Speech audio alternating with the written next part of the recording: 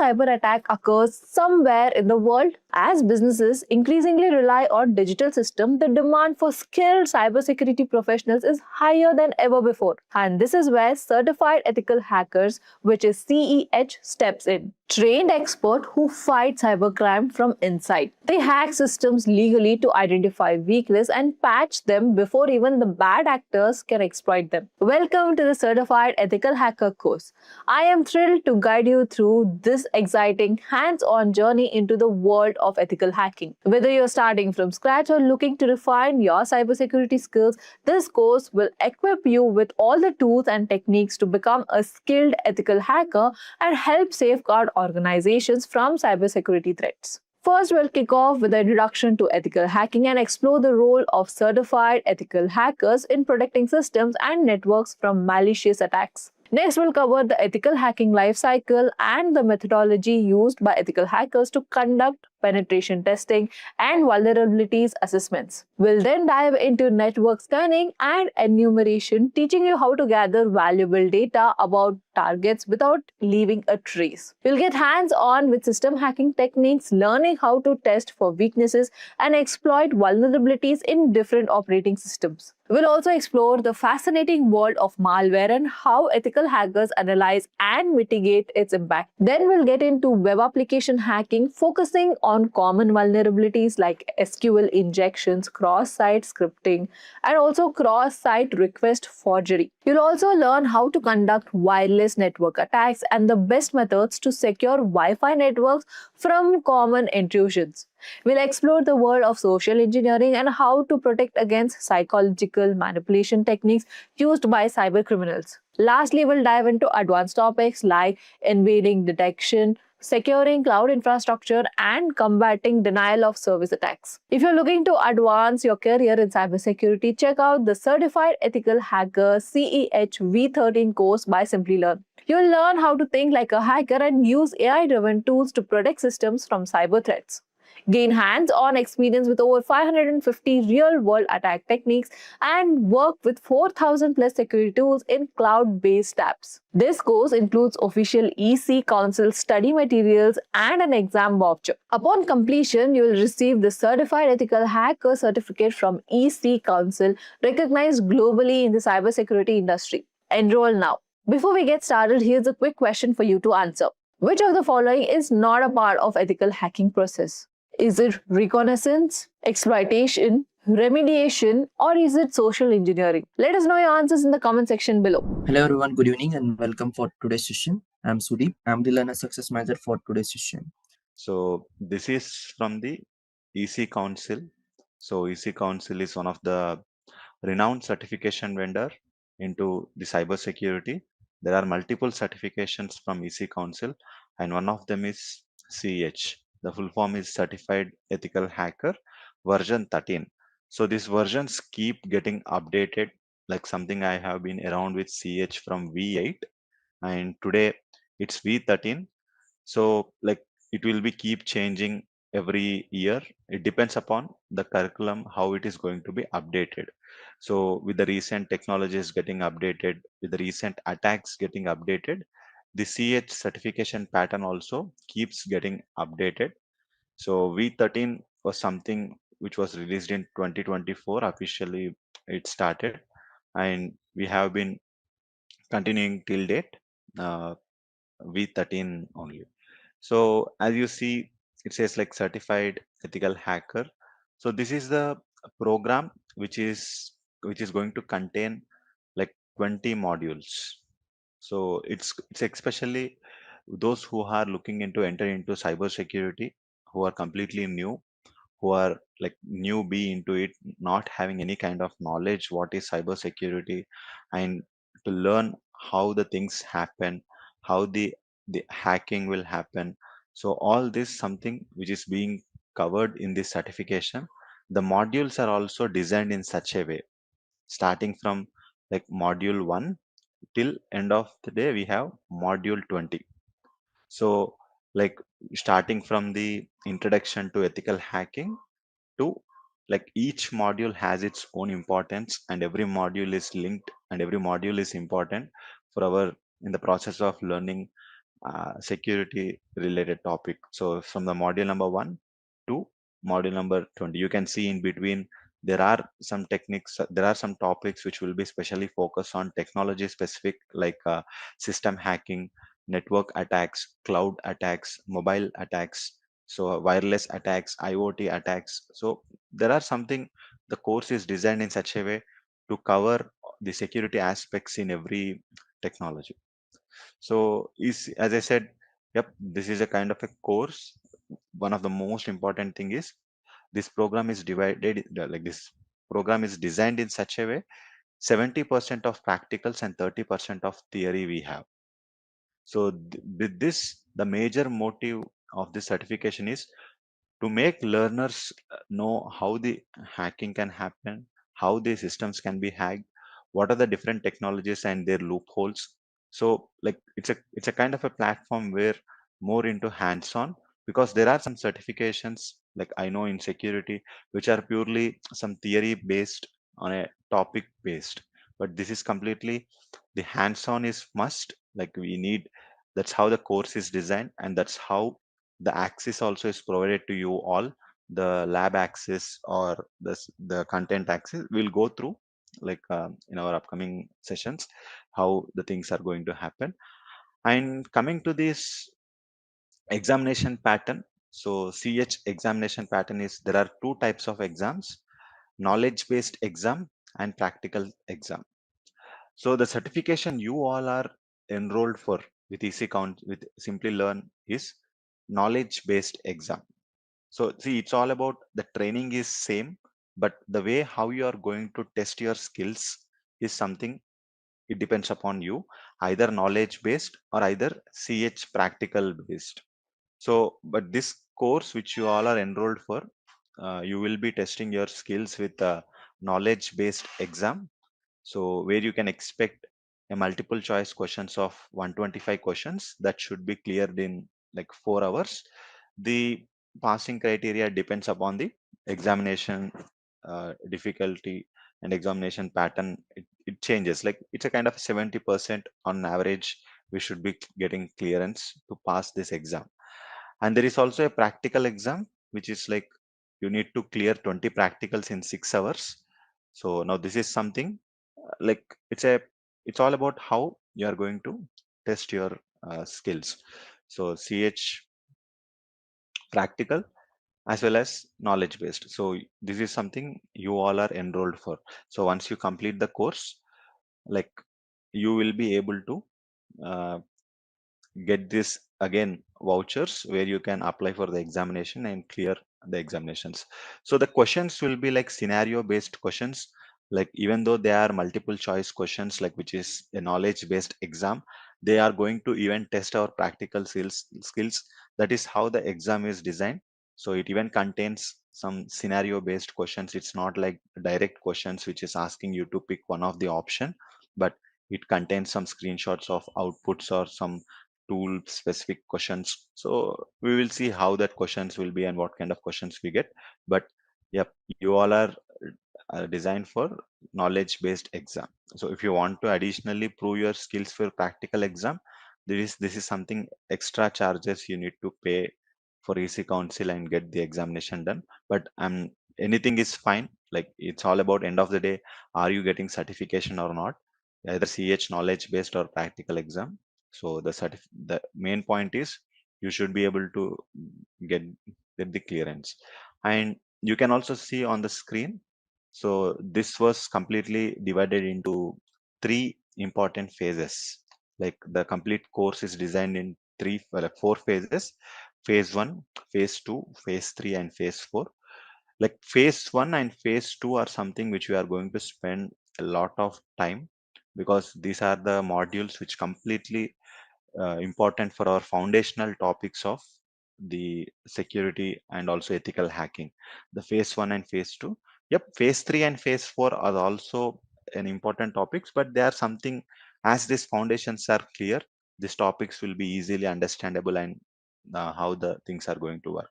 So as I said, it is going to cover from the very basic to advanced, That's the reason this certification, we consider it as an entry point for cybersecurity learners who are trying to choose their career.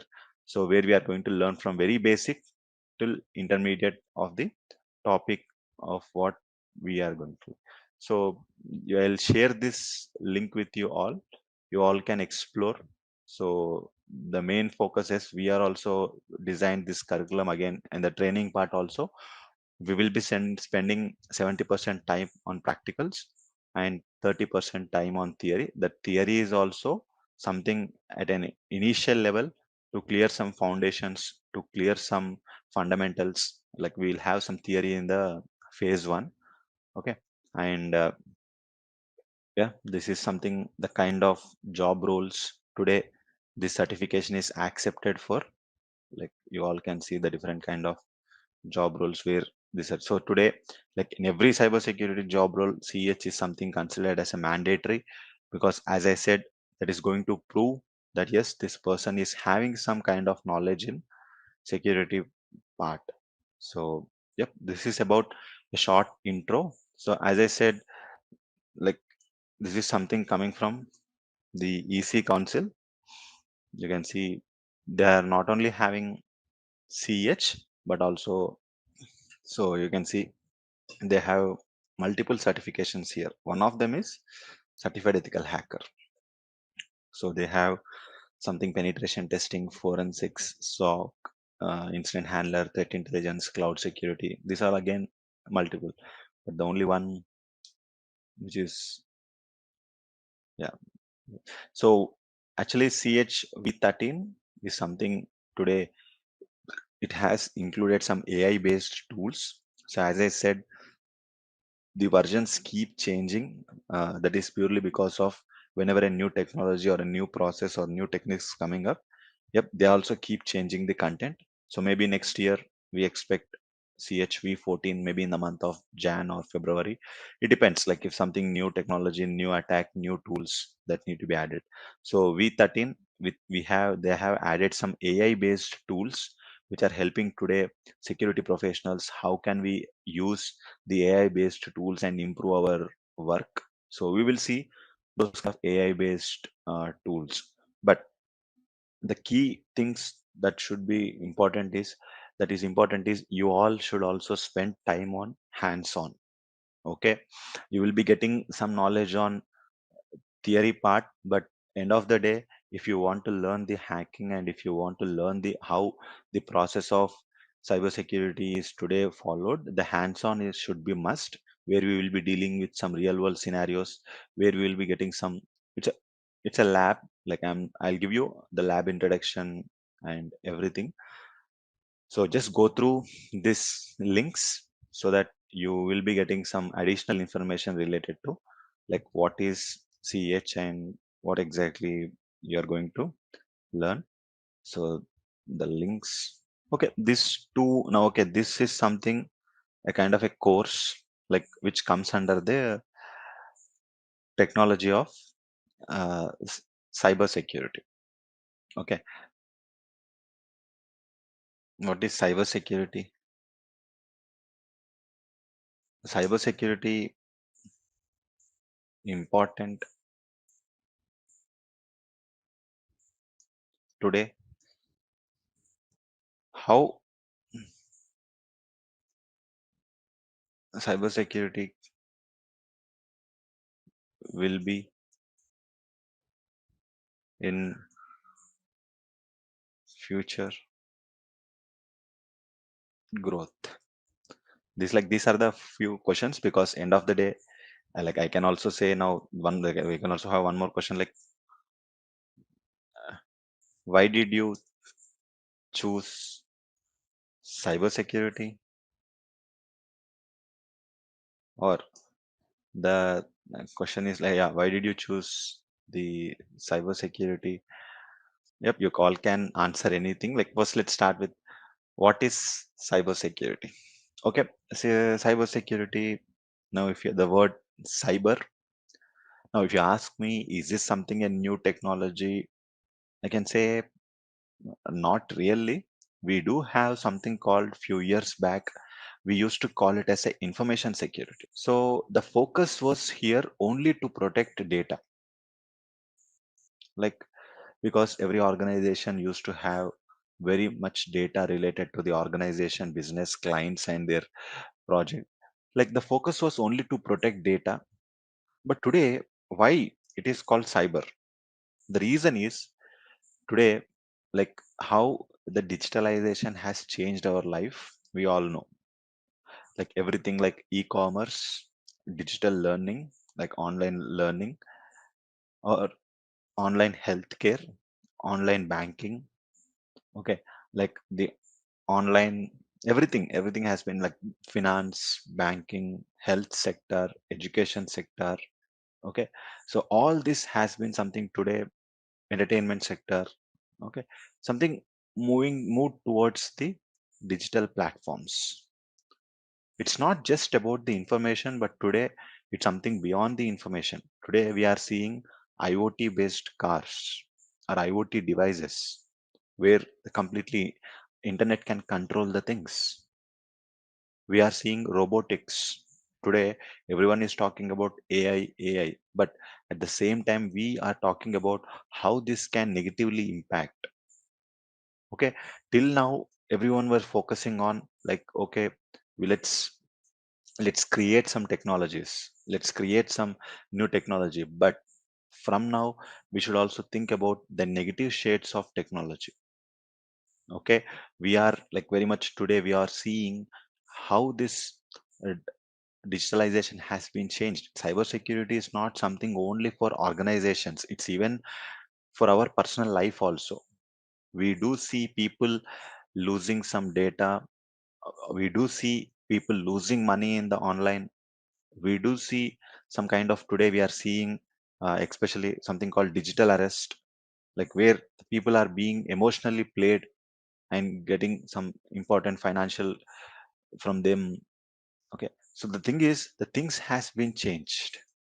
The way how we used to use internet a few years back and the way how we are using internet today has completely changed our lives. Today there are, in industrial revolution, there are some industries where they are going to run complete plant without zero manpower with the help of some machinery which are connected to IoT. So the reason I'm saying here is, yes, today the word cyber, it's something where like whatever the technology you name me, there are cyber attacks which, there are organizations who belong to health industry have been involved in the hacking. There are organizations who belongs to financial industry belong involved in the hacking. There are organizations who belongs to entertainment industry who are involved in the hacking. It's not just understanding that cybersecurity is only for IT. It's a wrong. Wherever there is a computer doing the job, we need a security professionals. We as a Simplilearn, we when we have a security team who is going to take care of our employee security, organization security, server security, because we have an employees logging in, students logging in, having an important data, having a transactions going on, like everywhere, like wherever there is a system doing the job, we need a security professionals. Yes, in simple, yes, today it's a kind of a technology where the focus is to prevent organizations from not being hacked or prevent organization data, prevent organization assets that are not being unauthorized access. Everything should go through with a proper authorization, with a proper access controls. Yes, is cybersecurity important today? Yes, it's very much important today.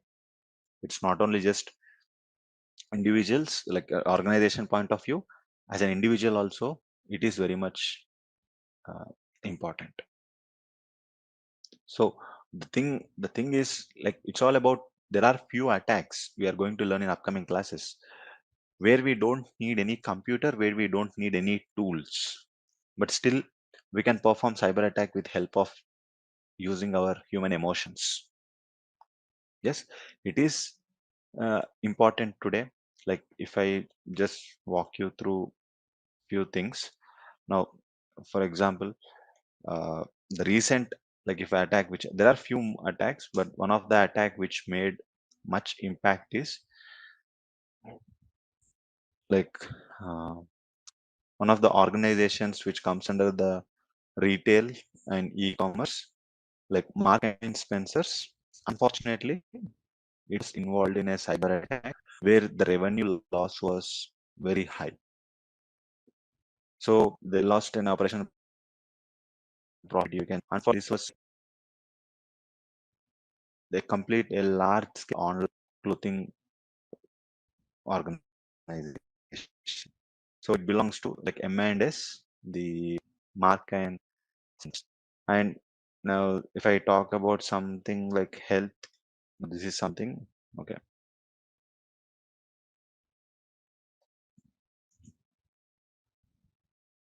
If you see this, this is something related to AIMS Delhi. Like for example, I hope you all know that this All Indian Institute of Medical Science, like Delhi hit by a cyber attack. Like unfortunately, like it's a kind of a renowned hospitality in the country. Unfortunately, they were hacked and complete data has been stolen. Just a minute. Okay. So I hope you all know this AIMS India. So unfortunately, this is something health sector. So previous one was online retail, and this one was a health sector. Let me show you one more. Now, now this one was like oil and gas industry. So oil and gas industry, we call it as a colonial pipeline attack. Now in the US, this was a unit which is going to distribute underground gas across the multiple states in the US. But unfortunately, this entire plant was hacked, and like it's a kind of a concept where we have seen the first time the oil and gas industry getting impacted by the hackers. And imagine they have complete control of this plant. They can completely increase the pressure of the gas, decrease the pressure of the gas. They have control of complete distribution in entire country. But like almost 5 days there was an interruption in the gas supply, but they have they acted very well and take down the systems within 2 days. They have under their control, but still it was hacked. And there is one more organization called JBS Food Factory, which is one of the most renowned in the US. Unfortunately, even they are involved in the attack. This is a food industry. Okay, recent for you all are aware like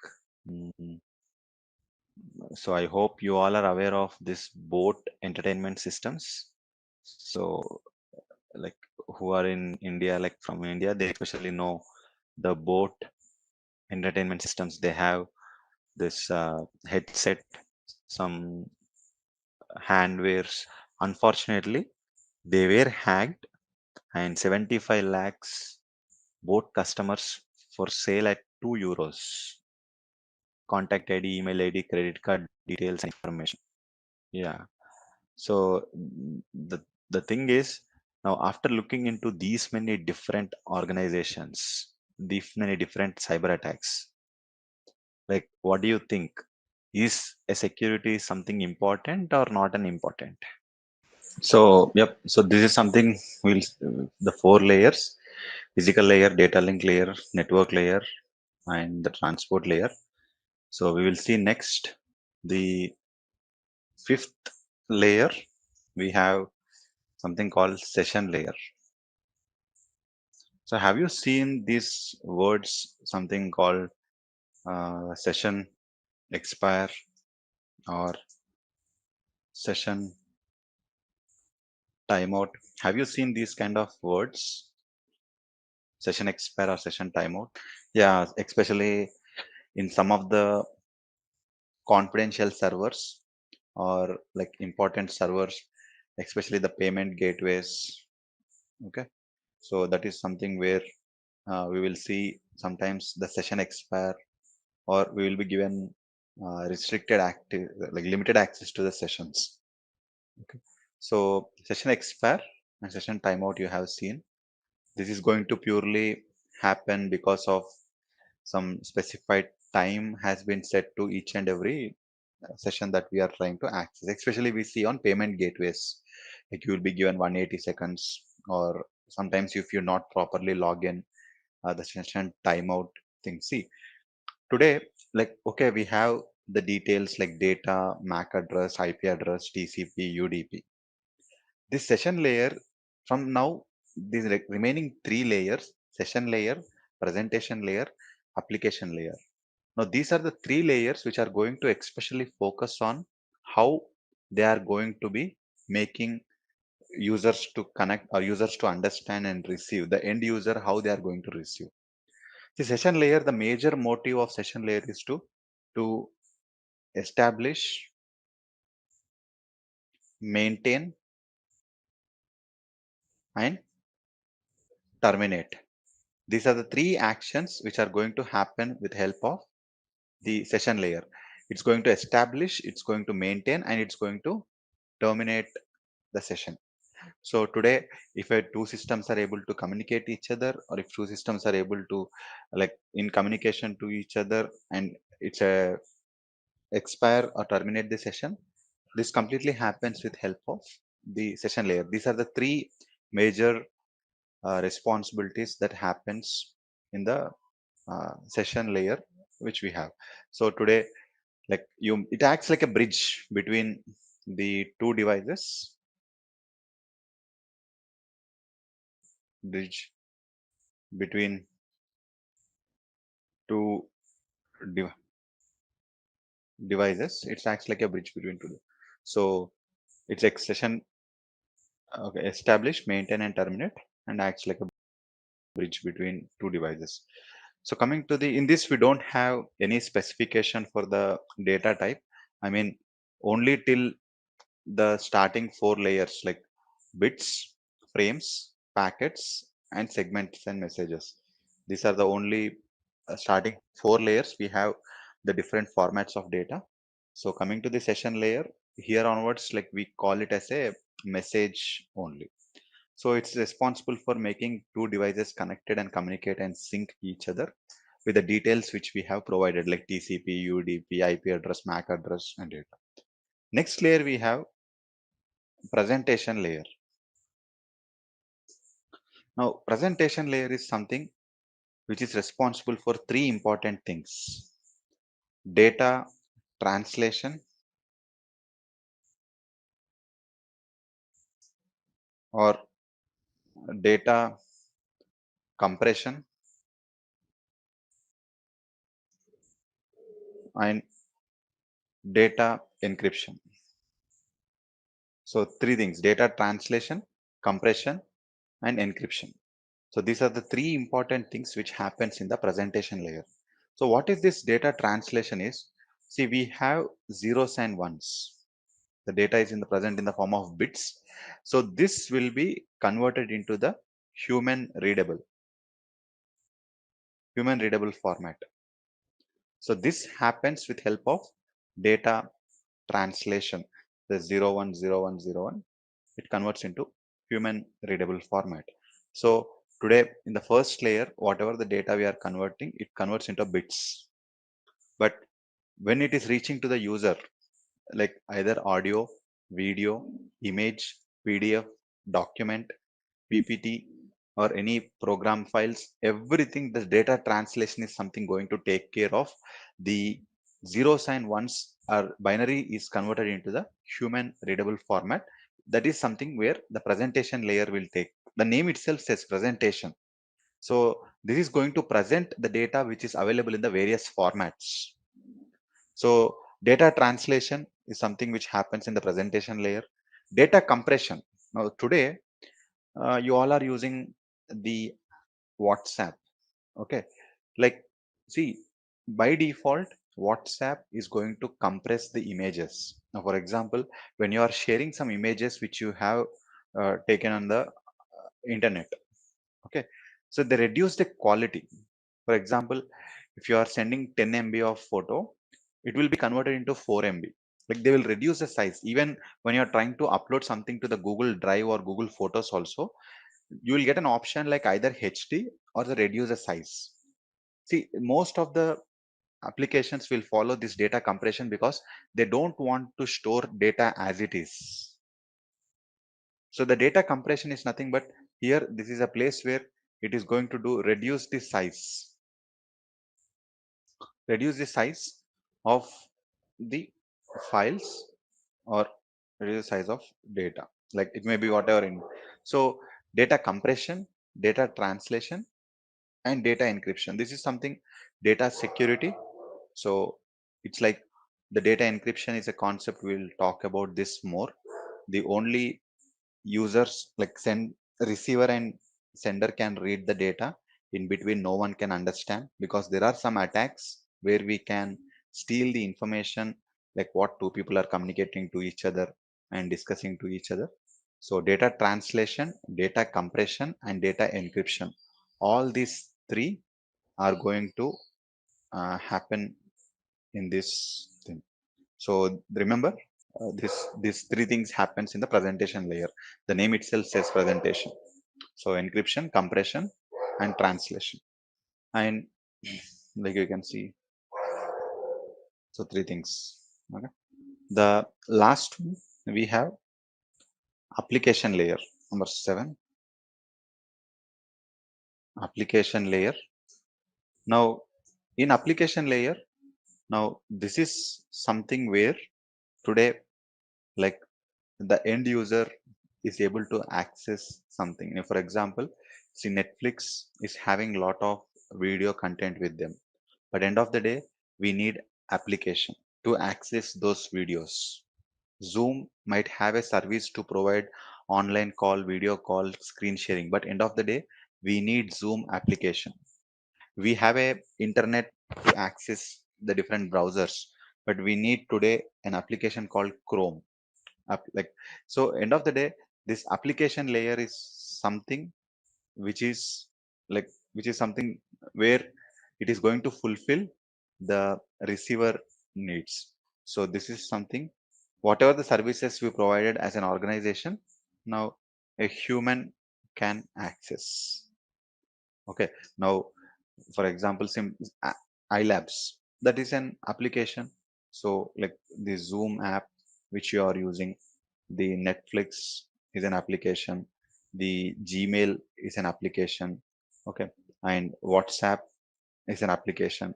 So these all are, whatever the resources which are running by the organization, we use with the help of applications only, you will be able to access. See, today we have different types of services, like email related apps.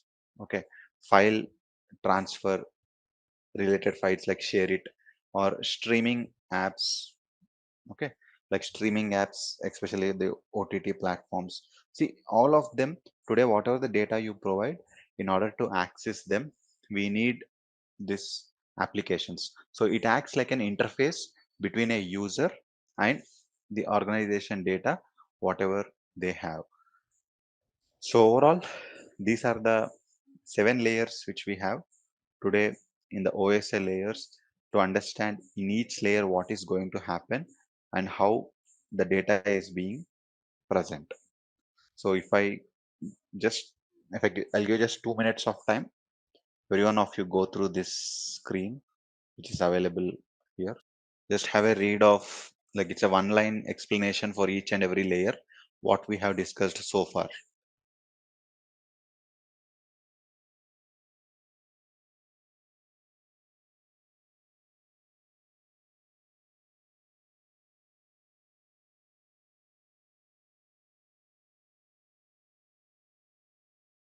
Yep, this is a pictorial representation of what we have learned.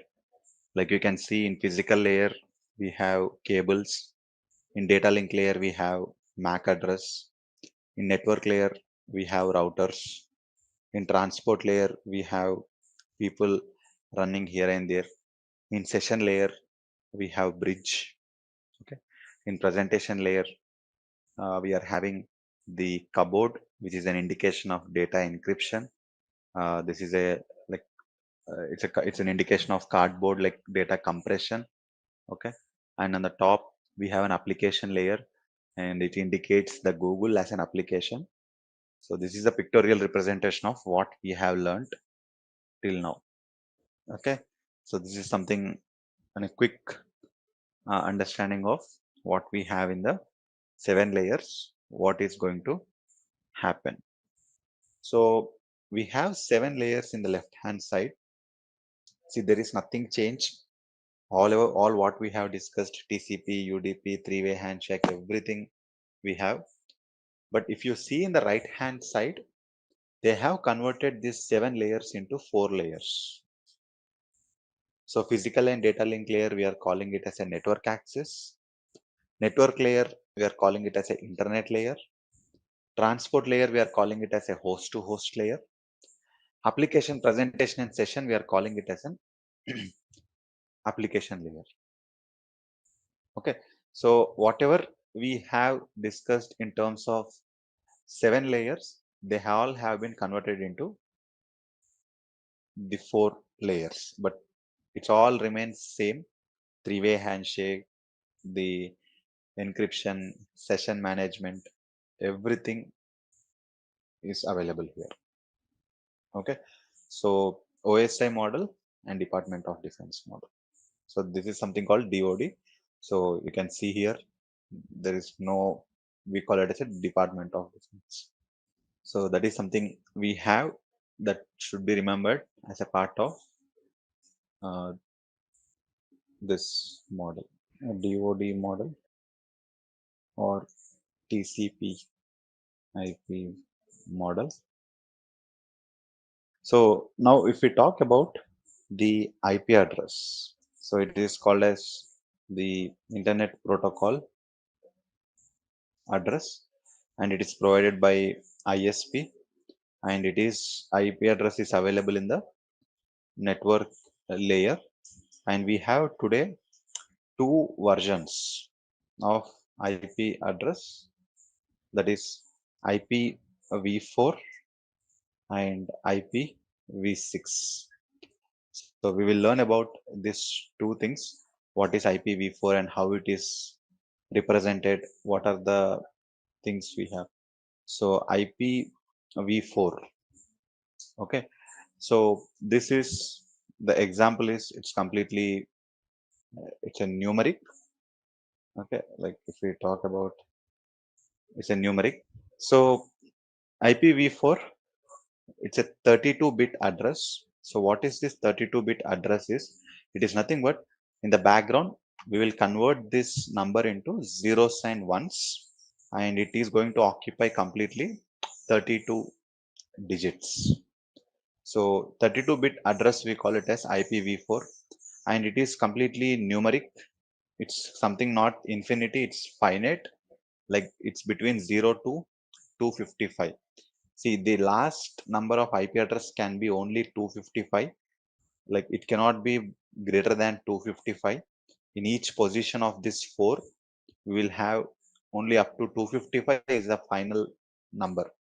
Okay, then we have something called, like it is capable of connecting 4 billion devices. Okay, 4 billion devices, and it is having 4 octets. They are differentiated by dot. Okay, 4 octets, they're differentiated by dot. And IPv4 is having 5 classes, like it is divided into 5 classes: class A, B, C, D, and E. Okay, and IPv4 has no inbuilt security. Okay, no inbuilt security IPv4 is having. When it comes to the IPv6, now let me know one thing. In past few years, the internet connected devices, the usage of internet has increased or decreased? So can we say, like, even number of devices has been increased when you compare in last 3 years? Like for example, like like 10 years back in the home, we have only like one or two devices which are connected to internet. But today, like it's more than, I can say easily 10, like smart TVs, smart ACs, smart mobiles, smart watch, laptops, personal mobile phones, like all these are capable of connecting to the internet communication. So what is the main motive is today we have this IPv6 address in order to meet the demand. As IPv4 is capable of connecting something around 4 billion devices, it's a finite number. Like this today IPv6 we have especially to meet the demand. Like it is 128-bit address. What is this 128-bit address? It is nothing but in the background it is represented in the form of 128 zeros and ones. So everything will be converted into zeros and ones. And this is alphanumeric, like it is containing A to F and 0 to 9. Then it is capable of connecting 340 plus some deletion devices. It's a very big number, and it contains total 8 octets, and it is differentiated by this. And there are no classes in IPv6, and it has inbuilt security. Like with help of this feature, some attacks can be stopped. Inbuilt security, we call it as an IPsec. So no classes, inbuilt security, 8 octets, 340 plus unit deletion devices, alphanumeric 128-bit address. And this is something when it comes to the classes. Now IPv4 is something we have 5 classes. In IPv6, we don't have the classes. So what exactly these classes are and what is this classes meant for? See, when this IP address has been evolved, like when they started using the IP address, it has been divided into something 5 classes you can see on the screen.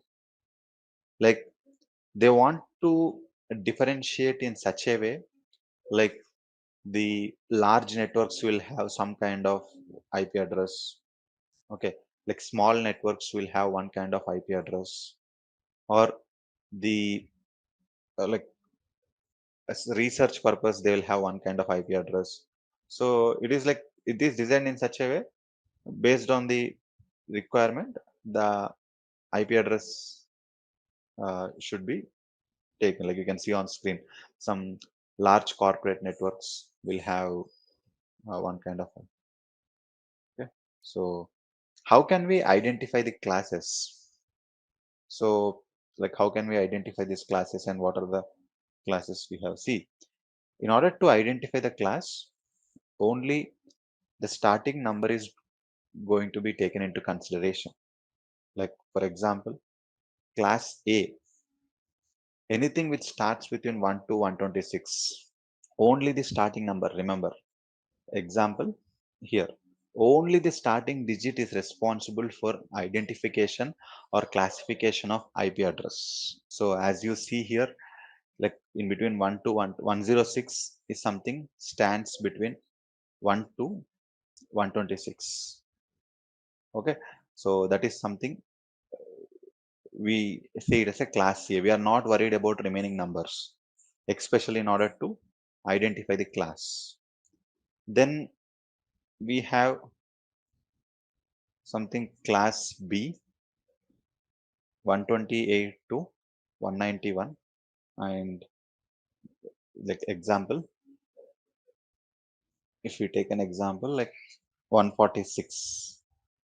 So if you see only the starting number, so 146 is in between 128 to 191. So this is something it's ignored. Now class C, we have 192 to 223. And example, we have this one 212 is only in between this range. Then we have class D, 224 to 239. And example, if I take 232, so 232 is a number which is in between this range. then class E, finally 240 to 255. Example 251. Okay, so this is the number in between. So if you remember, only the starting number is going to be consideration in order to identify which class it is. See, these all are divided by something called IANA, who is responsible for providing all this internet number assigning authority, we call it as. So, like, they are responsible for all this categorization of the classes. So, as I said, only the starting number is considered to identify which class they belongs to. Okay. Now, a quick question for everyone. This IP address belongs to which class? So, this is actually an invalid IP address. It does not fall under any class. Invalid IP address. So this is how the questions will be, guys, in the examination. So everything looks like you know, but the moment you see the options, it will become bad. I clearly said IP address cannot be greater than 255. But what is IP address count here? 272. So this is how the questions will be going forward also. They test all the practical scenarios and the clear observations on the commands and the output. So this is how the questions may look like easy, but small tricky things will be applied. So this is invalid IP address because this IP. So I see there were a lot of questions between 127 and everything. 127 is something does not fall under any category. 127, we call it as a loopback IP address. Okay, let's say now it's called as a loopback IP, or it's called as a local host. It's called as a default IP address. Loopback IP address, local host IP address, or default. See, what is this 127?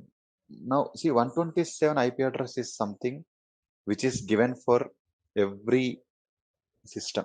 Now, for example, when you buy a laptop, there are some applications which need to be, which will be only working when they have an IP address.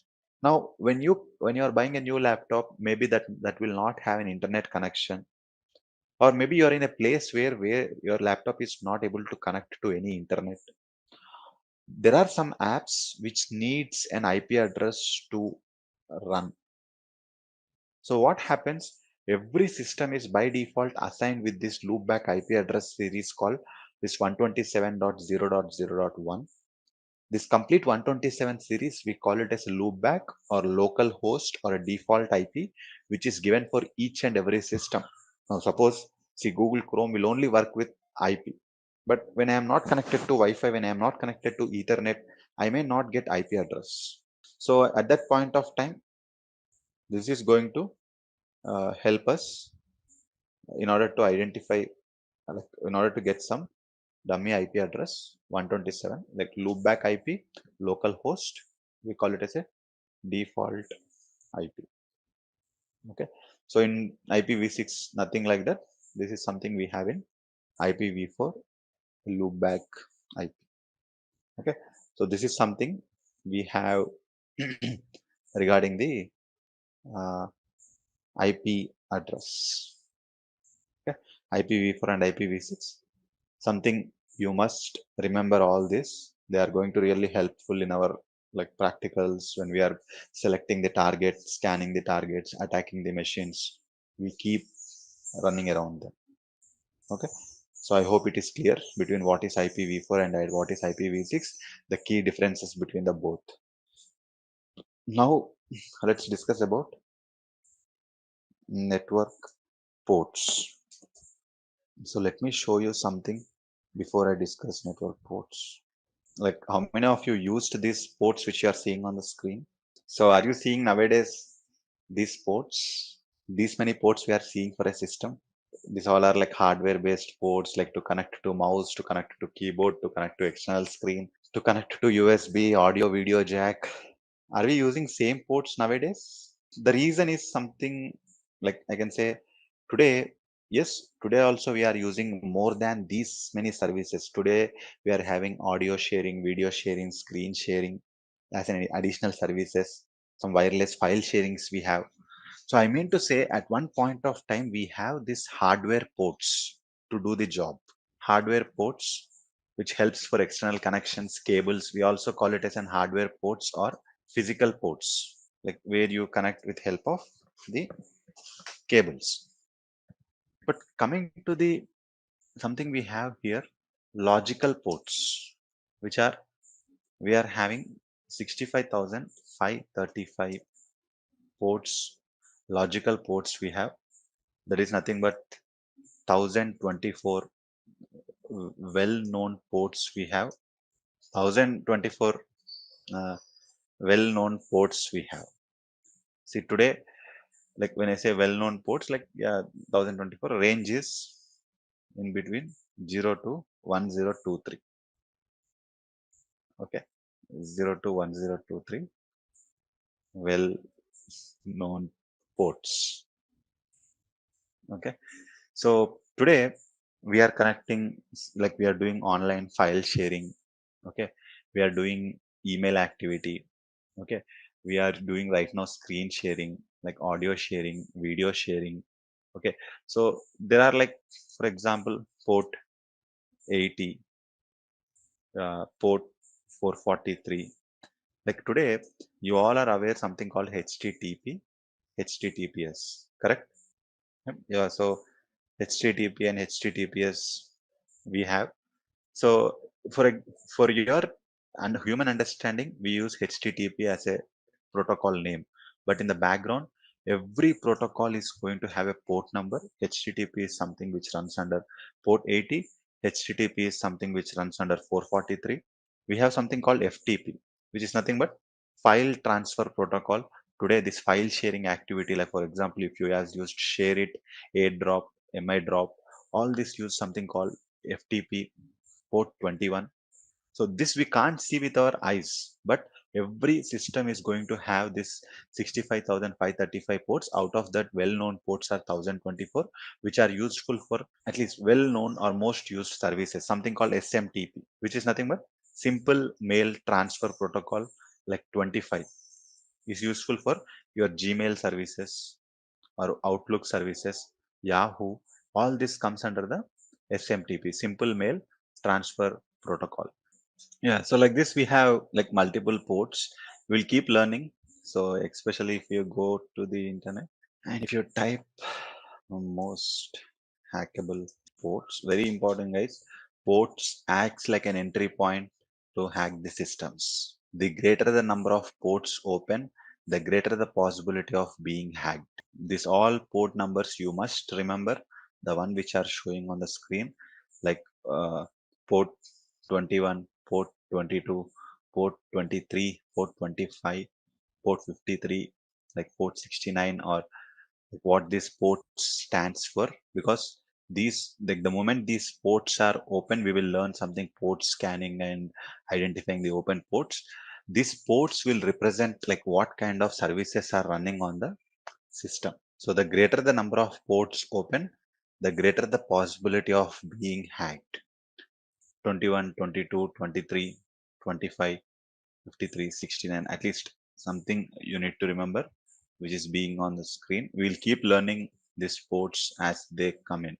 So, but out of whatever we have, out for example, like if you go to the Google and type ports used by Zoom, if you type this, you'll come to know which port numbers the Zoom is going to use. Zoom is using TCP 8443 and 801, 8801, 8802, and it uses UDP ports 3478, 3479, and 8801 to 8000. So, like Zoom, like this, every system. Now, for example, ports used by PUBG. It's a game. Like it is going to show you what are the ports that are being used by this game. So every application will use ports depending upon the services it provide, whether it is providing screen sharing, audio sharing, video sharing, or email or data transfer, or it is giving just a resource to share. So these ports are acting today to represent the services which we used to do with help of cables and hardware. So as I said, every port has its own importance. So if you see here, if you see here, same thing. At least these ports, you should remember the ports which are available on screen. Like for example, RDP port, we have the 3389 port, SSH remote activity 22. We have something called telnet, which is for 21. So at least these ports, sorry, 23, these ports you need to remember before we get into the upcoming classes. Okay, so yep, this is something related to the network ports. Now this is something we need in the networking. We expect this much in order to learn security or in order to learn ethical hacking. At least whenever something comes as per the topic, we will discuss in network security or networking related attacks. But yep, we started with the networking concepts, like all the 7 layers, each layer what it is famous for. I clearly said every layer has an attacks with the kind of activities it does. We have attacks which can be performed on network layer, the physical layer, data link layer. Every layer can be hacked. Like we have something DoD model, as I said, and also IP address, we discussed about it, and port numbers like IPv4, IPv6, and ports. Next we will start with M1, introduction to ethical hacking. So we will discuss something over here, like introduction to ethical hacking concept. So something related to, so as I said, the module number 1 and module number 0, like which we discuss on networking, they hold some networking like theory concepts, like especially the fundamentals of cybersecurity are covered in this module number 1, introduction to ethical hacking. Okay, so the main outcome of this module will be some of the key uh, principles of security, the difference between ethical hacking and hacking, the components of security, like then what security principles we can say the organization is strong, and something related to the uh, vulnerabilities, 0 day complaints part. Yep, something we will discuss here. The first thing we are going to start our discussion is something called CIA triad. So any certification, the major part or something which we need to discuss is CIA triad. Okay, so like this is something which is going to help us in multiple ways. Like this is going to help in evaluating the security. So often just often any attack also. So yeah, CIA triad, the like whatever the certification we start, the first thing something we discuss is the CIA triad. So as you see on the screen, it's in the triangle shape. So C stands for confidentiality, integrity, and availability. Especially today, if an organization wants to start a security, or if an organization was involved in any cyber attack, first thing is the CIA is going to help us to evaluate confidentiality, integrity, and availability. So first, if we have this clear understanding, we can, it is going to help us in two things. One, it will help you to understand what are the what are the standards right now organization is maintaining, and also if there is any compromise happen, uh, also how can we evaluate what is the impact. Okay. So in general question, what do you think confidentiality means? So confidentiality means only like authorized people or authorized users should have access to the data. Like for example, like who are belonging to the organization, like only clients should have access to the data, only known users should have access to the data. The confidentiality means only authorized users should have access to the data. It's not like everyone can access. Only now, for example, you all enrolled with Simplilearn. Only the enrolled people will have access to the iLabs and Aspin accounts. So it depending upon the job role or depending upon the user, the access should be given. It's not like everyone can access without proper permissions and without proper authorization. That's very bad. So whatever the data we have now, see, for example, I am working as a trainer. Now I will have only the trainer access, like maybe related to the content, maybe related to the labs, and but I am not going to have access to the financial information of your students or personal information of the students or the information related to organization budget. No, according to the role, you will be given access. See, if I'm working with an Amazon as a security engineer, I will be having access to only the information that I should get access as per security engineer. I will have nowhere access to see what the customers are buying, what are the items they are getting ordered, what are the items they are getting refund. That is not my job role. Okay, so that is something we have uh, over here as a part of confidentiality. The authorized people should have access to the data. It's not like everyone can get access. That's something wrong. So information should be only given access after proper approvals. So coming to the integrity. Integrity means only authorized people can modify the data, make changes to the data. Okay. So like if you see modify, edit, tamper, now these kind of things will come under the integrity. Now, see, for example, I have no access to give you, like no provision to give you all access the iLabs. It is something only our administrator users have access to modify or make changes towards your data. So in every organization, we will have a specified team, a group of admins or a group of employees who are authorized to make some changes and modify. So it's not like, now see, when you are doing some research regarding a person, okay, you are doing research regarding a person. Now, you got an information from the Facebook and you also got an information from passport.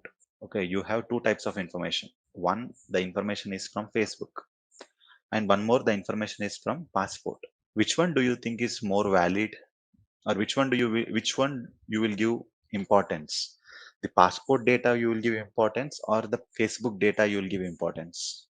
So passport data you'll give more, because the reason is passport data you can change after proper validation. Now, Facebook is something you can directly log in and you can even modify. But when it comes to the passport, the data can only be changed after proper validation. Now, see, it's something you need to take a proper proof and proper validation, then only the data can be changed.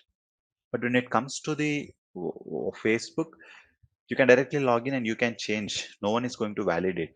So integrity means only authorized people should change the data.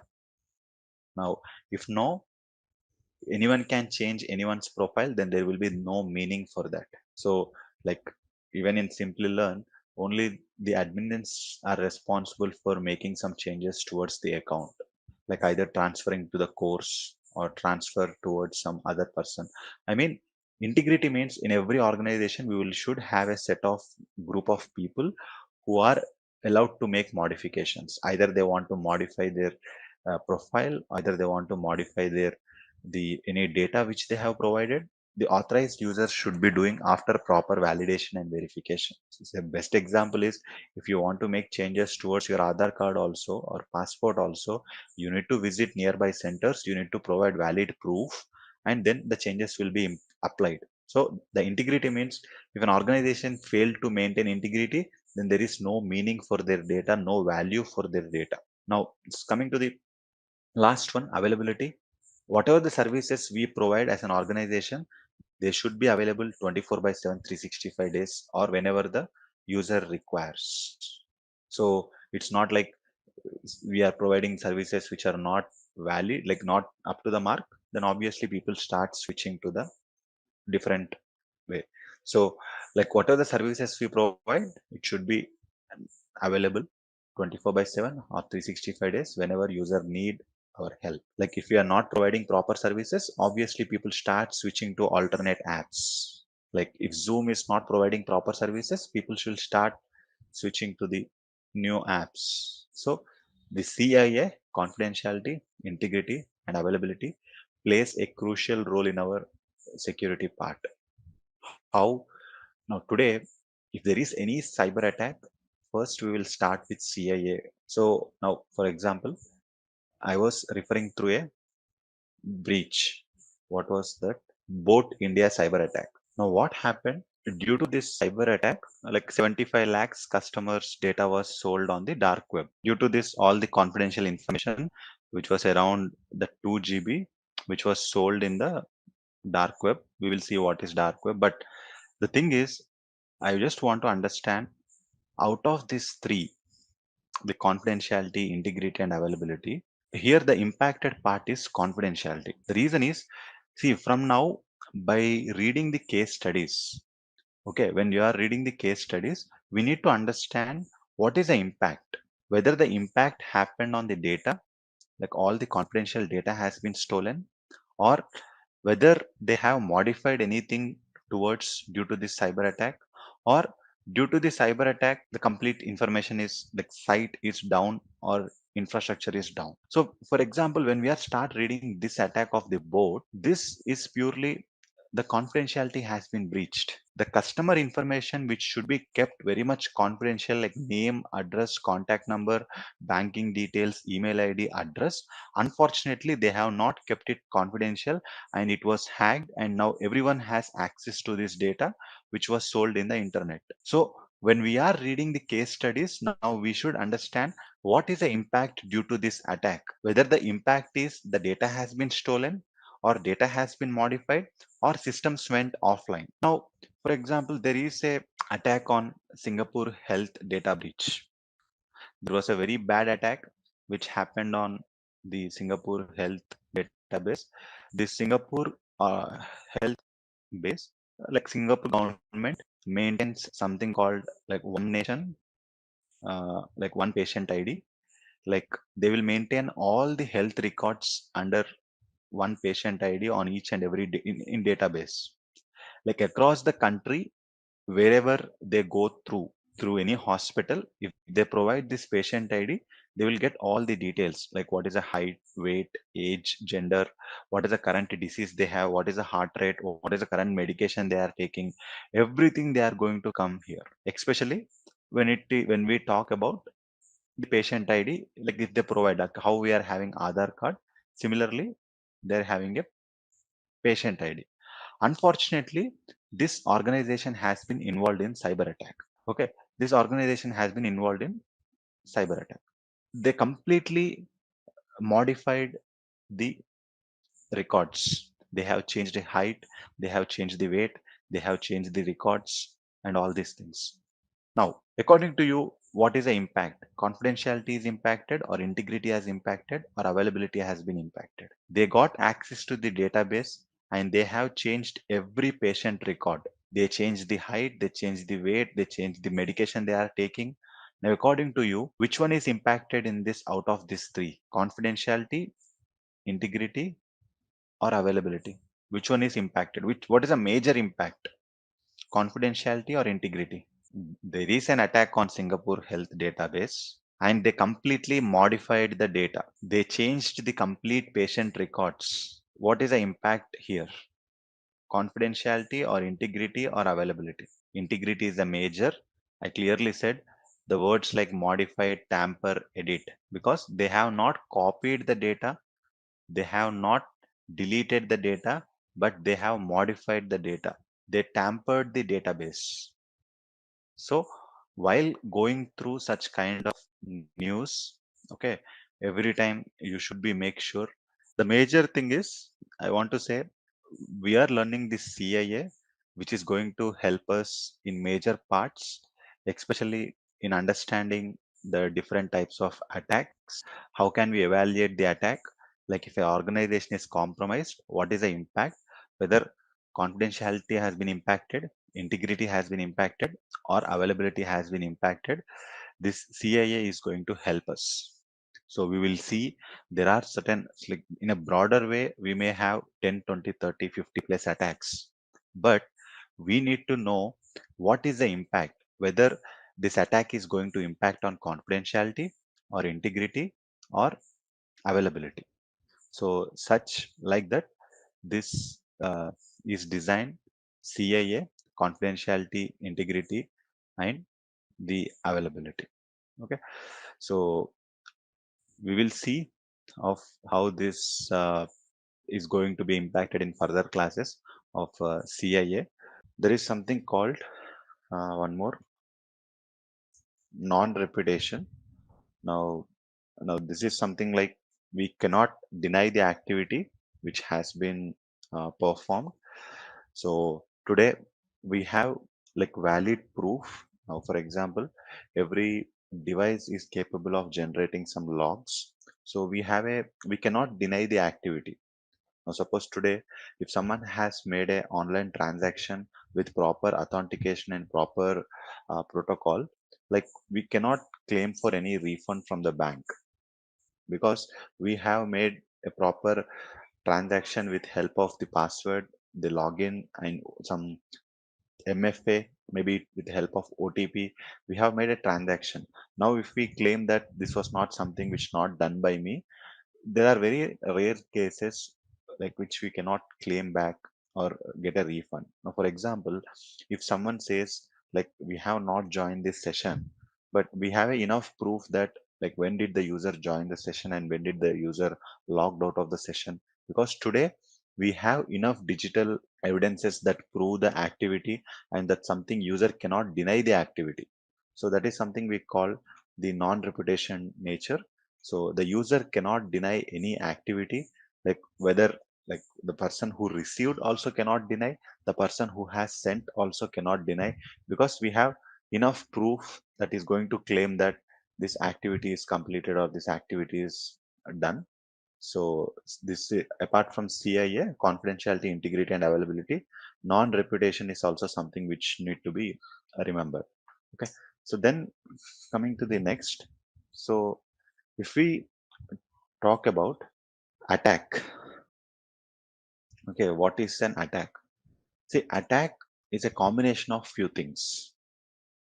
Attack is all about motive, like there should be a motive, there should be a method, and there should be a weakness. Now, all these three together combined, we call it as an attack. A motive and a methodology and a weakness. So, like weakness is also called as like vulnerability. So, all these three combined, we have a motive plus method and plus weakness is called as an attack. So, like if we talk about motive, motive. So, it is a kind of a place where now, for example, what is the motive of learning this course is you want to get a certified and you want to get a knowledge in cybersecurity or ethical hacking, or some of them are looking as this career development opportunity. So similarly, every before we do an attack as an hacker, as an ethical hacker, there is a motive. Now, a simple question like from you, why do the hackers hack the systems? Yep. Like, why do they hack the systems or the organization? Like, what is the reason today why they are hacking the companies? What is the reason? What is the motive behind the cyber criminals performing attack on the companies? What do you think? What is the main motive that makes hackers to hack the systems and organizations? What would be the motivation? See, financial benefits, we can say. Like the main motive is one of the motive is financial benefits, and one more motive is to steal information, that means data. Then yeah, like some motivation is to disrupt the business, like to damage the business and reputation, or sometimes yes, it is because of some uh, religious or political agenda, or to take revenge for fun or for show off. Yeah, some of them do it for some testing their skills. So like these many motivations we have. Some of them do it for money, some of them do it for data, some of them want to disrupt the business, like they want to damage the business. Maybe they are a competitor, or they don't want this organization to have a better business, want to damage their reputation, want to make people to lose that trust on this company. So it's end of the day completely damage the business, or some religious or political motivations on the principles of some political grounds or religious grounds, or they want to take revenge, like counter attacks or something. They want to take revenge on the previous organization, the previous employee, or a customer who is not satisfied with their benefits, or a customer who's not satisfied with their service. So they do involve in attacking. Some fun show off, like they may learn, they know about security and they start using it for fun and show off. And finally, testing the skills. So these many different types of motivations we have. It's not just for money, and it's not just for data, but there are other things which are going to be making very. So this is something you must remember. Now, the reason why these are important, because sometimes some of them will keep saying that only the organizations who have a better finance, or the organization who had a good amount of money get hacked. That is completely a false statement. It's not about money. It's not about all the time only financial benefits. We have other motivations also. Suppose if someone says, "Hey Pawan, we are a small people, we do a very small business, our revenue is small, our growth is small. Do you think hackers still be behind us?" Yes, they will be still behind us, because they are not just going to only for money. There are other factors which are going to impact. Okay, like financial benefits, or stealing information and disturb business, or religious and political, take revenge, fun show off, and testing the skills. So it's not like only for money. There are other factors which are there. So these many motivations we have, we cannot say an organization who is small, an organization who is doing very little business, an organization who is not completely into the uh, like market. It's there. These are something we cannot consider. At end of the day, if they target, anyone can become a victim. So the first thing is, in order to perform an attack, we need a motive. The attackers need a motivation. So these are the different types of motivations we have. Coming to the method. So method here, we for method, we we call it as a, now for example, like everything, there will be some process, some methodology you follow. Suppose you want to start some business, or you want to start learning some new course, or if you want to start learning some new skill, some methodology you will follow. Now for example, you want to learn you are following a methodology of enrollment with online platform Simplilearn, and attending the training, and doing practicals and gaining the knowledge. Some of them will follow a different approach of only self study, or maybe they are going to some offline methodology, wherever they have a scope to visit offline institute. So some kind of methodology you are going to follow. And in order to crack the exam, like you will be practicing different sets of questionnaires or practicals you are doing from different platforms. Like everyone follow different methodology according to their approach. So here also, in order to perform attack, like there is some methodology that need to be followed. So we call it as a TTP. So tactic, tactics, techniques, and procedure. So TTPs, we call it as tactic, techniques, and procedure. Like what kind of tactic they are going to try, what kind of technique they are going to try, what procedures they are going to follow. Now, for example, they want to hack the user with the email or they want to use what kind of tool, what is the procedure they want to follow, what is the process they want to follow. All these three are going to define like what kind of tactic you are going to use, what kind of technique you are going to use, and what is the procedure we are going to follow. The tools, like whether you are going to use Kali Linux or Parrot OS or something out of these three tools, like what is the methodology you are going to follow. We call it as a tactic, techniques, and procedure. Like what kind of attack, what is the procedure you are going to follow, and what is the methodology to hit that. So method means TTP, tactic, technique, and procedures. So finally, we have weakness. So weakness is something we call it as a bug, or it is also called as a loophole. It is also called as a vulnerability. Okay, so weakness, it's the other names are, see, 100% in order to do any attack, there should be some kind of weakness. So like the weakness can be in the software, the weakness can be in the hardware, the weakness can be in the process, the weakness can be in the humans also. That is nothing but employees or the users. So software related bugs, hardware related bugs, process related bugs, and humans related bugs. Now, for example, like 2 years back, we had a bug in our process. Like we used to see the CH enrollments are like 50 to 60 enrollments per batch, but whereas we used to see the students who are joining around 100, because there was a loophole in our process. Like anyone with our Zoom link are allowed to join the meetings and attend the class, even who are not enrolled, if they start sharing the link. But now it is not like that. It is designated per user, per account. So the moment they start logging in from different account, it gets log out. So it's like we have made the process streamlined. So every organization, like maybe their login mechanism, the process of how they connect to the client, so there will be a loopholes every process. So whatever the attacks, yesterday we saw case studies, especially the attack happened on the boat, the attack happened on the Ames India, the attack which happened on the uh, this pipeline attack. Everywhere there will be a vulnerability. Without weakness, without vulnerability or this, they cannot hack the computers or the systems. See, this is what it can be. As I said, it can be in a humans also. We'll talk about that. There are some attacks. There is a module which talks about human based weakness and human based vulnerabilities also. So it can be anywhere the attack can happen. So it's not just only because of software or hardware.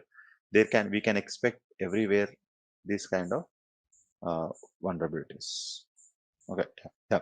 So the, and one more thing is, for this software weakness, like vulnerability is all about a loophole or a bug or a weakness. See, for vulnerability, we have a fix. Okay, we have a fix. That means like we have a solution. We have a solution. In other words, we, in technical words, we have a patch. Okay. Now, for example, uh, you all will receive something called updates. Like you will receive updates. You will receive updates in your Play Store, App Store, your Windows machine. Like, what are these updates meant for? Like, what do you get from these updates? Like, why do they send updates for you?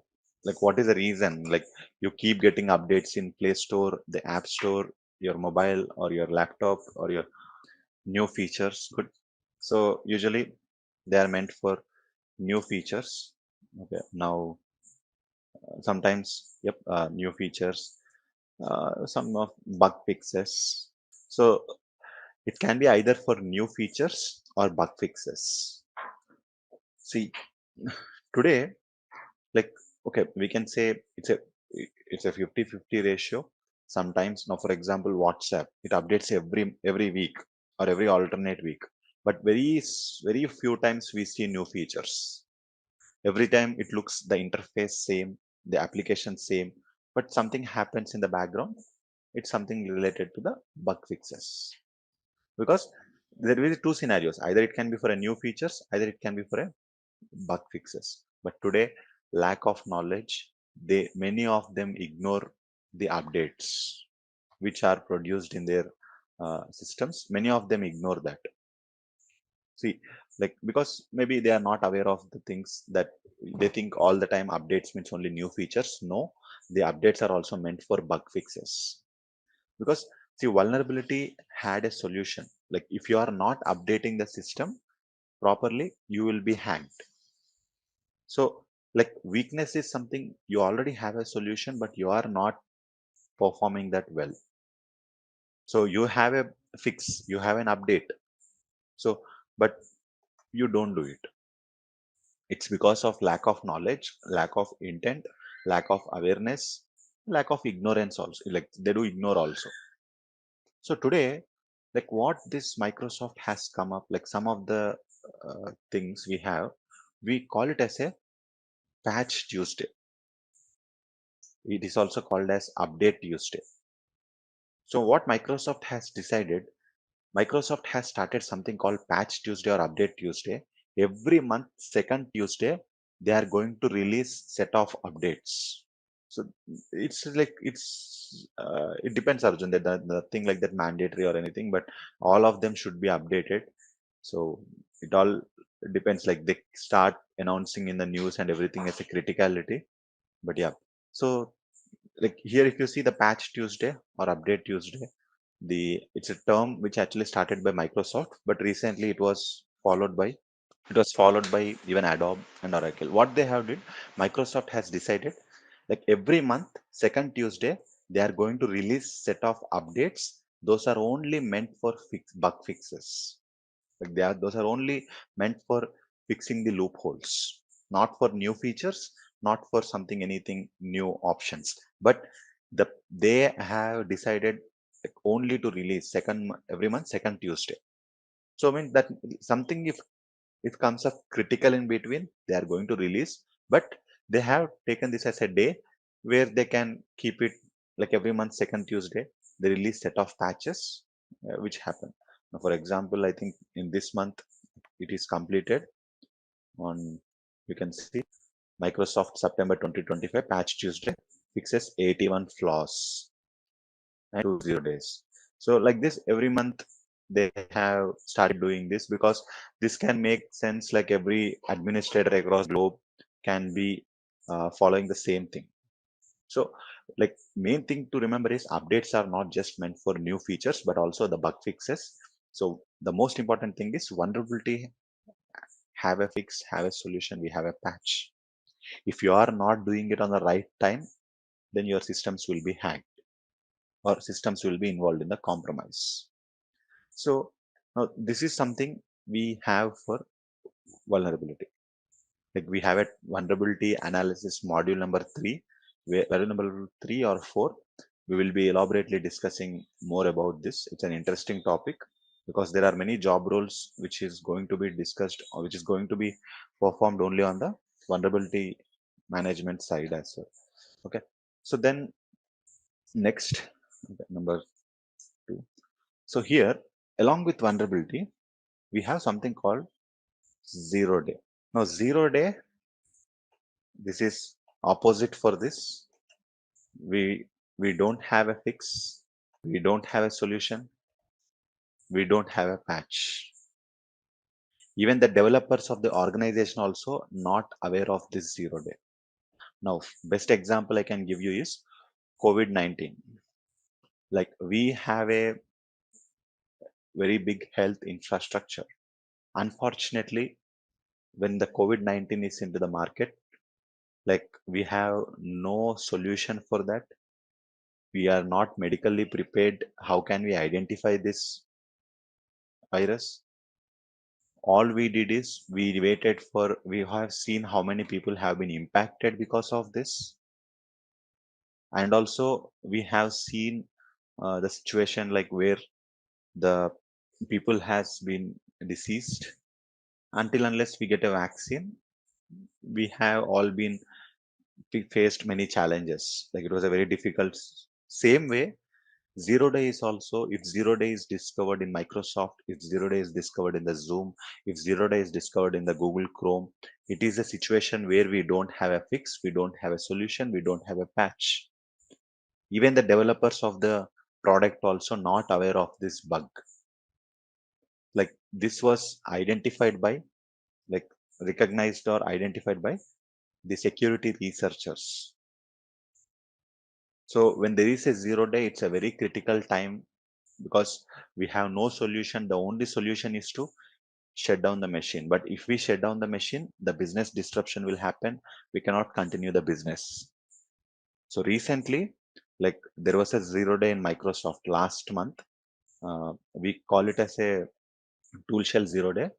This was on Microsoft SharePoint servers. Like almost many, like you can see, like in July, August, it was very much booming till September. Tool shell is a high profile zero day exploit chain targeting on Microsoft SharePoint servers. It is designed to give attackers persistent unauthenticated remote to a compromised server and a backdoor. So that this means, like when this was announced initially, there was no solution. Even Microsoft is not aware of this bug in their product. So like almost now Microsoft took 2 to 3 days to give a solution.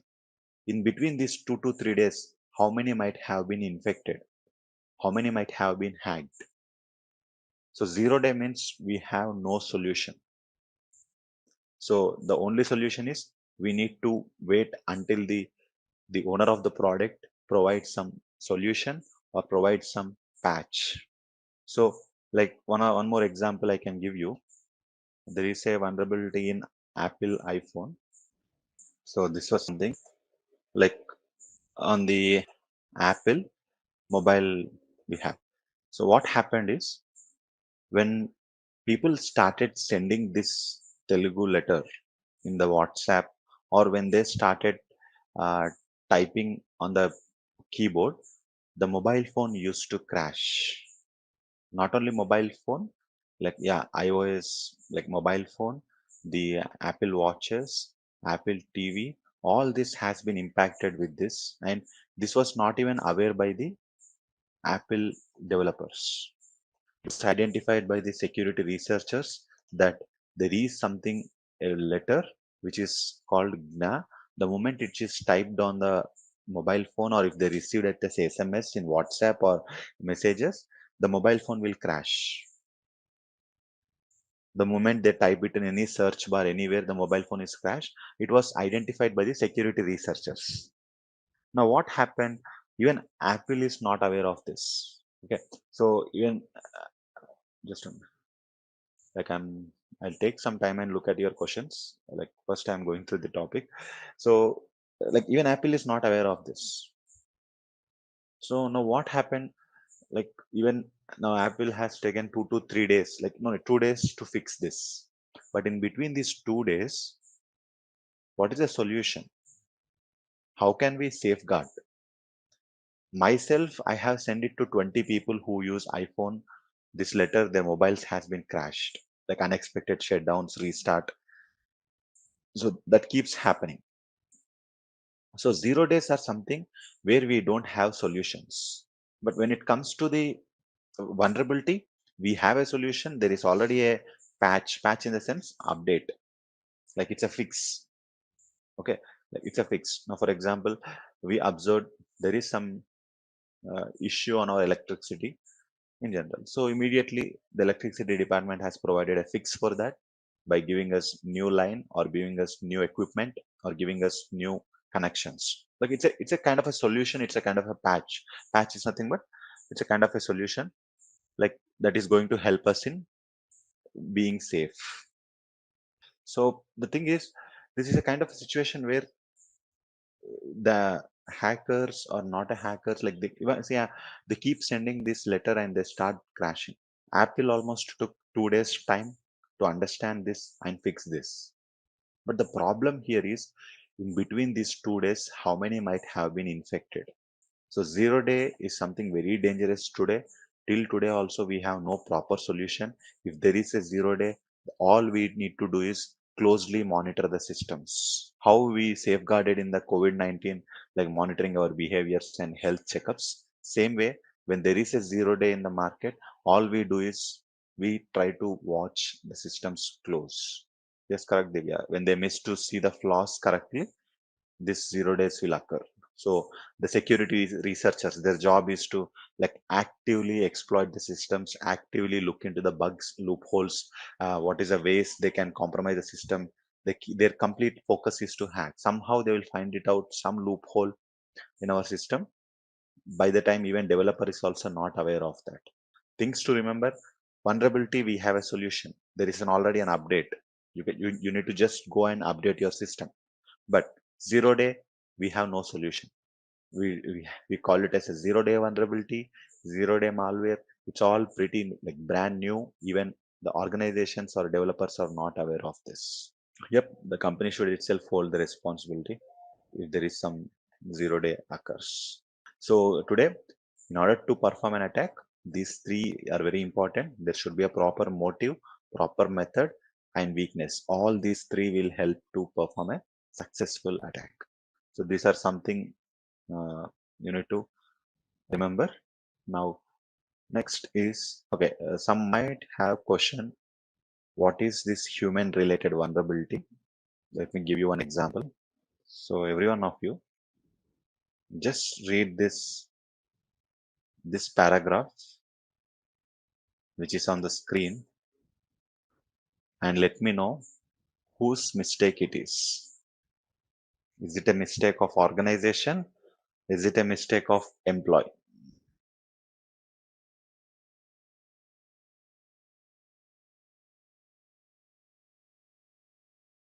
It's a mistake of employee.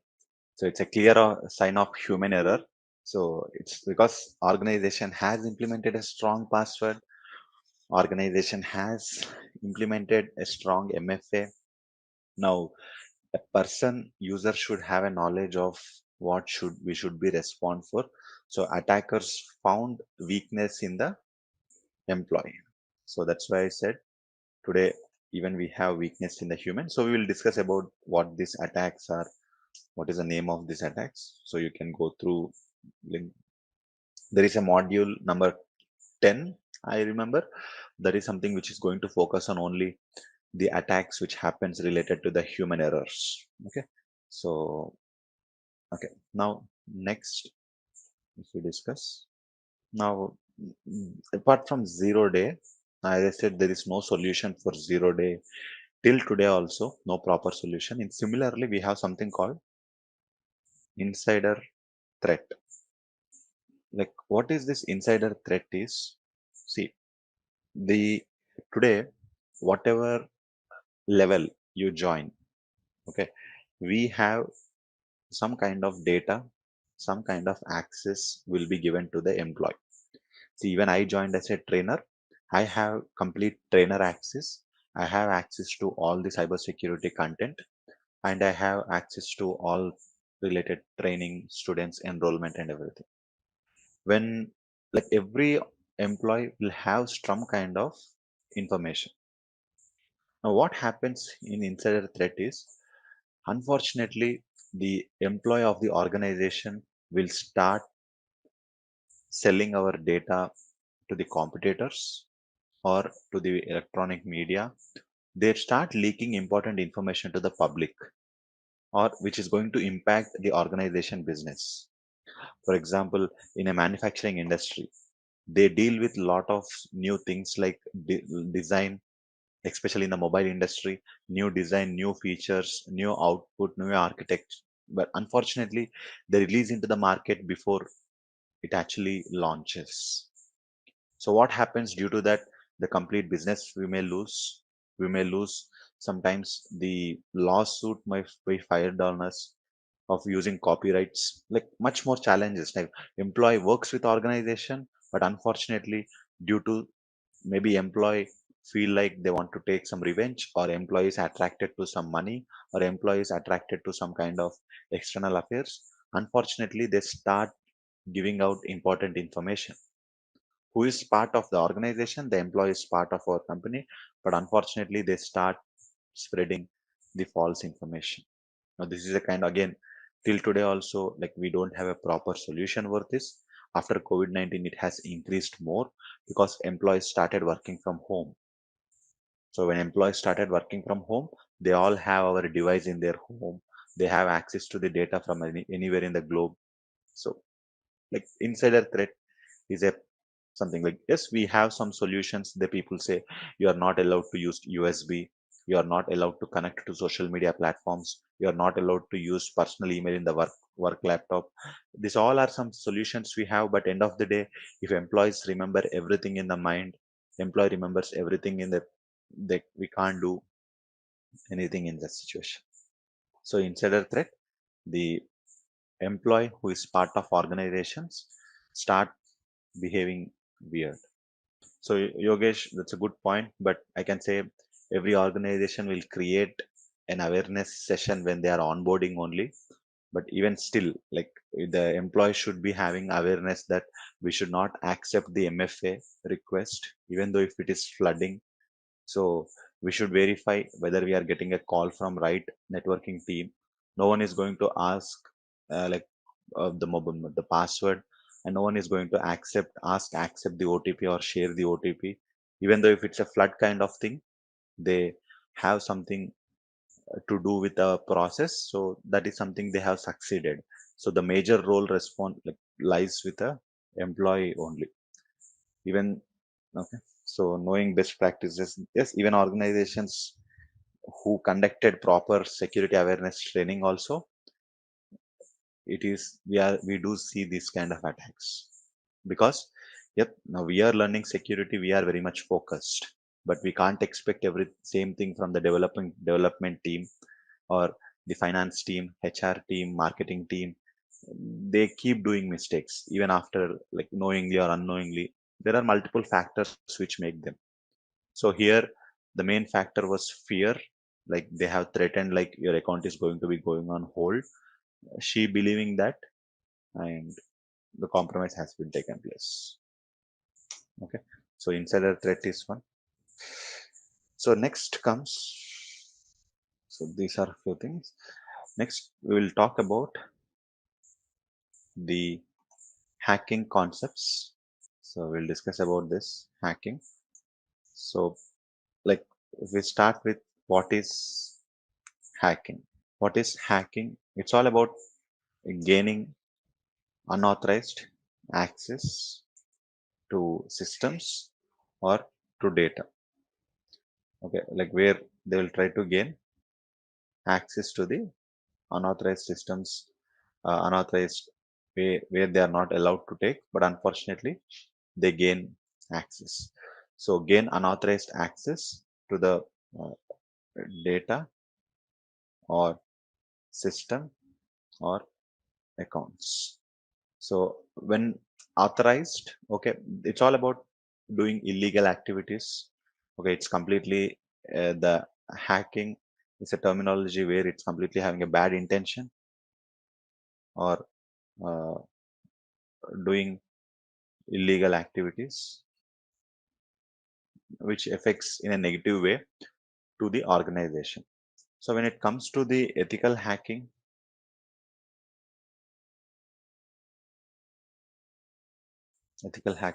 yes, here it's a good intention, like they are performing attacking with valid permissions of organization. Okay, like we here in terms of ethical hacking, the name itself says ethical. They maintain certain ethics, even they know how to hack the systems and crack the systems, but they do only for good purpose and good cause. Moreover, so the good cause is something, they want to identify loopholes, they want to identify vulnerabilities, they want to identify the system related, like the flaws which are available in the organization, so that they can fix. Now for example, today, like, we will be hiring ethical hacker just to perform hacking on our organization and let us know what are the loopholes we have, what are the ways they can enter into our organization, what are the ways they can damage our organization, so that something I can fix, so that something I can think about a better solution. So the ethical hackers today, like yes, organizations are hiring. There are job roles where the people who know how to hack, the organizations are hiring. It is not for doing counterattack, but it is for the safeguard of the own organization. Suppose I have constructed a house. Before I go to my new house, I have hired a thief and asked the thief to perform the robbery. Like basically, I want to see how they are going to perform robbery, in what way they are going to enter into the house, even though it is safeguarded with all the locks and all the proper protection.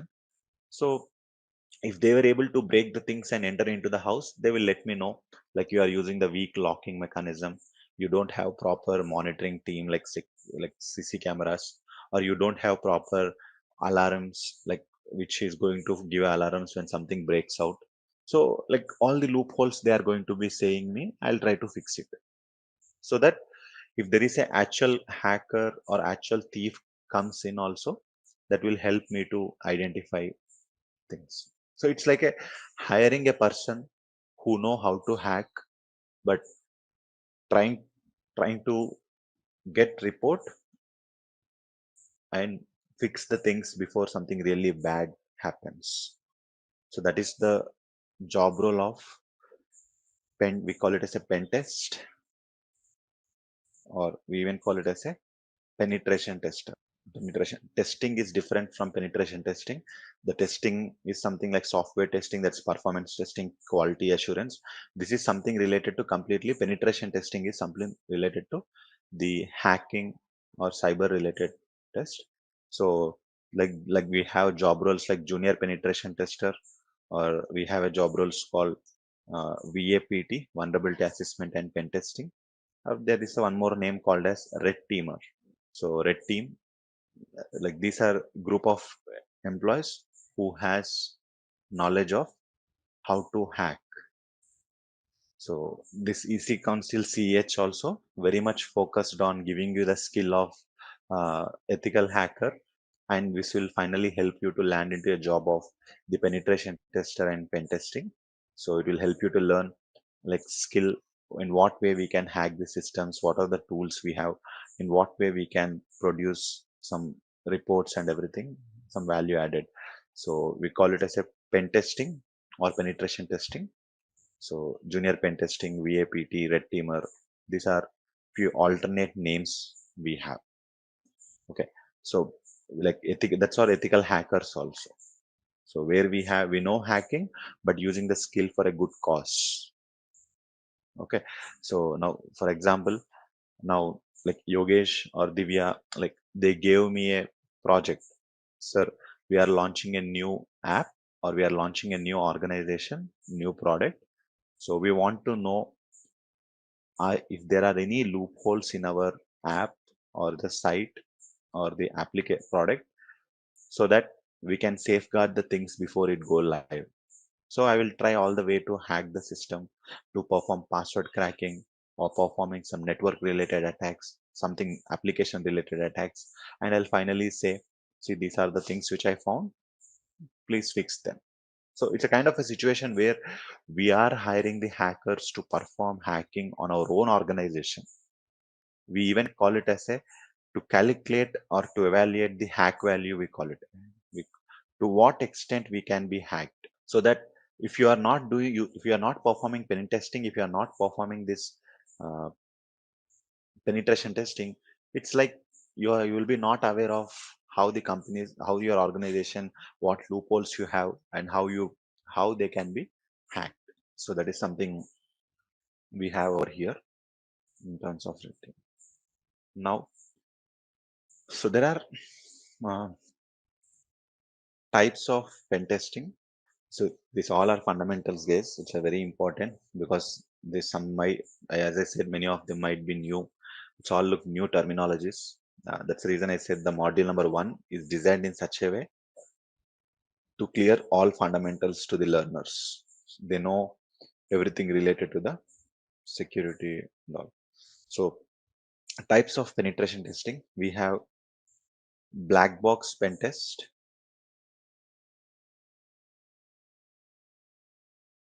white box pen test, we have gray box pen test. See, in black box pen test, you will be provided with no information. All you will be provided with is just the organization name. In white box pen testing, you will be provided with full information. You will be provided with all the access required. Like you will be provided with all the access required. In gray box pen testing, you will be provided with only partial information. When I say partial information, like you will be just provided with organization name, what kind of business they do. Like we are a Simplilearn and we have some 5 servers. Servers are hosted in Amazon, and we use a technology of Java, C++, and we use some online Zoom platform. Some partial information will be provided. In black box, no information will be provided. In white box, full information is provided. Okay, so what do you think, like which one will be the more costly out of these three? Which one do you think it will be more cost? Yep. So black box will be more costly because when we are not providing any information, they need to invest time to find out some information. So black box will be more costly when you compare with nothing. So white box is something we'll provide all information, all required. Even they'll provide all access. They'll provide access to the computers. They'll provide access to the internet of the company. They'll provide access to the servers. They'll give username, passwords, everything. So, yep. So it depends upon. So we are going to learn all the things, like if you have been given with any organization name also, you will be able to do black box, white box, and gray box. That's how the course is also designed, to learn from the scratch. When user is just having the organization name, but apart from that, they don't have anything. This something. Okay. Okay. This is something. Okay. The part of black box, white box, and pen. Now coming to the one one question for everyone. Hmm, How much time do you think the hackers will take to compromise the organization? Like, how much time do you think they will take to hack the companies? Like, according to you, like, how much time do you think they will take to hack the system? Think they are like having top security?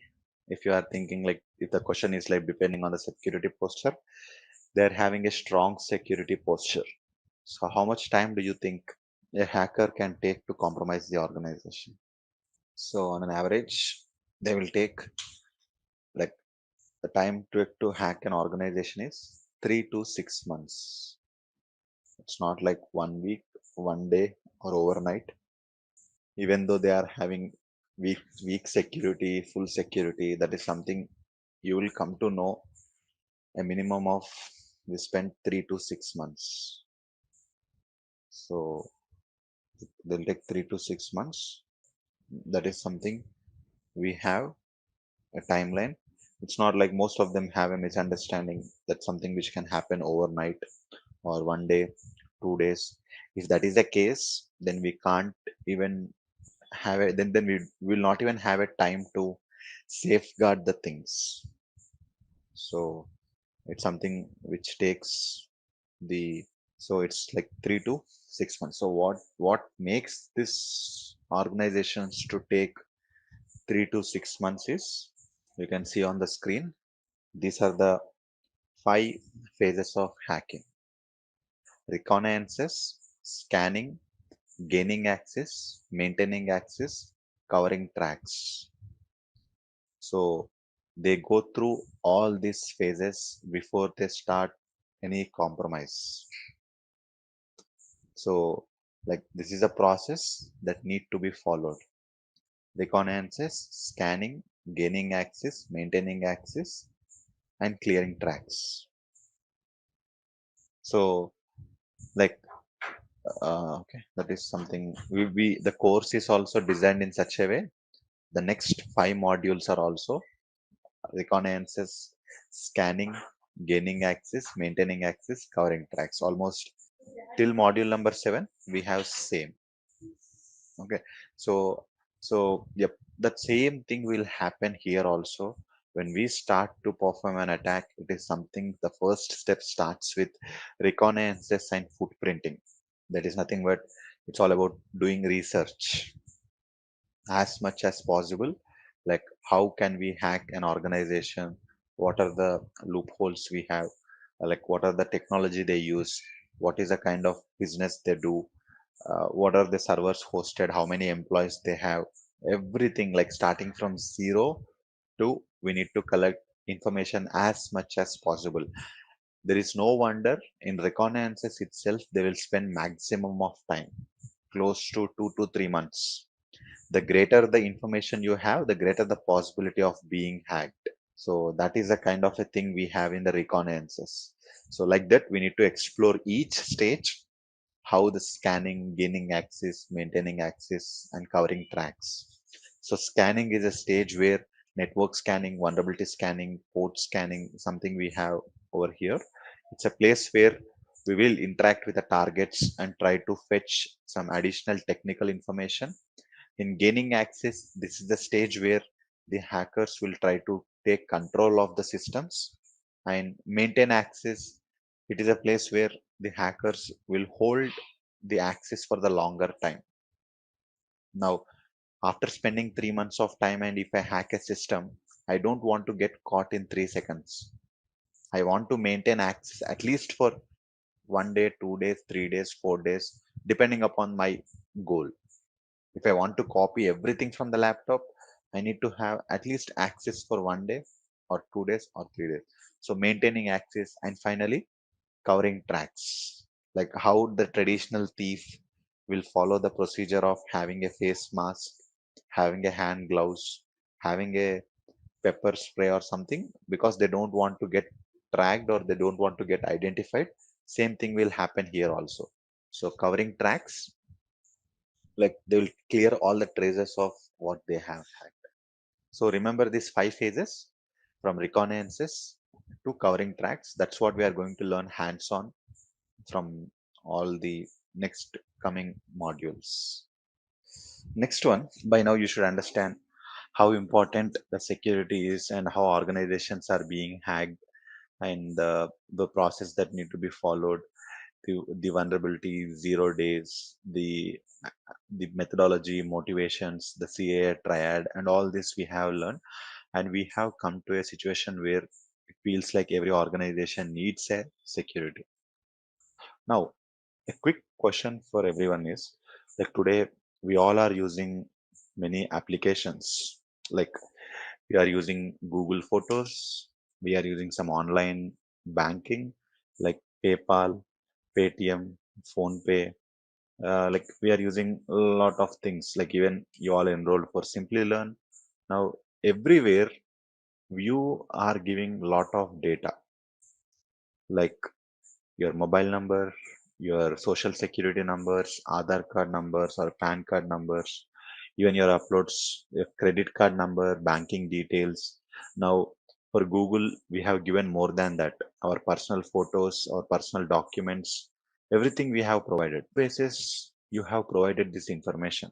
For example, today, if new app is going to be launched, and the app says whoever register into our app, we will provide a 500 rupees of coupon, or like $5 of a coupon. 90% of us will go and enroll their services because we are getting some cashback from them. Now, on what basis you are providing all these details? Because you have, like, if someone from your neighbor's house is coming and asking you photos only, you will insist to give. You will not even share anything with them. But today, an unknown app access asking access to the location, access to the camera, access to the contacts, access to the photos, we are giving away everything. On what basis you are giving away all these details? Especially if I talk Google Photos or Paytm or PhonePe or PayPal? On what basis you have given all this information? Is it like it's a big brand, so I can give like that? Like, how can you confirm, if I be more technical, they are doing pen testing, they have a security team, they are maintaining proper authentication, they are maintaining proper confidentiality, they are maintaining proper integrity, they are maintaining proper availability, like how they where they are doing vulnerability management? How can we confirm all this, like our data is not being shared? So how many of you seen these kind of logos? Have you seen these logos anywhere? Yes, so you might have seen this. If you just open some apps itself, they will be on the landing page itself. They will expose these things like PhonePe. If you try to open Paytm, if you try to open PayPal, if you try to open on the landing page itself, they display this. But very few of us will recognize they are not just gateways, they are more than that. Like in order to get this on your site, there are something which we need to follow, certain norms and certain things. Like they are something, it says like PCI DSS verified by Visa, RuPay, like MasterCard, secure code, safe key. These are not something which are gained directly or by giving some money. These are something which we get if we follow all the norms as per their design. Like if we do proper pen testing, if we do proper authentication, if we do proper data handling, or if we do proper monitoring, all these things. Apart from security, there are a lot other things, like what kind of systems you handle, what kind of working hours you have, like many factors they check. It's like a auditing every organization. If you don't have them, you will not have a business. If you not have a business, like it's like we don't get trusted. Like every organization will undergo. Now for example, the reason why you are doing CH is like some of them want even recognition also. Like if now HR says recognized by you are having a CH, means you are already certified ethical hacker, you have a knowledge of ethical hacking and cybersecurity. Same way, the moment when we see these kind of certifications, it's an indication that organization is following proper security norms. So we call it as a compliance, like governance. Like when you are getting these things, that is a clear indication that organization do follow certain security norms over here. So few of them are like one of the, if your organization is accepting credit cards related payment, you need to undergo PCI DSS, payment card industry data security standards. Okay, so now this is something we only gain if you follow all proper security norms. So there is also something called ISO 27000K. We call it as, this purely stands for information security standards. Sometimes the organizations say we are ISO standards, we maintain ISO standards, means in ISO standards, if they maintain 27000K, that is something which is related to security department. They are following all the security norms which were set by this ISO. So as you see on the screen, so the concept is, now these kind of things today makes organizations to follow the security, but no other options. I mean, some of them will have, like some of them ignore them, some of them give like it's okay, they are hacked also, what is the issue for me, hardly I will get a business loss, nothing more than that. So I mean, these things, if they don't have these standards, they don't get business, they don't get approval from the banks, they don't get investments, they don't, no one is going to trust the clients. Today we are getting, like we are, everyone is receiving projects across the globe. Now from US we receive projects in India, from India we give projects to UK, or from UK we receive the projects in Australia. This is not something happening because of just believing the client. They also look into what kind of certifications they hold, what are the security best practices they do, and all having, after all having this, they provide the projects and access to the data. So I mean, these kind of things today they have made mandatories, because many organizations I have seen in my experience, they are like least bothered about security because it's an additional investment. And like it's a kind of something where they need to have an additional team, and like they are least bothered, like they're in a situation like it's okay, we are hacked. But when things started changing, they are made mandatory. Like if you want to, now this is something called HIPAA, especially if your organization is related to health industry. Like we need to have this HIPAA certification, like Health Insurance Portability and Accountability Act. According to them, they set some norms, how to perform scanning, when to perform scanning, how to handle data, everything. See, if you see, even you are the owner of the accounts. Like for example, you all have Amazon, you all have some accounts in eBay or Flipkart. See, even you are the owner of the account, your credit card number will be only visible for your last two numbers or last four numbers. Is this correct? Like, or do you see full credit card number, last four digits? The reason is that's what one of the standard of this PCI DSS they set. Even the owner of the accounts also, because people have a habit of sharing the data, sharing the credentials. Maybe it's not every time the owner of the account is getting logging into these systems, so they don't want to share even the full credit card numbers. So all these are something which are because of this compliance, we call it as. The reason is, see, I do see even some situations where the client say, hey Pawan, we are only here for compliance. Like as we want to get certified, we are doing this security. Like we don't want to go much deeper. Like because we give a lot of suggestions to them, they don't follow or they don't meet. They say we are only here to like for a namesake. We are doing pen testing means we are doing pen testing. We want to show report to auditor, we will show the report to auditor. So such things are there. So these made today the security career. I can say like these made every organizations to have a security as a mandatory. So that's the reason every organization need security people of how to handle the data and how to go with the things. Okay, we will learn many things in the upcoming class where these are getting failed, especially the loopholes we have. So, yep. So this is all about the module number 1, where we have started with CIA, uh, and we discussed about all the things. So let's move to the next module. So in module number 2, we will have some practicals over module number 2, some hands-on lab and everything. Module 2 is footprinting and reconnaissance. That is what the first phase of hacking. Reconnaissance, recon in the short form they call, and footprinting also it is called. Like it's all about information gathering. Okay, information gathering. So here, like gather as much as information about target.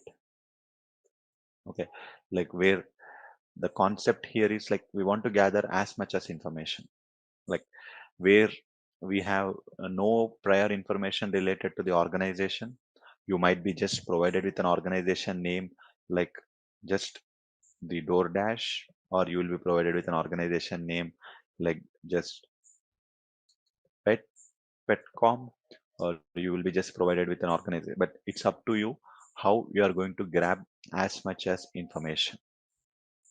So when we are trying to gather this information about the target, like there are some techniques. Like there are two types of recon. The first one, we have passive recon, and second one, we have active recon. So in passive recon, here, like we are trying to gather information without interaction, without interaction with target. Like for example, the methodologies that are followed, the online searching, the social media platforms, or from some shared databases, where we are not directly interacting with the target, with the user or with the organization, but we'll try to gather as much as information. In active recon with direct interaction, like where we will interact with the target and gather as much as information, like directly giving a call or a email or an SMS or meeting in person. Let me know one thing. Suppose if I search your name in Facebook, will you come to know someone is doing or someone is searching for you? Suppose if I search your name in Google or Facebook, will you get notification, or at least will you be aware of that someone is scanning for you? So you will not get notified. So this is something we call it as a passive recon. So where we don't interact with the target, but we will try to gather as much as information. But there are something like if I give you a call and say you won a lottery, in order to claim this lottery, give me the information like your bank account number, your Aadhaar card number, or social security number, or PAN card number, or passport numbers. Now that is something you might identify, you might not identify, but still I am interacting with you directly. Same way, today there are some situations where we can perform information gathering with interacting and without interacting. Okay, so this is something we have passive recon. We will see there are different set of tools we have to perform the passive recon and perform the active reconnaissance. So like what is the main motive, like what kind of information we want to gather here? So information is classified into multiple ways, like the organization info, like we want to know the employee details, or like telephone numbers, or some website technologies, and some location details. So this all we need to know.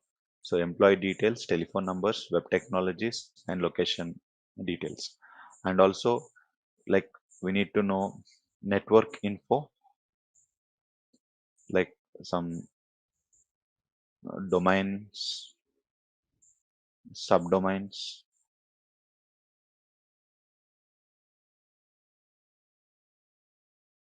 subdomains, IP address, or something like who is records, or understanding network architecture of the organization. Like all this kind of information we need to grab. And sometimes like system info we have, like web servers, operating system, configuration information, like all these things can be done. So these are the kind of information we expect. So when you are provided with an organization name, suppose Simplilearn, you need to find employee details, numbers, web technologies. In here, there is something I forgot to add. Emails also, emails, location details. Sometimes network info like domain, subdomains, IP address, who is records. Also we need to know, and system info, like configuration, server, all these details. Okay, these are the three important things that uh, we try to gather information as much as possible. So now we will see. Let me go through with. So there are many tools. We will learn both the passive way and active way. How can we gather the information? So let me turn on the lab. And one more thing, don't do practicals along with me if anyone is trying to do. Now, like after the complete topic only you try to do, so that if you have any doubts also you can, because while doing, if you do along with me, there is a possibility some questions you might get it, or you might miss some important things. So you will find like this in iLabs EC Council the moment you log in. So like I have access to multiple things here. but for you, it will show you directly the CHV13 which you have registered for, and it will contain like this. So the C certified ethical hacker V13, and first one it shows CH lab setup. The expected time to complete is 40 minutes. So you will have, like, there is also the second module, footprinting and reconnaissances. The expected time 2 hours 30 minutes.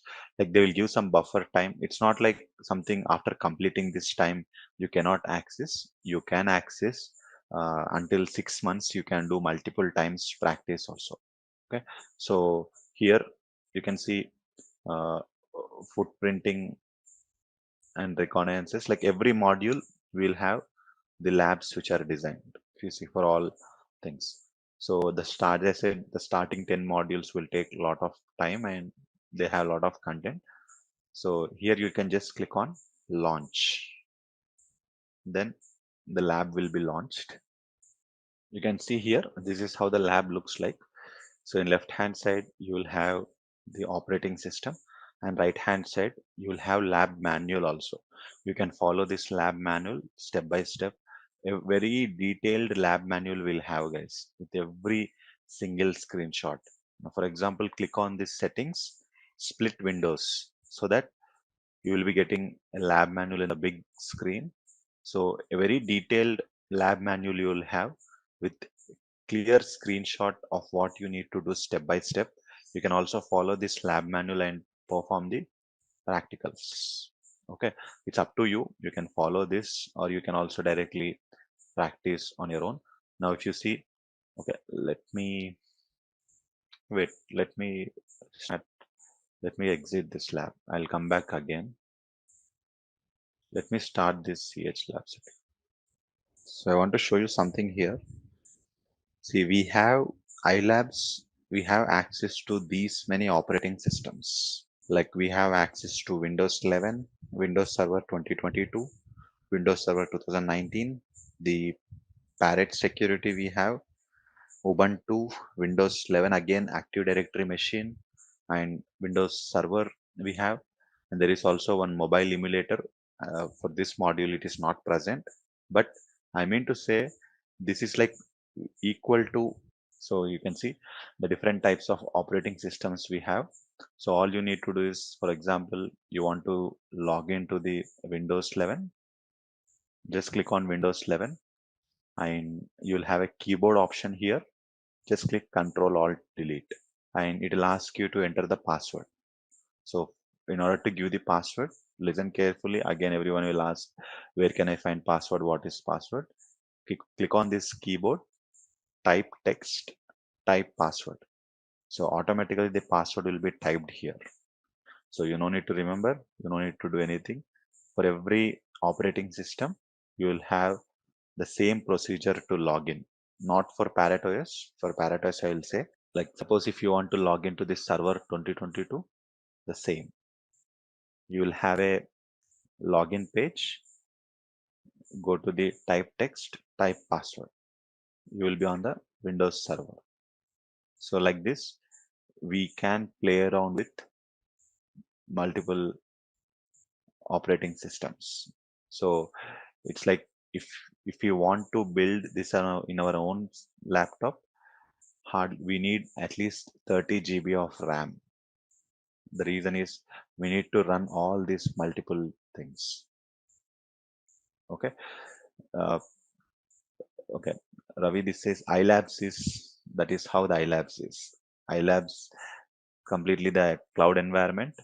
That's the same quality you can see in. Okay. So if you look here, going to the Parrot OS, just click on Parrot security. You will get an option Tor.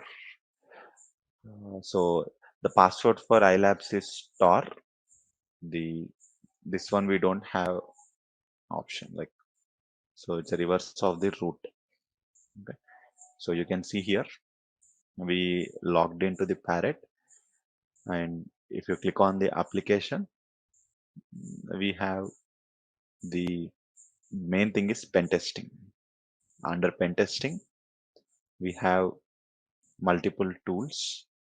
Okay, so you can see here. So if you remember what we have discussed in the phases of hacking, like information gathering, scanning, gaining access, maintaining access, same way, these modules are also designed in same pattern. Like we have tools related to information gathering, vulnerability analysis, exploitation tools, maintaining access tools, password cracking tools, like sniffing, spoofing, some forensic tools, all the tools we have in this ParrotOS. So yesterday, as I discussed, ParrotOS is one of the operating system which is designed for the ethical hackers and hackers, where it is having all set of tools which we can learn for how to perform the system compromise and hacking. So that's why I said ParrotOS, take advantage of ParrotOS. ParrotOS is something which is on, sorry, iLabs. iLabs is something which creates a real-time virtual environment which looks like the organization work only. Okay, so if you can see all this, like according to the module, the operating systems will be given access to us. Each OS has, like, they have all installed the tools which are required for CH in each operating system. Additionally, if we want anything also, we can install and we can practice. But all operating systems and all the devices have the tools which need for performing the practicals. Okay, so you might not see all these operating systems in every module. So in V12 we used to see, but in V13 uh, what they have made is they have made available modules, like operating systems according to the module. So in information gathering, you have seen we have access to only ParrotOS and few Windows machines. Now in this system hacking module, they have given access to all these operating systems. So like this is one specialty, as I said, iLabs make opportunity to completely use iLabs in terms of getting hands-on. You can also build your own lab, but that will only contain one operating system, either Windows and also the ParrotOS. You can also do that. I'll also give instructions to do your installation part. But yep, so in order to move between the operating systems, on the top, just click whatever the operating system you want to open. And in order to get that password, just click on this keyboard. So if you're not seeing the login page, click Control Alt Delete. If you are seeing the login page and asking to type password, go to type text, type password. Server 2019, they have installed. So Windows 11. So this is about iLabs, but we'll still see, like we will completely continue our labs with help of iLabs only. So yeah, we'll take some break, and after the break, we'll continue with information gathering. So first we will see, uh, instead of directly going to the uh, lab, so we will see like some of the useful commands in both Windows and Linux, because few of them are new to the Linux environment. So some what are the common commands that can be used in the ParrotOS or Kali Linux. So whatever the commands we try in ParrotOS, it will work in Kali Linux, and whatever the commands we try in Kali Linux, they will work out in Parrot. So it's like same thing. The only differences is ParrotOS is a lightweight operating system. When it comes to the Linux, like it need a Kali Linux, it need a good RAM. See, one thing, like especially in the ParrotOS, the which is provided by the iLabs. So there are already some pre-installed, pre-downloaded folders also. According to the module, they have downloaded some folders and kept ready for the practicals. Okay, so if I, so something which we have on screen on terminal. So see, right now you are seeing ParrotOS very much user friendly. Like you can go through and access through apps and open the required apps. So there are already some pre-installed applications which we have, browser apps and everything, which you are like, it's a user friendly right now, Kali or Parrot. But at one point of time, we used to completely access it with help of terminal. In order to open any apps or in order to call any apps, it completely happened through terminal. So you all can see the black screen. So it's called as a terminal in Kali and Parrot, and also in Windows we call it as a command prompt. So the first thing you need to do whenever you get access to the Parrot OS, either in iLabs or in your personal lab also, like sudo su, it's a command which will help us to take the administrator privileges. So in Linux environment, we call it as a root account as a administrator. Like in normal Windows, we call it as an administrator, but here we are going to call root as a admin. So the like it is here, attacker is a username of this laptop. So we need to provide the password here, tor, TOOR.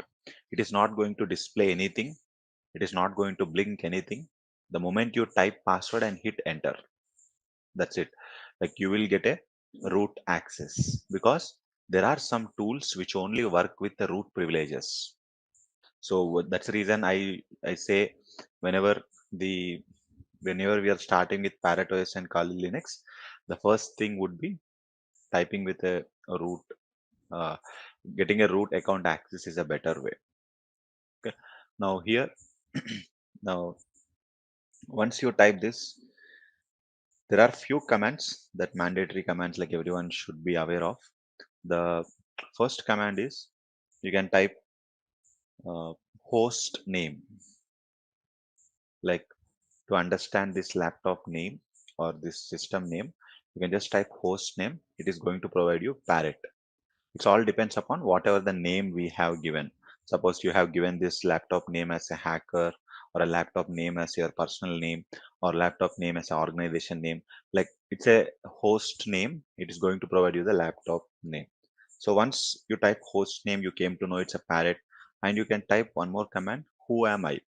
So this is going to give you information related to who is the current user who is accessing this system. So it's supposed if it is accessed by the Pawan account, it will having a Pawan account name. If it is accessed by the someone like Mike, it will be the Mike account name. If it is accessed by some Ajit, so Ajit name, like whoever the name. So right now, the user who is accessing the system is a root user. So host name is a Parrot. Who am I will give you the user who is currently accessing this system. It is root. And if you just give this ID, this is going to provide you all the list of users present in this system. So suppose in this system there are 5 users or 6 users or 10 users. It is going to show you the moment you type ID. So as of now in this laptop, in this host, there is only one user. The username is root. So if there is any other users also, it is going to show you, like Pawan account, Mike account, Ajit account, okay, Divya account. It is going to show you the names, but the word ID will give you who are the active like users in this system. Okay, then if you type something called groups, this is going to show you who is the admin of this laptop, like who had admin privileges. Now suppose there might be 10 accounts. Out of 10 accounts, only few accounts will have administrator privileges. So if you give the command groups, so it will show you the who is the admin of this system. So root is the admin of this system. And there is something called, if you type history, this will let you know the all the commands which have been typed till now in this system. Like, these were the last 6 commands which we have typed, like host name, who am I, ID, groups. Now this is something, last 6 commands which we have typed. So these are few commands to remember, at least, like very common. They are not specific to any attack, but at least in order to practice the command starting with host name, who am I, id, groups, like history, these are important to understand. So anything, if you want to clear the screen, just type clear command. Okay, so this will give you basic information like who is the user presently accessing the system, what is the privileges the user is having, how many users are available in this laptop, like for especially paratos, all such information you can get it here. So the next command is to know the IP configuration. So like what is the configuration we have, like what is IP address available for this system. The command is ifconfig. So if config will give you the complete network configuration of your system. Like your system is connected to Ethernet or a Wi-Fi or a Docker or any internal network. All the system information, interface information you will have here. So right now, for example, it is connected to Ethernet and this is the IP address of the system. So ETH0 is the interface. So ifconfig will provide you the IP address that is assigned to your system. Okay. Now, if you want expecting some more details, like alternate command for ifconfig is IP space route. So this is an alternate command for finding out the IP address. So this will help you to get additional details. Like this is your router IP address from where this Parrot OS is receiving internet, and it is also showing you interface, very important. ETH0 is the interface because every system will have, if you remember, I explained MAC address, like we'll have wireless, Ethernet, Bluetooth, infrared, like multiple ways to connect to a network. So this will help you to understand whether you are using a Wi-Fi, whether you are connecting to a wire, whether you are connecting to a Bluetooth. So ETH0, which stands for this connection, which is happening through a wired connection. So this will help you to understand which interface. One is router IP, which interface, and your laptop IP. These are the details you are going to get from IP route and also IF uh, config. Okay, if config and IP route. So that is something. So that is something. These two commands, if config and IP route. So we'll give you the information. So at least these commands, uh, you should remember like what we have discussed. Now, this will help you to understand basic configuration details of your system and network information. So one of the, like how can we use like information gathering? There are some commands like the first command is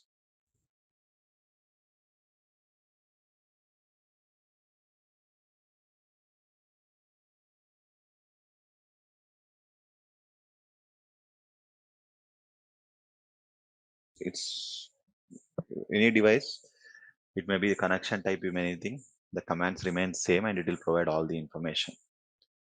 So the ping command right now, which is being like I hit ping simplilearn.com. So this is a command which is usually used for checking the internet status and connection status.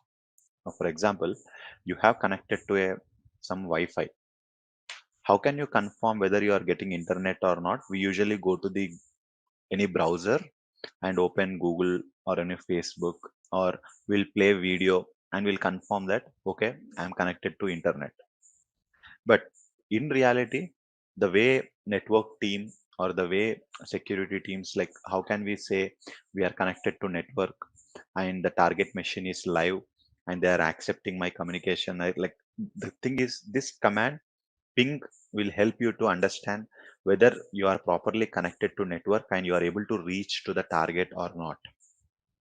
So usually what you people, everyone has to do is go to the Google and go to the Chrome and open any website and confirm, okay, website is working, internet is working. But here, like the ping command which we have, especially in the Parrot OS, will help you to understand like whether the target machine is live and ready to accept or not.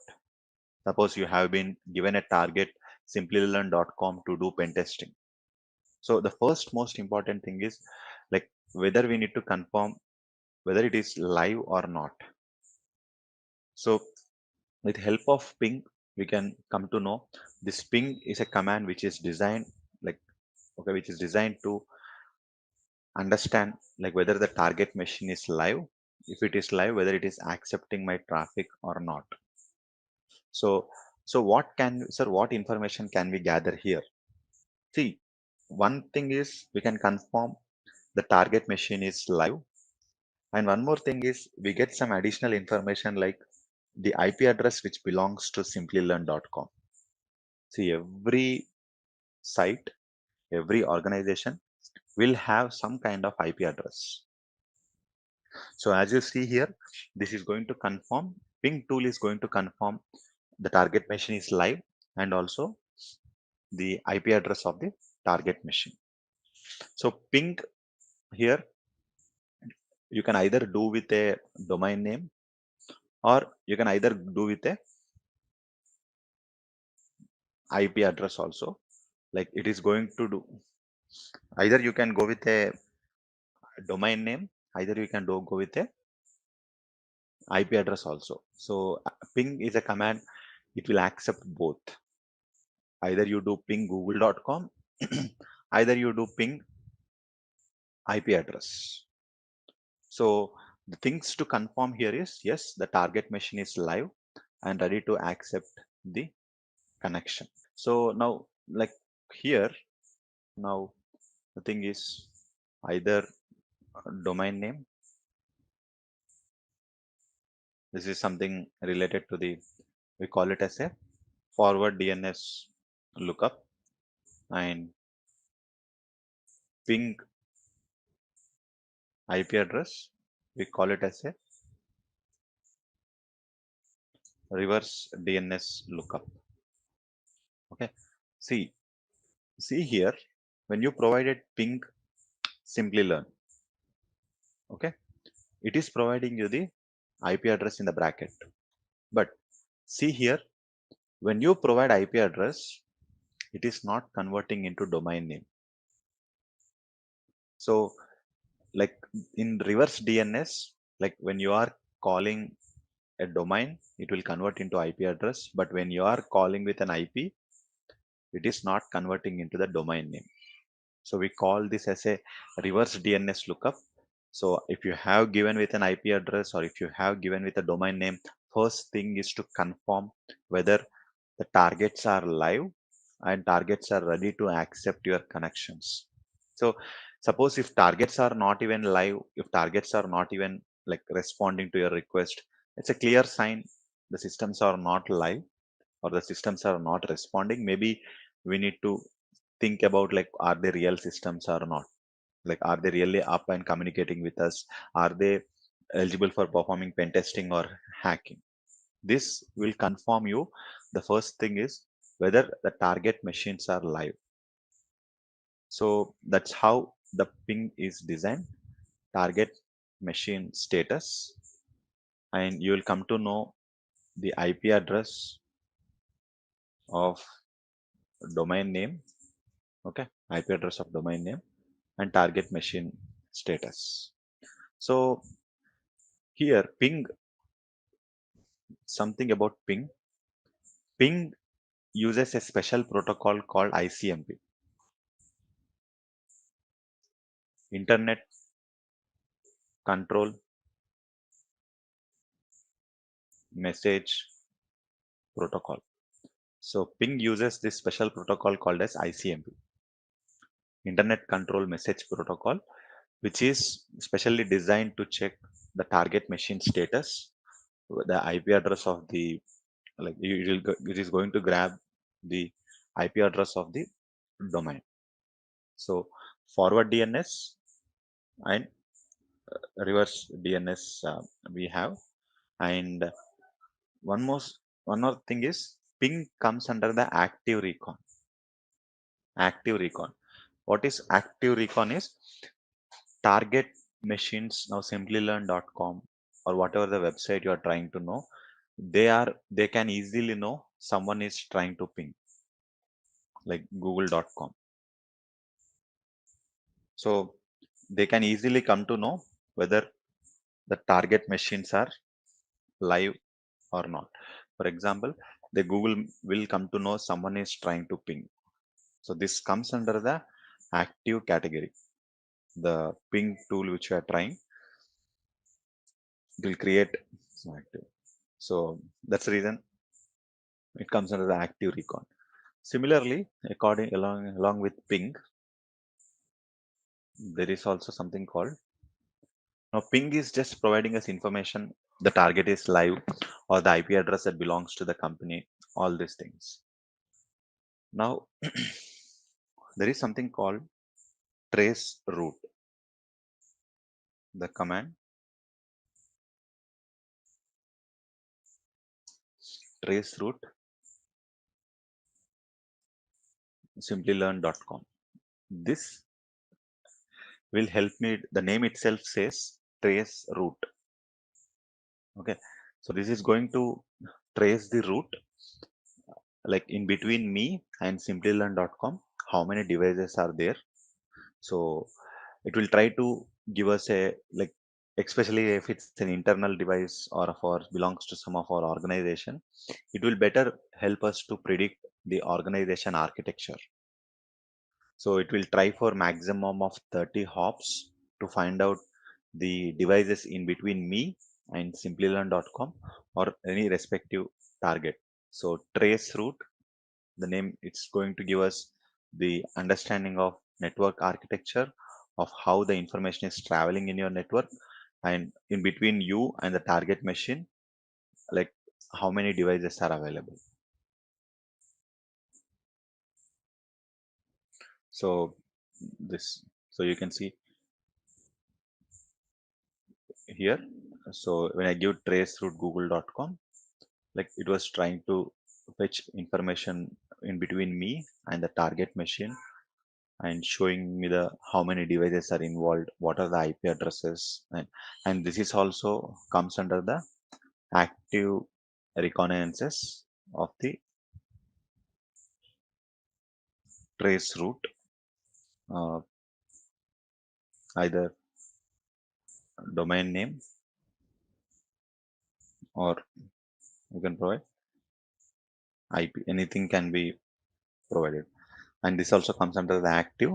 The reason they will come to know whether the target machine is live or not. So now same commands, when I go back to Windows also, so you can see when you are not seeing the login page, click Control Alt Delete. So it is asking for password. So when some systems have a ping disabled, we have some other alternate tools to go through and check. Like there is a tool called Nmap, HPing3, ZenMap. If the ping is disabled, we can go with those tools. And some passive reconnaissance tools also we have to confirm whether any services are running actually on these machines also or not. And there will be a clear difference. It says like destination host is up, but ping is disabled. So if destination host is really down, it will give us the destination host is down. So when pings are disabled, yeah, we can come to know they have disabled the ping, but the target is still up. Okay. Like now in Windows, we have command prompt. So in Windows, we call it as a command prompt. In Parrot, we call it as a terminal.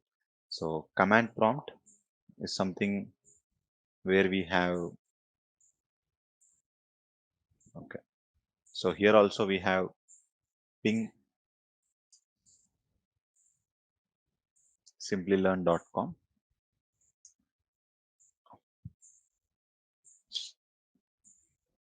Now you can see this is the results of ping in Windows. So we came to know the IP address. We came to know the statistics saying that the packet sent for, received for, the loss is 0. That means 0% loss. The target machine is up. See, same command, if I do it in parrot, we already did ping Simplilearn.com. So what is the difference you are seeing? Like this is something in Windows 11. When I type ping Simplilearn.com, and this is something in Parrot OS. What is the difference you are seeing here?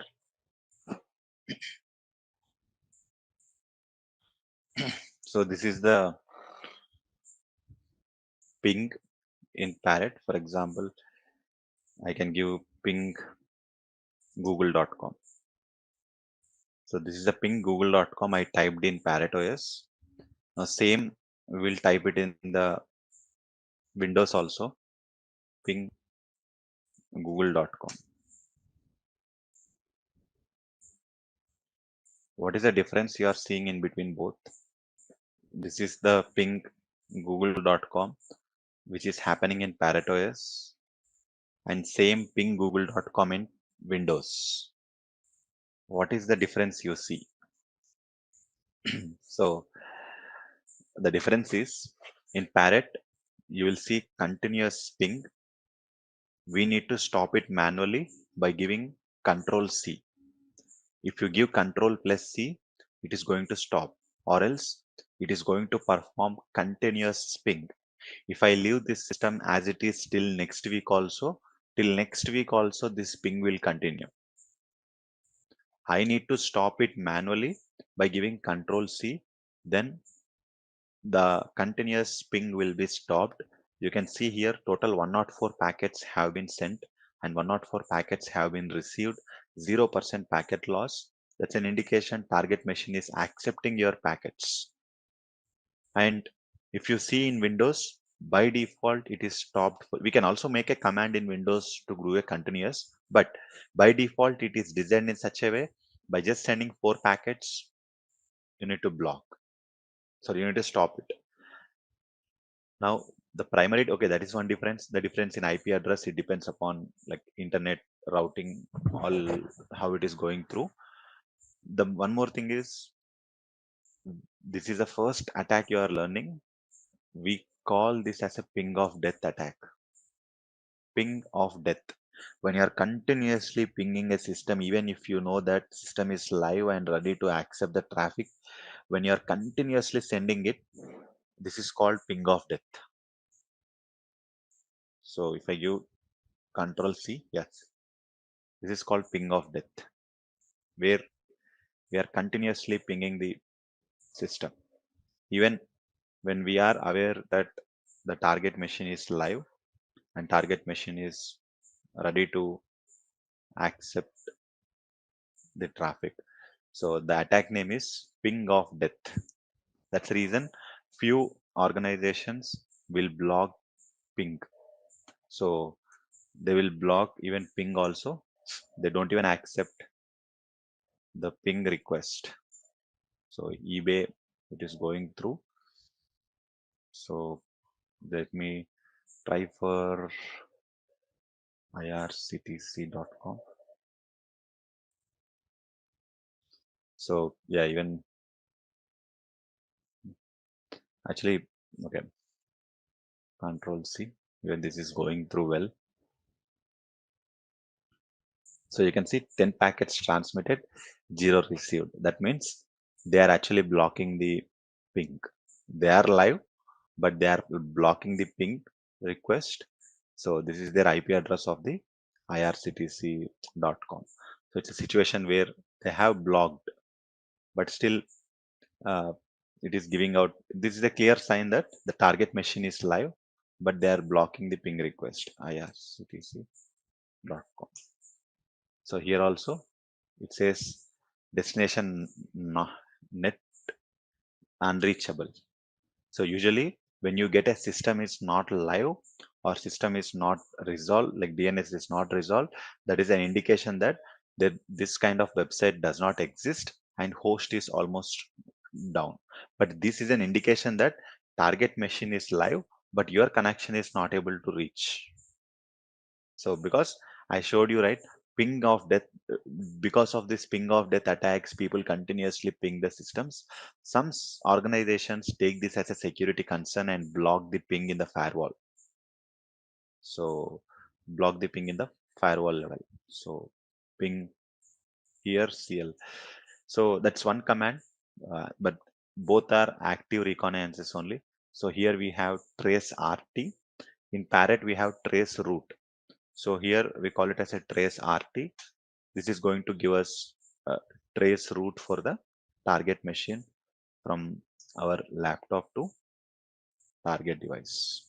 So these both commands we have in Parrot. Let me stop it in Parrot and Kali, which helps. In additionally in Windows, we have some commands like ipconfig, especially when you are looking for the IP address configuration.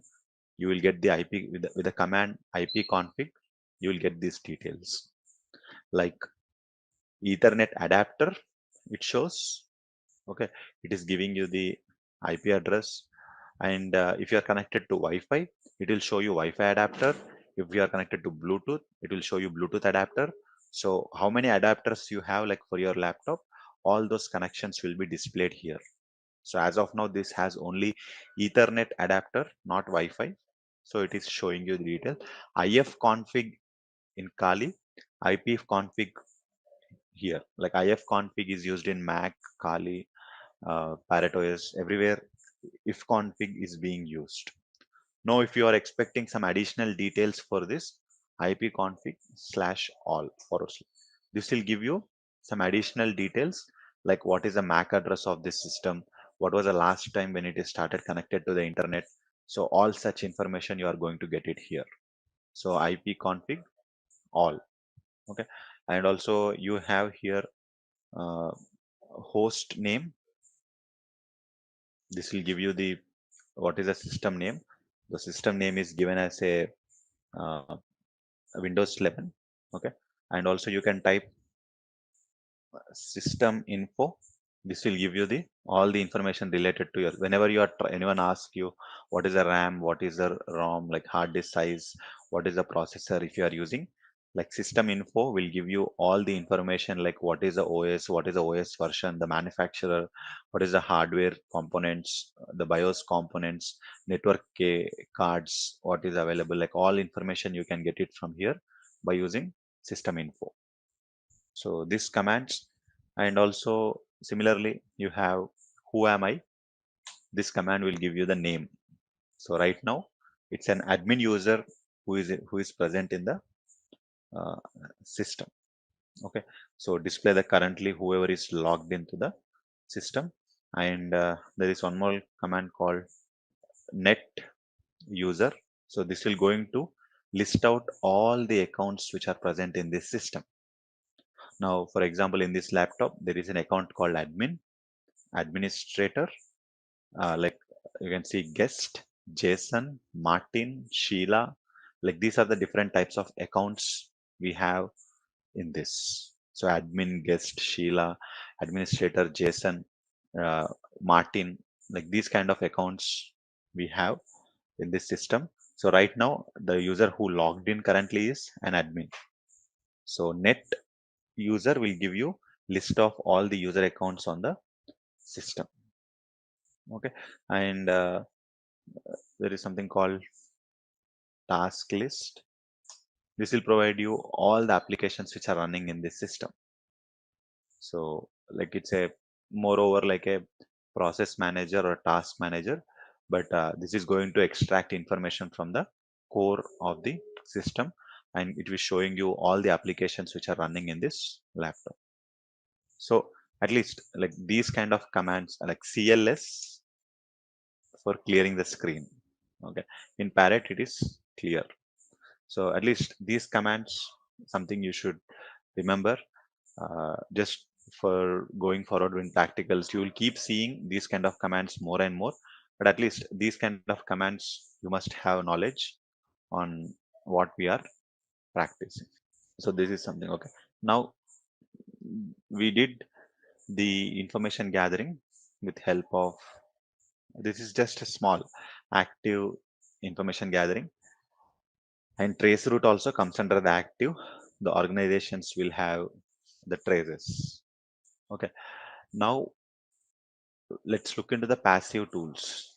So there are some passive tools which helps us to. So now when I say passive, the organizations cannot trace.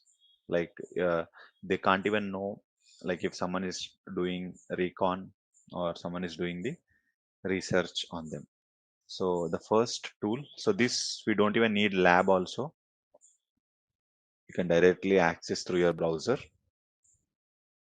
So the first tool is Shodan, one of the powerful tool. So everyone bookmark this tool to do some research. So Shodan, search engine for Internet of Everything. So like you can see, Shodan is the world's first search engine for the Internet connected devices. Like if you click on Explore, you can get access to the information which are running industrial control system, some database, infrastructure information, some video game platforms, the devices which are open to internet, some in IoT devices, like especially, so you can see doors and lock access controls, some wind turbines, public CC cameras or public related some any kind of IoT devices, much more, like all of them you will have access from this tool. So create a login, you will get much more information from here. So here you can provide any IP address, you can provide any domain name, or you can provide any port numbers, protocols like TCP, UDP, SMTP, or IP address. Like you can, this is going to search and provide information related to that devices or information related to that IP. Now, for example, if I give the IP address, okay, if I click search, it says no results found. Maybe for this IP address, there is nothing information to display. So if I just wait, let me show you. So we don't have any information for this. Like, let me show ping. So if you have provided with this, so you can see like on screen, it is going to show you both technical information and also the non-technical information. For example, if you see here, it is showing you the information related to general information, which is giving you the domains which are running on this IP address, okay, and to which organization it belongs to, and in which country it is hosted, and what is ISP we have. Okay, now same way we have in right hand side the open ports, like what are the open ports we have on this site. Okay, that's a kind of information it's being displayed here, and also it is showing you all the technologies on that specific IP. So Shodan is a place where we can expect the information related to the technical as well as non-technical, and this is something passive recon. Like the organization or the IP which we are scanning, they cannot trace, or they cannot know that someone is doing research on them. Now for example, I gave one more IP and it shows the general information to whom it belongs to, and it is giving me the open ports which are available on this site, and also it is showing you what was the last scene, like when what was this, when was this information gathered. Yeah, when was this information gathered? So if I give, okay, the is not present. So this one also, like where you will be getting sometimes some information related to vulnerabilities also, and some information related to the technologies that are using by this organization. Like all such information we can get it over here. So now if you see this IP address, it is giving you country, city, organization, the web technologies which are used on this IP. They are using Nginx server, and you see the vulnerabilities which exist on this IP address. Like maybe you are not aware of this CV, we will discuss, but at least it is showing you what are the loopholes available on this directly. And right hand side, the ports which are open. Like if you remember yesterday, even when I am explaining you the concept, okay, uh, I said one I said one thing: the greater the ports open, the greater the possibility of being hacked. Okay, so now if you see here, this IP especially having 20, 21, 22, 25, like 53, like there are multiple ports we have. So, and it is showing you this was from today only. So in today's scans. So, okay. So this is something we have. And yep. So if we are unable to find information in the showdown, there is one more site called Census. Like it is more accurate actually. When I say accurate, Census will be more focused on ports information. Like if you see showdown, it will focus on other information like technologies, vulnerabilities, ports, and personal information. But Census will more focus on the information related to the IP, like what are the operating system they use, see Red Hat Enterprise Linux 7, the ports which are open, the labels, and each port and its more in-depth information related to that port. So if you have been given with any organization name and if you asked to do first pen testing, these are the first few things which we do. First, we will find out whether it's live or not, and if we have the IP address available, then start like checking these kind of platforms, like what information it is visible and what kind of ports they have open, what kind of open vulnerabilities they are displaying, and what type of web technologies they are using. Like all such information we have getting in the internet without even contacting them. Okay, so these two tools like Shodan and Census both play an important role. Yes, actually, CCTV is, if you just give CAM, so they are going to give you directly the systems which are running cameras.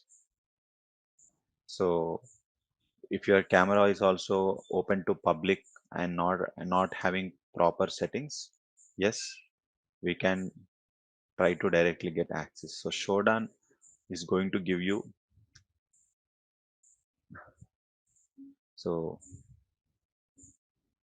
so you can see this something. So this is something like asking for me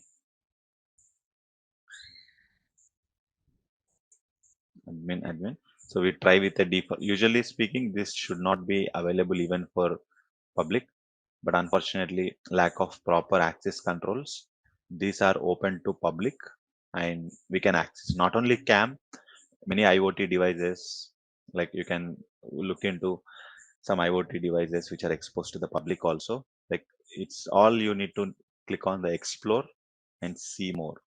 So if you log in, you will get access. Like you see here, some turbines, some doors and locks, some Apple AirPlay devices, all of them which are exposed to the internet, they will be directly shown and give you the access to this thing. So maybe let me see if I something, I don't have it here, but yeah. So these two tools, Shodan is one, and also Census is one of the tool. The next one is who is domain tools. Now here also, if you are not having IP address, like you can either go with a domain name or IP address. This is going to give you the information related to the IP registration or the domain registration info. Like for example, I have provided this IP address.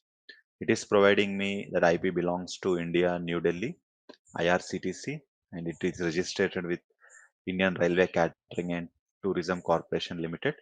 And this is the IP address of that organization.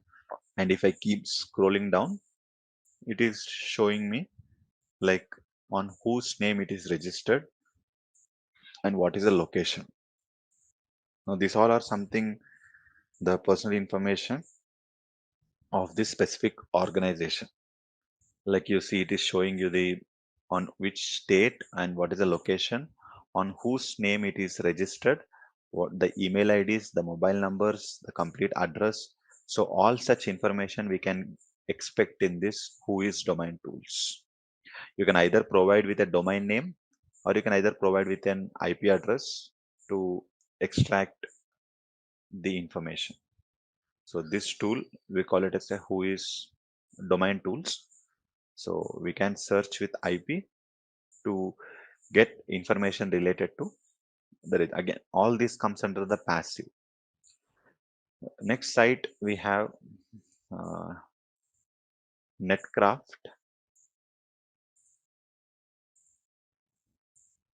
something called Netcraft site report.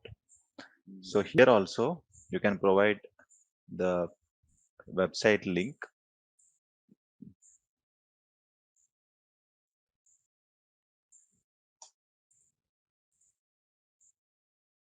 So this will take some time.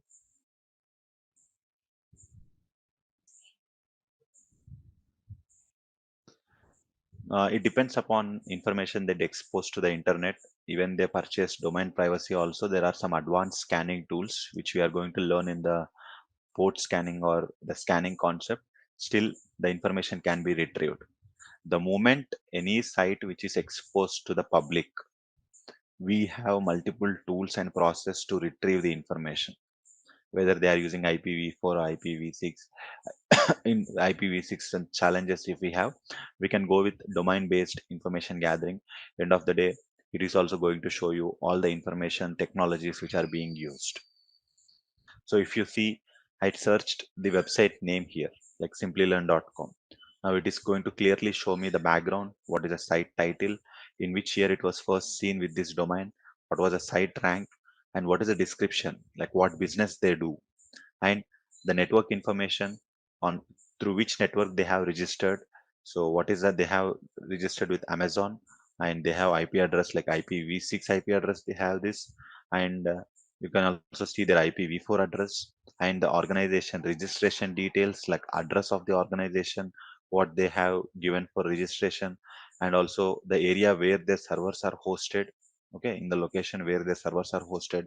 And if I keep scrolling down, the technologies which they have engaged with, the additional third party APIs or additional third party webhooks, like everything, complete site technologies, site code, like on what basis it was built, all the information we can come to know from this Netcraft, like where we have zero knowledge about the target machine, but by end of the day, like if I give this rctc.com, it is going to show us. Yeah, so if you see here, this site, it is unable to present, but the details which we have, it is showing you all the information. So there are multiple tools like this which we can take help of and retrieve the information. See, the moment they are exposed to the public, we have scope to get information as much as possible. So Ajit, the background process is simple. Shodan keeps scanning the internet. They have active internet scanners across the globe. They keep scanning the internet all the time and get the information. And okay, netcraft.com will help you to this site report. And the next tool we have web archive. We even call it as a wayback machine, simplilearn.com. So what is the specialty of this site is this wayback machine is going to provide you the information like which year this site has started. For example, this site has started in September 3rd, 2009, and when was the last it was like updated? October 3rd, 2025. Now, for example, I can go back to any year from 2009 to 2025. If I go back to 2015, in 2015, October 15th, if I just click on this, let's click on October 12th. So it is going to show you on a particular day how this website was. Now, this is going to show me on October 12th, 2015, how the site was present. So it is going to show me that there is a specialty of this tool, Wayback Machine. We call it as a web archive. Now on October 12th, 2015, this is how the site was. Now this were like we have an option to browse all course, browse business course, browse technology course. Like this is how the website was on October 12th, 2015. Now the question here is, okay, Shodan was providing you the information, Census was providing us the information, who is domain tools also is providing us information, Netcraft was also providing the information. But what information Wayback Machine is providing? How this is going to helpful for hackers? What we get if we look into the website, like how it was on particular day? How this is going to help the hackers? We have major info available with the who is domain tools, right? We got the information related to irctc.com on whose name it is registered, where it is registered, on which state it is registered, the mobile number, the email ID, all the information, right? We got all the information.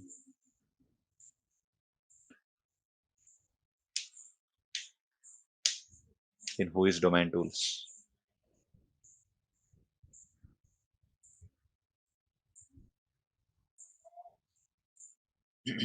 Even if I do it here, like the concept is even I like IRCTC. So it's irctc.co.in. So I am doing irctc.com. So it is actually irctc.co.in. So this will have actual thing. irctc.com. I intentionally doing it's a test. I don't want to expose the real one. But even irctc.com also have all the information available in who is domain tools. Every information was provided on whose name it is registered, on which country it is registered, all the information we have.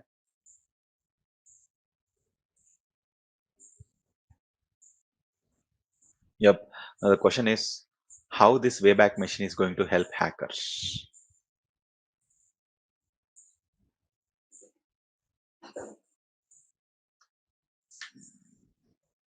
Like in what way this information is going to help us. Like if I go back to 2000 July, in what way this is going to help the hackers. Remaining all okay, we are coming to know the port numbers, open ports. We came to know the technologies they are using. So in what way you feel like this site is going to help us? Now almost August.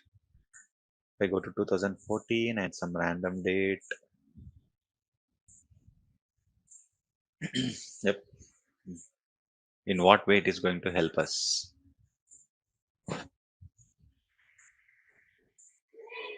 Actually, this site needs super fast internet. Even it's fast internet also, it takes some time to load. So it need to load the old site completely, how it looks like. So it expects some latency in Wayback Machine. Now you see, this is on March 3rd, 2017.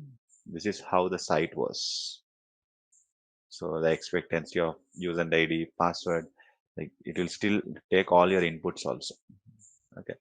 So that is, this is one good tool, especially to understand how the system was built in last few years. That's number one. And if accidentally some information is posted and removed later on, after recognizing this should not have been posted or this should not have been included. Okay, so Wayback Machine is one to consider. And next one, the this all are passive, guys. The organization cannot even know. Hacker target, this is also one more tool which is going to be answer for all the tools which we have discussed. This site will support to do ping, so you can do and do ping from here. So they can't even trace again. So like you can directly do ping from here. So what happens now, Google will come to know we are getting a ping request from hacker target. So like this is something, a tool which can help us to do lot of research, trace route also, and something we can use for finding subdomains. So very important. So when we are doing pen testing, every site will have some subdomains. So we need to find out those, because most of them will only concentrate on www.simplilearn.com.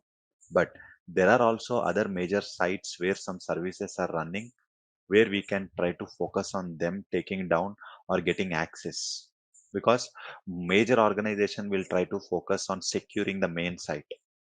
But there will be something like faculty.simplilearn.com, student.simplilearn.com.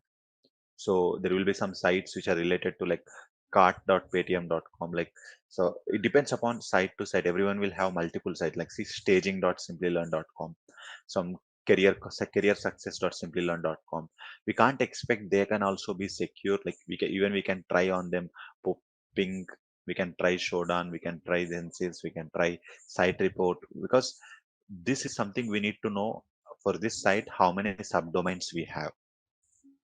So whenever you have been provided with any domain name, you should find out this. And also we can perform pen testing or vulnerability scanning, port scanning also. We can do it. Yeah, yeah, everything it will show. Every site, like complete site will be cloned. Srivatsa. If you go slide site will be cloned and it will show you all the information on any year, everything simply. So like if you take here also something other site, now this is going to show me all the Paytm is a very big site. It will have multiple things. So you can see travel.paytm.com, gst.paytm.com, secure.paytm.com, like bus service sas.paytm.com, assets sas.paytm.com. So multiple subdomains we will have. So I also want you all to practice or perform this all scanning activity on the subdomains, not on the main domains, and also don't go with well-known domains. The reason is, like whatever we are doing, do it on some small organizations who are not well known. Then only we will be able to learn very much. If you do scanning on google.com, amazon.com, facebook.com, nothing we will learn. They are already having top security, all good security configuration. So when you are learning something related to this scanning, like information gathering, try to choose the site like which is very new, or try to choose an organization you feel like which is local. All okay. So this is something. Uh, have you been involved in any kind of compromise? So the reason, okay, now when you are doing research, information gathering, we will come to know email IDs, maybe from the Google, maybe from the site, maybe from the who is domain tools. We will know employee email IDs. We will know CEO email IDs. We will know some contact email IDs. There is something called a site have I been on. This will help you to identify. So you can provide your email ID, and this will help you to understand whether your email ID was involved in any cyber attack, like whether it was already compromised. Now, for example, I gave this email ID. Unfortunately, this was involved in one data breach. If I scroll down, like his email ID was involved in this city 0 day attack. So unfortunately, his email ID and passwords have been stolen. So like uh, this is something which is going to help us to understand like whether your email ID was involved in any attack, like if it's already breached. Now, for example, this email ID is involved in two breaches. So if I scroll down, he had an account in Rento Mojo. Unfortunately, it was hacked in April 2023, the Indian rental service. Unfortunately, in that, his date of birth, email address, gender, government issued ID cards, names, passport number, password, phone numbers, purchase, social media profile, everything was compromised. This was hacked in that this user details also is available. So if I scroll down, he had an account in Rail Yatri. Unfortunately, it was hacked in 2022 in December. In that, his email ID, gender, name, phone number, purchases also involved. So the thing is, this site will help you to understand whether your email ID was involved in any attack. Suppose if it is, we will also learn in the next class from where we can retrieve this information also. From where can we get this information also? Like if at all I want to know Murli Krishna's all the information which was hacked, from where can I get such information also we can see. So if you look into this, so if you see this, my email ID was involved in 85 data breaches.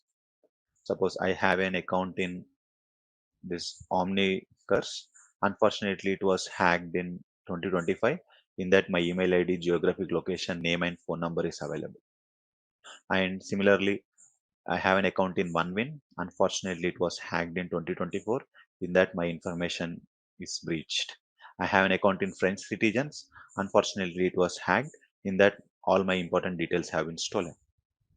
So, see, this is the reason they will say don't use same password for multiple sites.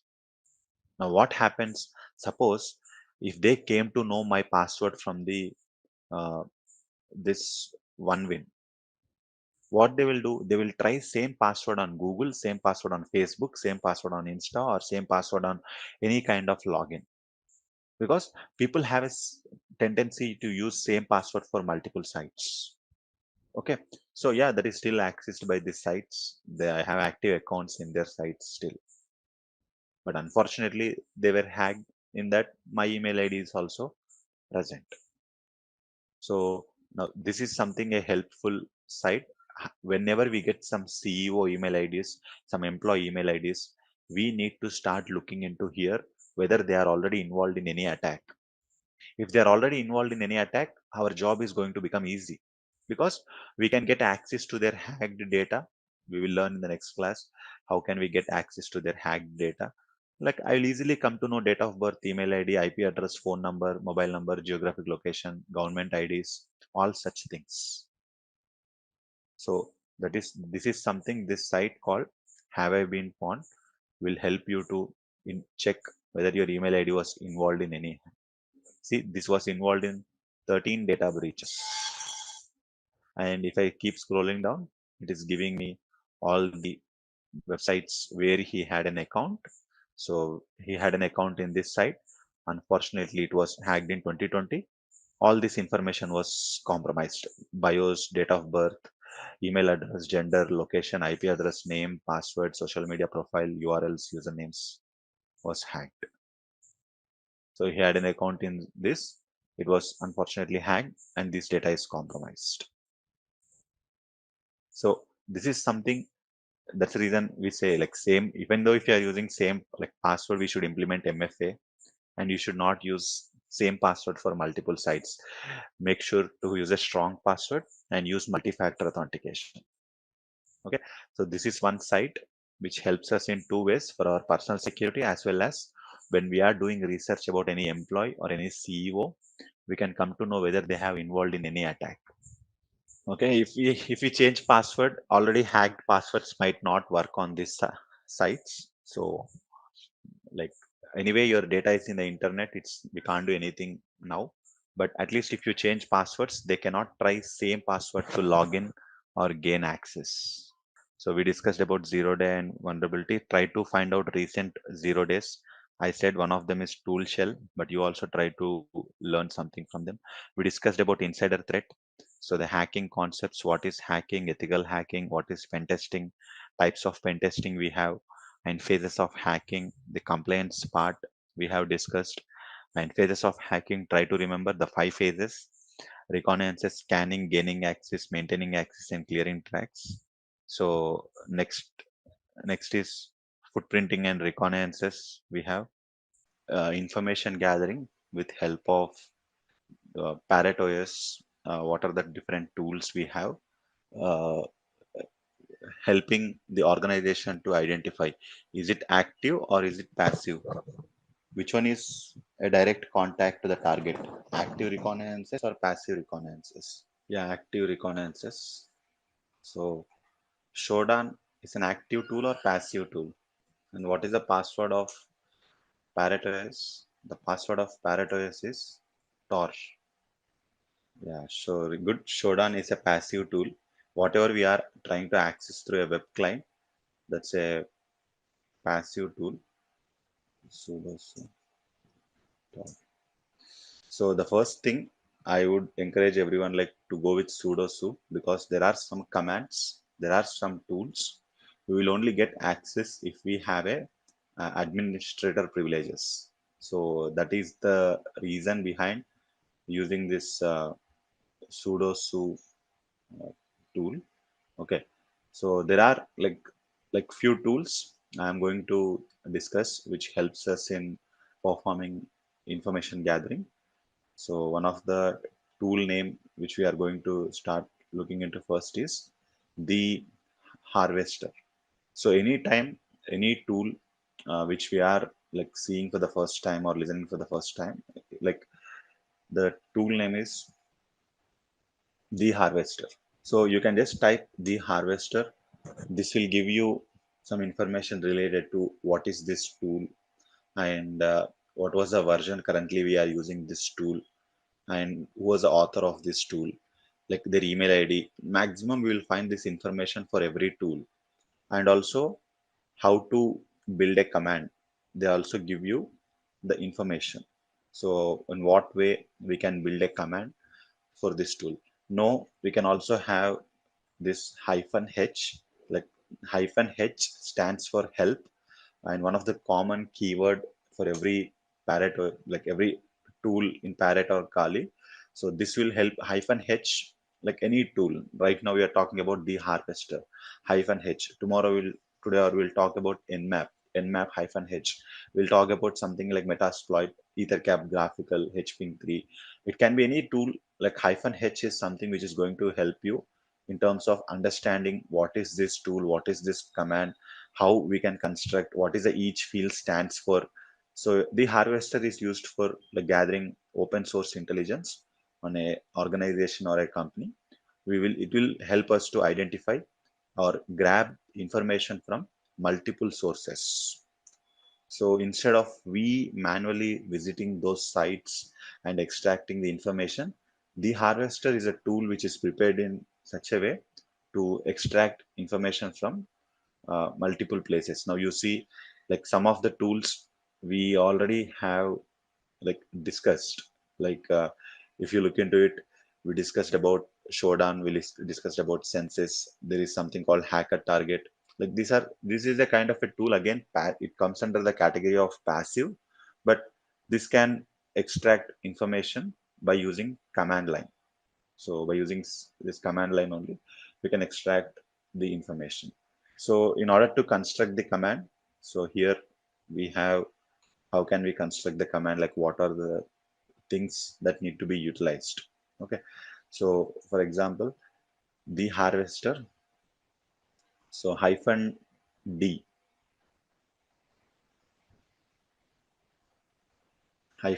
stands for domain, like any domain name we can provide, like ecouncil.org, and you can provide limit -l, like how many results you are expecting, like you're expecting 500 results or 300 results or 200 results, like we are expecting some 500 results.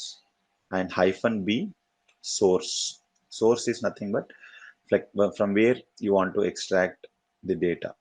Like there are, as I showed, we can extract data from showdown, we can extract information from census, we can extract information from the hacker target, like there are many more. Like for example, like we'll try with Baidu. So like this is one of the Chinese based search engine. So what we are trying to do is we are trying to extract information related to the eccouncil.org. So the expectation is this can extract information like the IP address related to the domain, the subdomains related to this domain, the employee email IDs of this domain. Like it will try to extract different types of information. So the harvester -d ecouncil.org, -l stands for limit 500, -b Baidu. So this is the format of the command, like how it will write.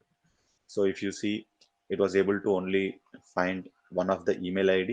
So actually Baidu is a Chinese based search engine, like how we are having a google.com or bing.com or ask.com, DuckDuckGo, similarly like that. So it was able to extract information related to one of the employee email, and also it was able to extract information related to some of the active subdomains which were available over there, like cert.ecouncil.com or store.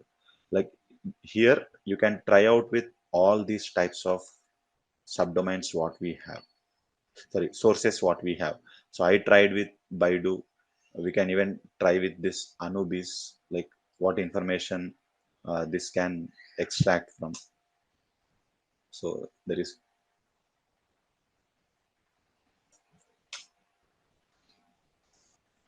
so you can see now we are trying to extract from Anubis the information. So it was, according to this, it was unable, like it was not able to find any email, no IP address, but it found some hosts which are ending with ecouncil.org. These are the different types of hosts that are available with this Anubis under like different types of subdomains, and which were able to accessible from Anubis point of view. So every tool has a different type of information. So every source, like Anubis, Baidu, like this. Okay, all these are the different types of sources we have. So we can even try with here. The only part is this is also a passive nature of information gathering, but using this tool.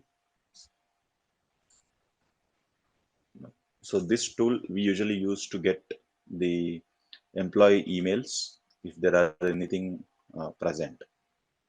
Okay, no, this tool we have only for Parrot and Kali. The harvester tool is available. Okay, so this is something, yeah, you can try out with different types of sources which are available over here. Suppose you can try out with all the sources which are present over here. So the format is easy. The harvester -d stands for the domain, the target. -l stands for limit. You can give, by default it will take 500 as a limit if you don't provide anything. But if you want to provide anything, like if you are expecting a results up to 200, provide 200. And D and hyphen B stands for source. You can provide any source name, like whatever we have available from that list. Yeah, I know. The spelling is wrong. Intentionally, I was trying to do like any stereotyping, different lookalike Microsoft, anything comes up from that. I was not using the original one. Okay. Yeah, this command you can try out on the domain, whatever is given to us. It's again, this is complete tool, a passive tool only. No traces will be, nowhere we are directly interacting with the system. Okay. And the next one, next tool. So next tool you can give it, there is a tool name called as Sherlock.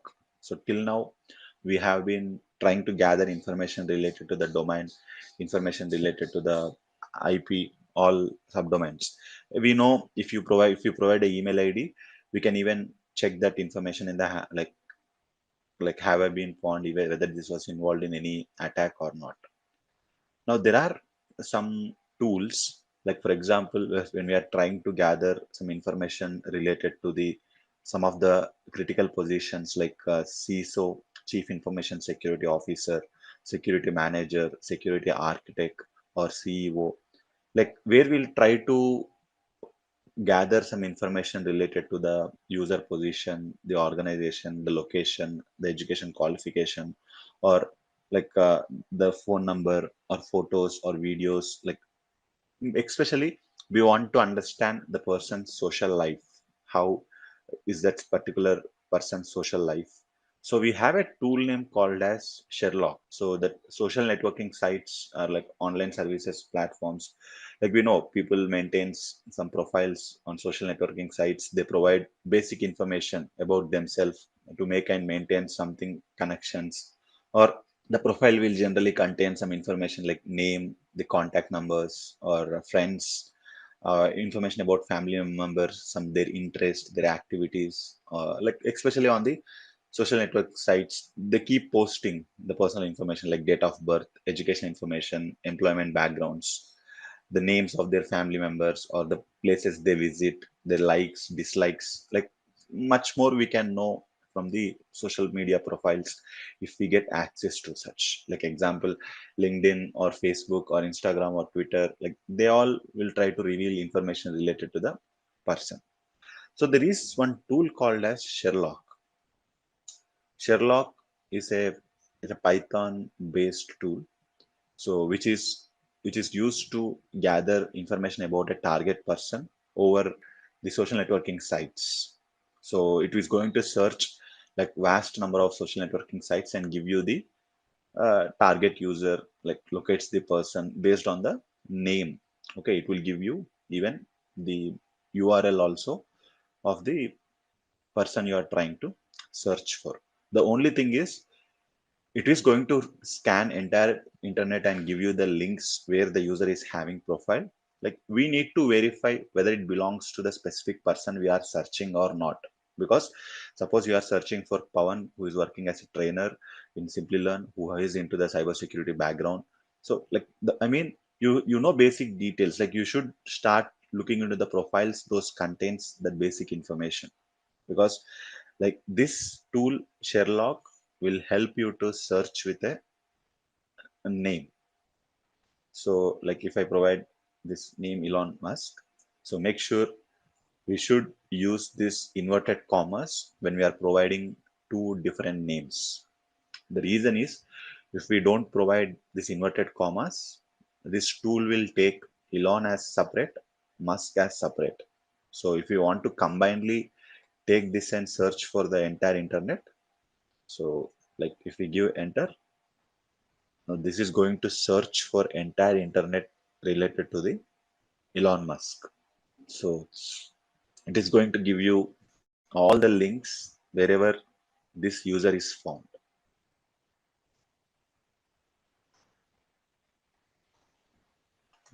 So we'll talk about something called Google hacking database.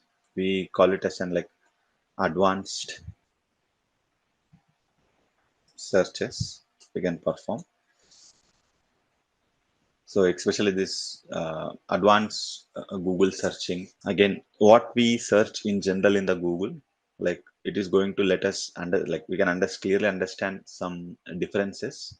How can we get through some exact information or relevant information related to the target or related to the organization or the user we are going. So we call it as an advanced Google search.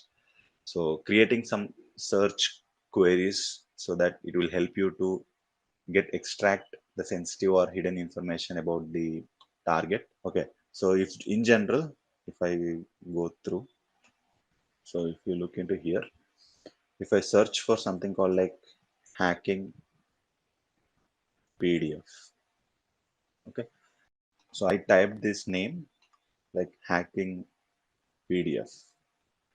So like it is providing me as of now some websites where the information is exactly matching PDF because my browser is habituated to do that. Suppose if I go with PPT, so I'll get something like you can see where it is having PPTX, where it is having PPTX, and it says exactly the PPT.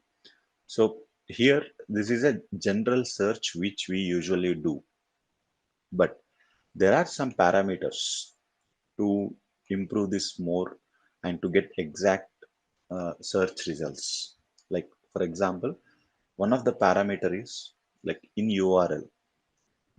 Okay, in URL hacking, and I'm expecting the file type is PPT. So now what happens? This okay.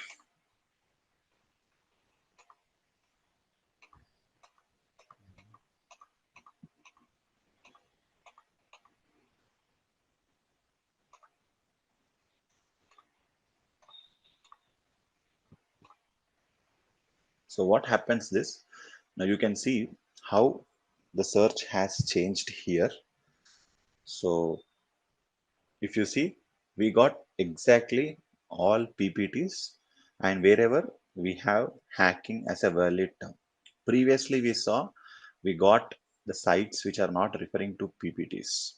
But now, whatever the site you are going to open, they are relevant to hacking. And suppose if you type CH and file type PPT. So it is going to show you wherever we have like in the URL the CH and it is going to provide you PPT. Suppose, no sir, I am looking into the site, especially Simplilearn.com.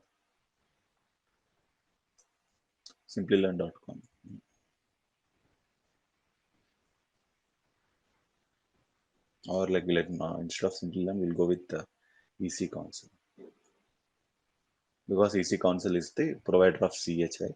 So if you look EC Council, in EC Council site, we want the CH and it should be PPT. So unfortunately, there is nothing available from the EC Council site where they are sharing the PPTs. So this is something like advanced search, which is going to refine the output, and we can only expect the output which we need. So like in URL, file type, or in text. Suppose instead of in URL, I want in text. In text, wherever is something called the cyber, we want the thing. So it is giving us all the PPTs wherever it is provided with in text cyber. So this is going to give us accurate results. Like for example, I'm expecting only from the site PPT site ecouncil.org. So I'm expecting from so nothing. EC Council is not sharing any PPT. If I change this to PDF, now see EC Council is sharing multiple PDFs. So what is happening here is if we are doing general search without these parameters like this file type, if you are not using this, we call it as a Google Docs, this is going to provide you the output but still this is going to take you to the sites which are not related to the EC Council. See, we are only looking into the EC Council sites, but you can see here we got something like expertteach.eu, and here also you can see some different site.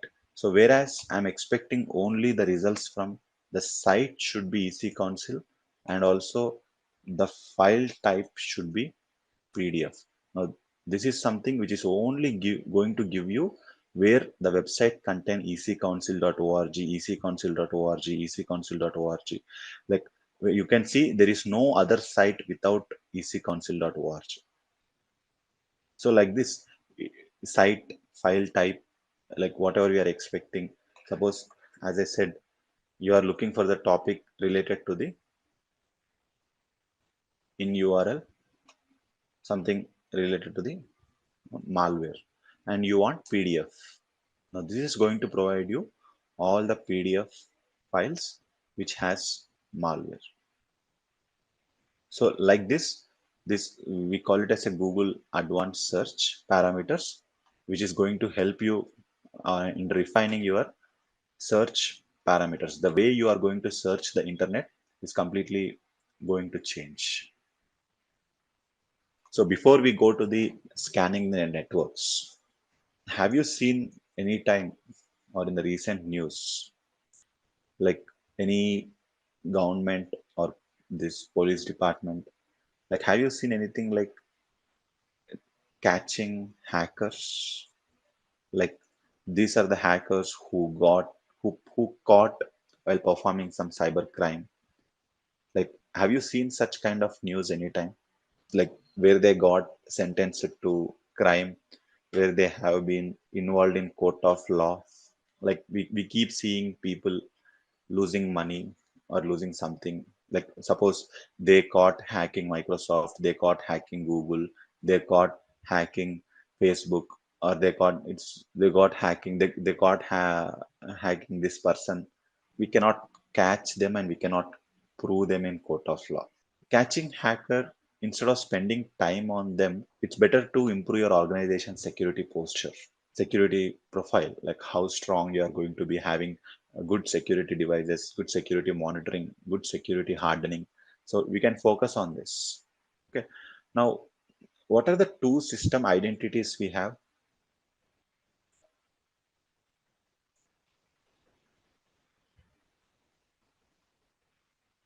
IP address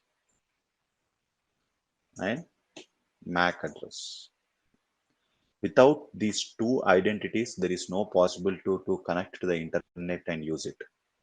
Now, if I am connecting to any website, if I'm connected to any kind of, see today, you all use YouTube. The content is according to your country, according to your language, according to your location. That is purely because of IP address.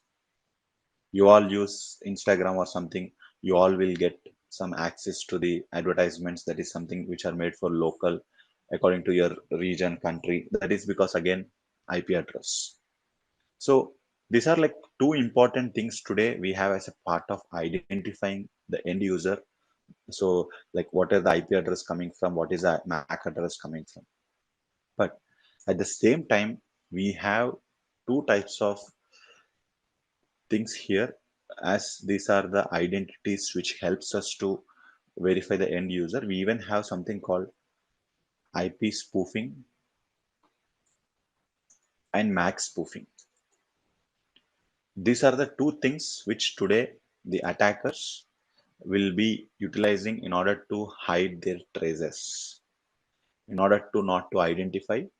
Like they will hide their traces, because yes, IP address is going to reveal the location, IP address is going to reveal the ISP type, the internet from where we are getting, and also MAC address is something which is going to reveal your device type, from where we are getting, like what type of device it is, what type of, so these two will act, but unfortunately they are performing this IP spoofing and MAC spoofing, which is going to completely change our digital traces. So which is going to completely change our digital records. So what is this IP spoofing and what is this MAC spoofing? How we can perform? We will see, so that at least by end of this you'll understand why it is difficult to catch hackers and why it's not worth to spend time on catching the people. So if we look into this, so if I type what is my IP,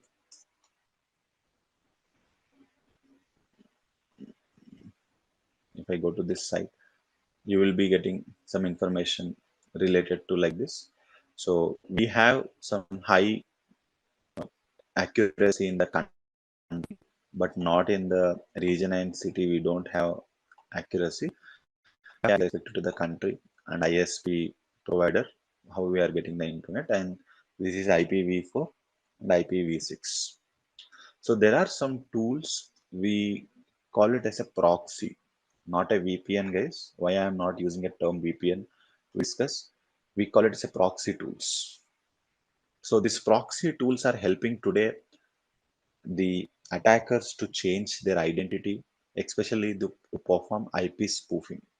So I know most of you might have used some tools to change the IP address and get access to some blocked apps or games in your specific locations. Like we used to change our location. Same way, we call it as a proxy tools.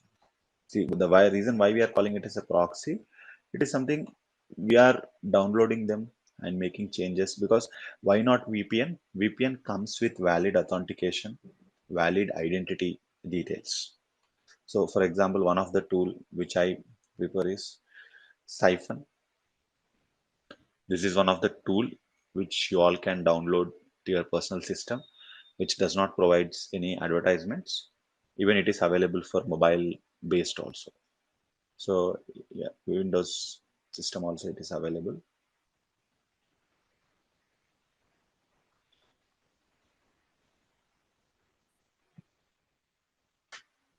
So if you look, the moment I turn on, it is automatically connecting. And if I refresh the site, you can see now, like I am accessing the internet from the Ireland, and this is my service provider. All of them will understand that I am trying to accessing the internet from Ireland. Now this tool will help me to even change in between countries. Like I can change it to the France. So whatever the country it looks like. But this will change the location. No, this is called IP spoofing. Actually, this is one of the bad practice, and we consider even as an attack. In the organization, we don't allow employees to change the identity, because when they are trying to change the identity, it means that they are trying to do some illegal activities. So VPN is a different story. The proxy tool which is installed and trying to change your location, and because so you can see now we changed it to France. Now me staying in India, and if I'm trying to scan an organization or attack an organization, they will get traces of France. And it's like something they need to, again, where we are changing our identity and IP details. And things to remember is, just spoofing IP address is not yet completed. So most of the newbies, like most of these script kiddies, the mistake they do is changing IP address and think like we cannot get identified. The most important thing is, along with IP, even MAC address also should be spoofed. It's not just spoofing IP address, but MAC spoofing also need to be done. So as I showed you here, for IP spoofing, okay, we have proc, siphon, like hide my ass. There are many more tools in this category. Onion circuit. There are. So if you see Mac spoofing, yes, even for Mac spoofing also that need to be done. So we have one tool name called as TMAC, which helps you to perform the Mac spoofing. So, but most of them won't do it. They will spoof IP, and they'll try to, okay, now we can try and go and attack, but along with IP, Mac also should be spoofed.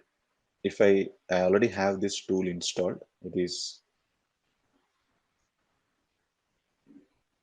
TMAC. expect some restart. Okay. So if you look into here, this is the tool tmac. So it is going to show you like how many MAC addresses will system have? 1, 2, 3, or 4? Yeah, it can be multiple based upon the network. I mean, Wi-Fi, Bluetooth, like I have a VMware, some Ethernet local. So it is going to show you where they're changed. So they were not changed. And these are the MAC addresses I have. And which one is currently up and running and which one is currently down. Everything is going to show you. And what was the speed limit for that specific, also you are going to get it here. So if you see here, I have connected to Wi-Fi right now and it is not changed. So here I can select the random MAC address or I can select from drop down also. Okay, so for example, I can make this look like an Apple, I can make this look like a Samsung, I can make this look like an HP, Cisco. Like it's up to whatever I can select it and I can use it. So if I just click on change now, the MAC address is going to be changed. So this is what, like, we call it as a MAC spoofing. So with these kind of identity changes today, that's the reason like organizations, like it's waste of time in investing to catch the hackers, because they do make changes to the identities. Even that is something very big. I mean, the crime, if that is considered by FBI, maybe they will invest time, because it's not something a one go and where we can catch. That's something we need to go through. People might think we can contact directly these vendors of proxy tools and get back the details. Even to get that details also, there is a procedure that should be followed to get retrieve. All of them are not ready to provide the details which we request. Even though they provide details also, like the same IP will be used by multiple people. Like there are some challenges to go through and catch. Now this is something very small way of what we have done. Now there is something called surface web. Is something you can get access to anything. Like you don't need anyone's approval, or you don't need any kind of person to create an account for you.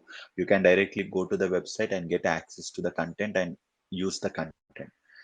Deep web is something you need help of someone to create the account, someone to authorize your account, someone to prove your data, like which you need access. Because see, not everyone will have access to the LMS, and not everyone will have access to the ASPIN, not everyone will have access to the iLabs. Those who only registered and enrolled and having the digital key will have access to the content. Okay, it is still available in the internet, but suppose if you go to Wikipedia, that is something everyone can access. If it is something in a news, like everyone can access. If it is something related to the Google, everyone can access from the platforms like social media platform, government sites, these blogs, everyone will have. But 90% of our internet will rely on deep web. I can say like 70, like we can give some 15 to 20 like percent for dark web also. So today all your internet banking, your organization related applications, or this study things, healthcare, they all come under the deep web, which is something you will have access based upon your profile, based upon your user type, and all these things. Like some of the examples, like you can see here, medical records, legal documents, some private forums, this educational sites based upon your profile, like this all are deep web. Surface web, Google, Facebook, Instagram, all this, YouTube, everyone will have access to the YouTube same content.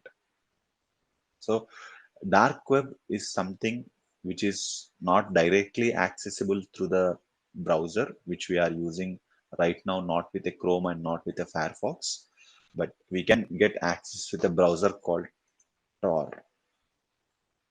The full form is the onion routing.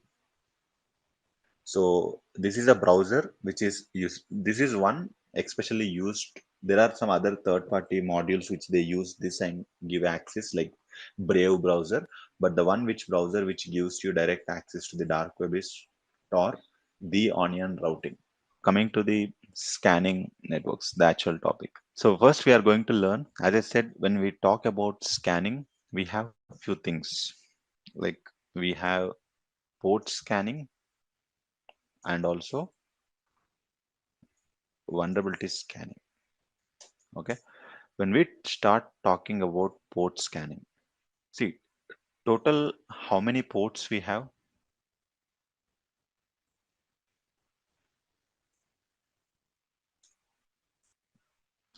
65,535. Out of that, we have like well-known ports, 1023. It's like 0 to, sorry, 1024 well-known ports we have. It's like 0 to 1023. They are like registered ports for some of the services we have, like 21, 22, 23, 25. Okay, 143, 145, and like 137, 110. Okay, like there are such ports, at least we need to remember them, like 445, 443, port 80. At least you need to remember them, like 3389. Okay, 1433. Some of I'm expecting every one of you at least remember these sports and what they are meant for, like what is 21 meant for, what is 22 meant for, what is 23 meant for, what is 25 meant for, like at least like ftp, ssh, telnet, because these are some kind of ports like most hacked, and the hackers do target these kind of ports, because see, ports will act like an entry point to the device, like entry point for device. Ports acts primary. They are going to represent the the services which are running on the system. Like I mean, this is something which is going to let us know what type of services they are running, what type of. Here we have like we this will help us to understand what is the target OS, like whether it is like Linux or Windows. It will help us to identifying their architecture. So like there are some tools to perform this port scanning, like it will help us to understand, check the whether it's a live system. Okay, and also we call it as an OS fingerprinting. See, in order to hack the system, first we need to have a knowledge of what kind of system it is. Is it a server? Is it a personal used machine? What type of ports they have? What type of operating systems they run? What type of applications they have installed in that system? So all such information is needed. Without that information, we cannot attack. Like in order to attack, we need those information in order to scan, in order to identify such information. Okay, so how can we do this fingerprinting? What are the different tools we have? So the tools are, so either in Parrot OS or the Kali Linux, we have some tools called as Nmap, Zenmap, or something called hping 3. Okay, these are the different types of tools we have, which is going to help us in performing the port scanning. The tool name is Nmap Network Mapper, which is going to help us in, and this is by default installed in the Parrot and Kali. So Nmap, the network mapper. So this is something we have. You can also set up in Windows, but it is a little bit complex. We have by default it is installed in Parrot, and so this is not something like a passive. I mean, there is no passive active in scanning.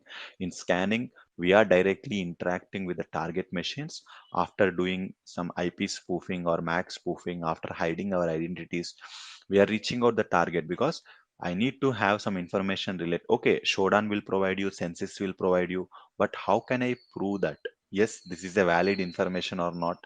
That is something port scanning will help you. Shodan will give you all the information like technical information, what operating system, what ports, what technologies.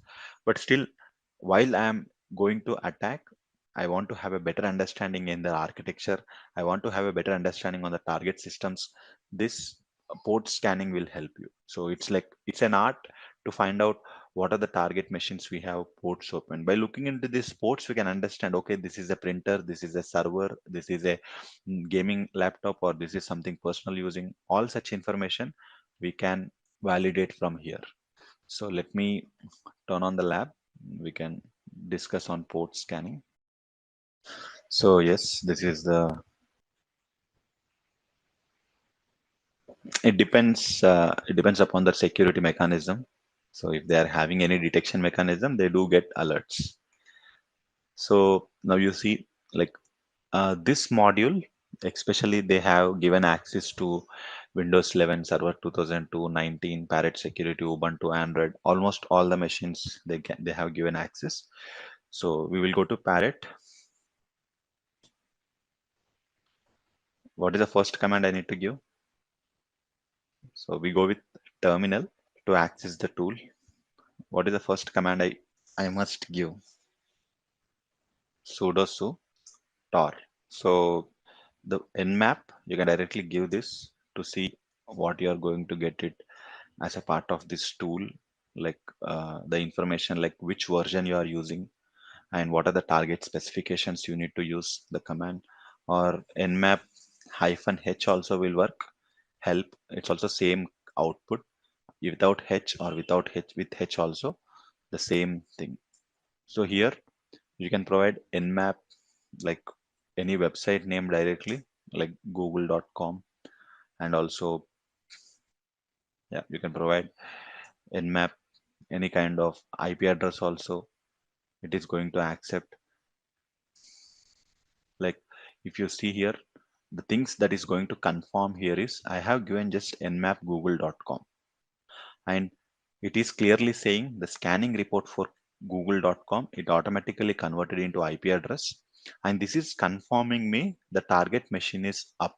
This is very important. This confirms me the machine which I'm trying to attack, or the machine which I'm trying to scan, the host is up.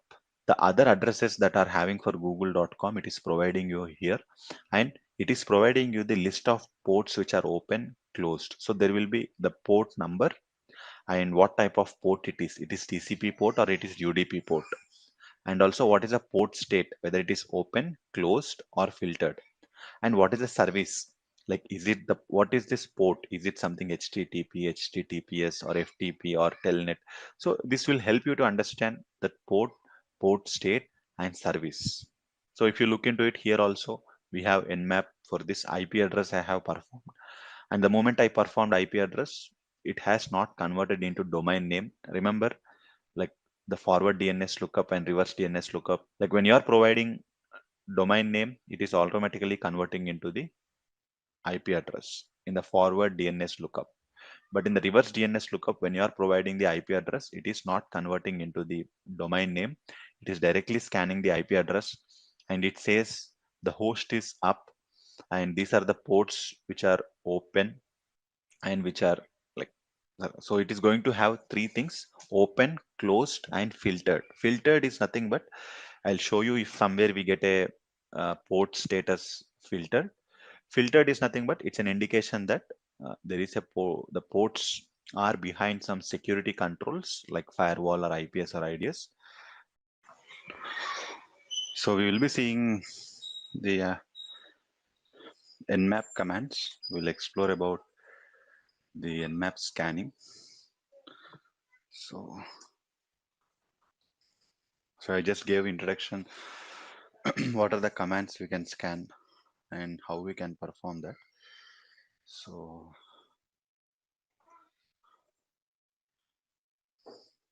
how can we find out our IP address, our system IP? Yes, ifconfig or IP route. Now this will give you your router IP address as well as your own system IP address also. Some of you have doubt, even you can scan your own system also, like this IP address 10.10.1.13. Even we can perform scanning on our own system also once we know the IP address. Okay, now we know this router. Yep, even we can scan our router IP address also to understand what type of device it is. Like you can scan your own routers also. So it will let you know what type of ports are open and what is a MAC address and everything. Now, see, one of the important thing here is now we have scanned the IP address of your own local system. Now you also scanned your router. Now, see, with the help of this router scan, like once we have the router availability, so you see, we can come to know how many systems are live in our network. Okay, for example, now you visit some organization, or you visit some airport, or you visit some railway station. Like in order to identify how many systems are live or how many people are connected to same router along with you, we can know with help of nmap. So the command we can use for performing that scan is like you can provide your router IP. So nmap 10.10.1.2 hyphen 255. You can provide this so that the complete network will be scanned to know how many systems are live. Like if I hit enter, now this will scan my entire network. Suppose you visited a coffee shop, and in the coffee shop you want to know how many people are connected to the same router which you are using. With the help of this command, we can come to know the how many machines are live. Now you can see here, starting from this IP, nmap scan report for 10.10.1.2, nmap scan report for 10.10.1.9, nmap scan report for 10.10.1.11, and 1.19, and 1.22, and 1.13. So total, there are 6 machines which are live in this network. So it scan. Why I am giving 255? Because 255 is the last IP address which we can provide as a part of the network. So on scanning this entire network, we came to know the machines which are live, like 1.2, 1.9, 1.11, and the 1.19, 1.22, and finally 1.13.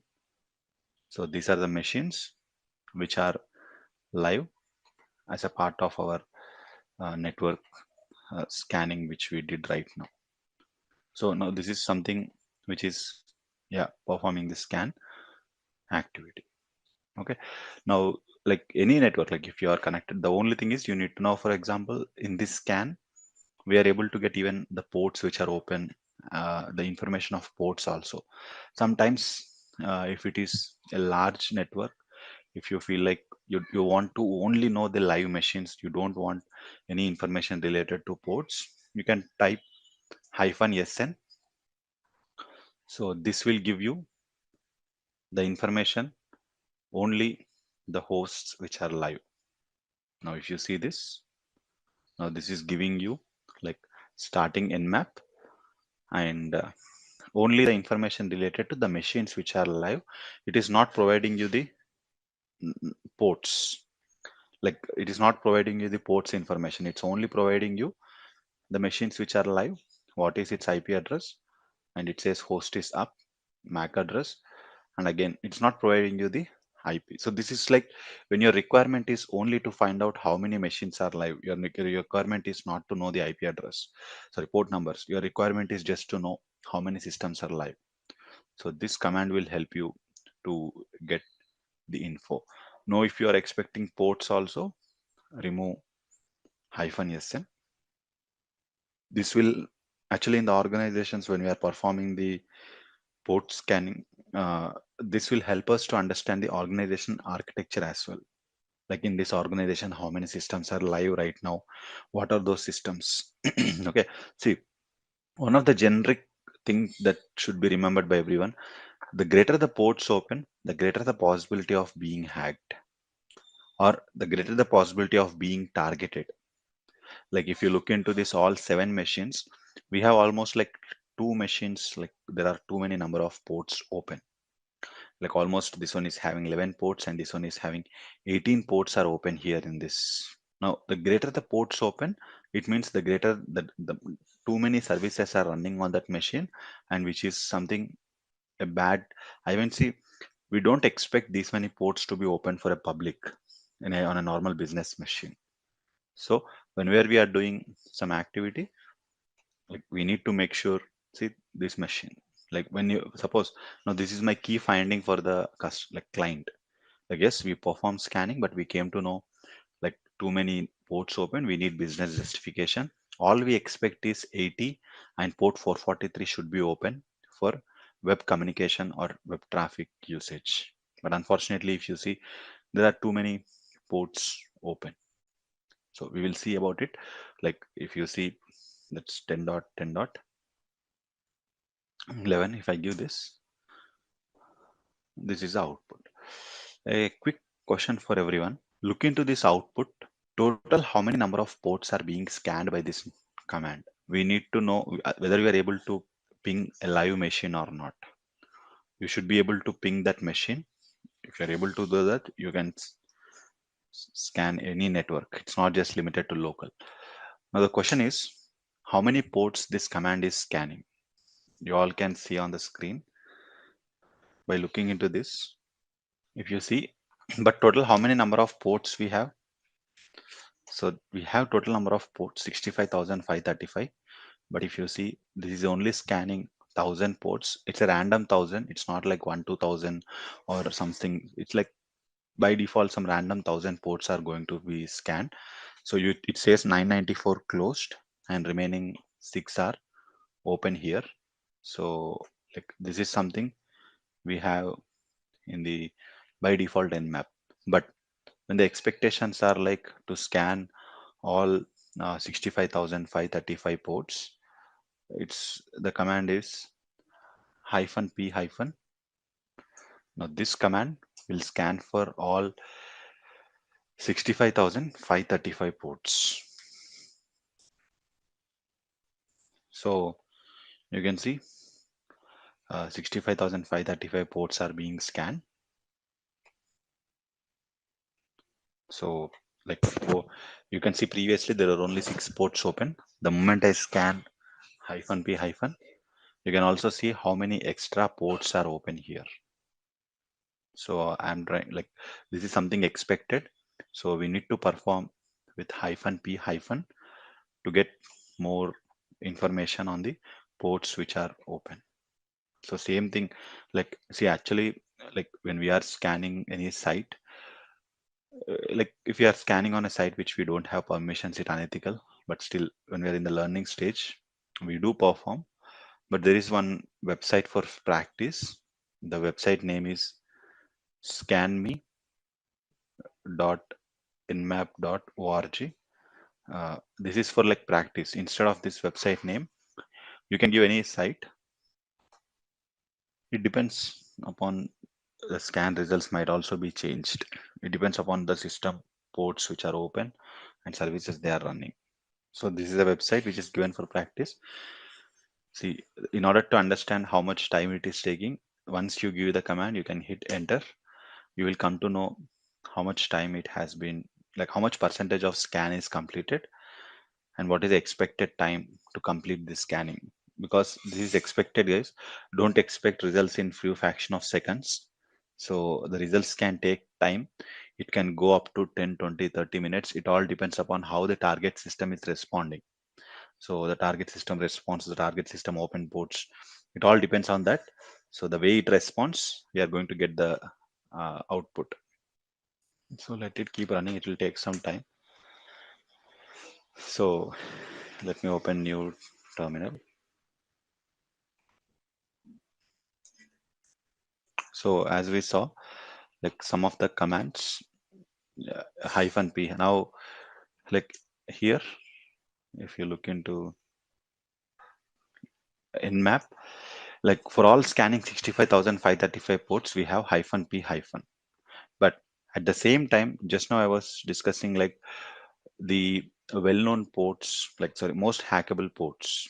Like we can also go with like we know the 21, 22, 23, 25, like port 80 or 137, 138 or 139 or 445 or 443 or like 1433 like if you want to only target on most hackable ports, you don't want to hack on all other ports, but you want to see out of most hackable ports if anything is open on the target machine. This is also something you can go with -p by providing the list of IPs, list of ports. Now this will let you know out of ports which are most hackable, how many of them are open. 8443 you can exclude it, just like those are not something which is very common, the ports are open, but remaining all like 22, 22, 25. Now this is a kind of a screenshot, we take it as a pen testing report. Like yes, we do check for most hackable ports if something is open. Yep, you do have something like 3389 and 143 445 open. Now this is something we need like business justification, like was this aware for the user or like the system admin, all such things are also matter here. So this command you can use with most hackable ports. All you need to do is replace your target domain or replace your IP address. So yeah, single IP by default you can do with normal, you can do -p hyphen, you can also go with selective ports.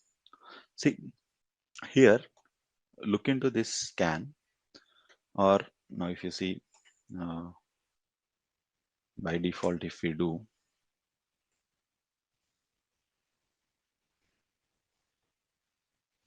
nmap,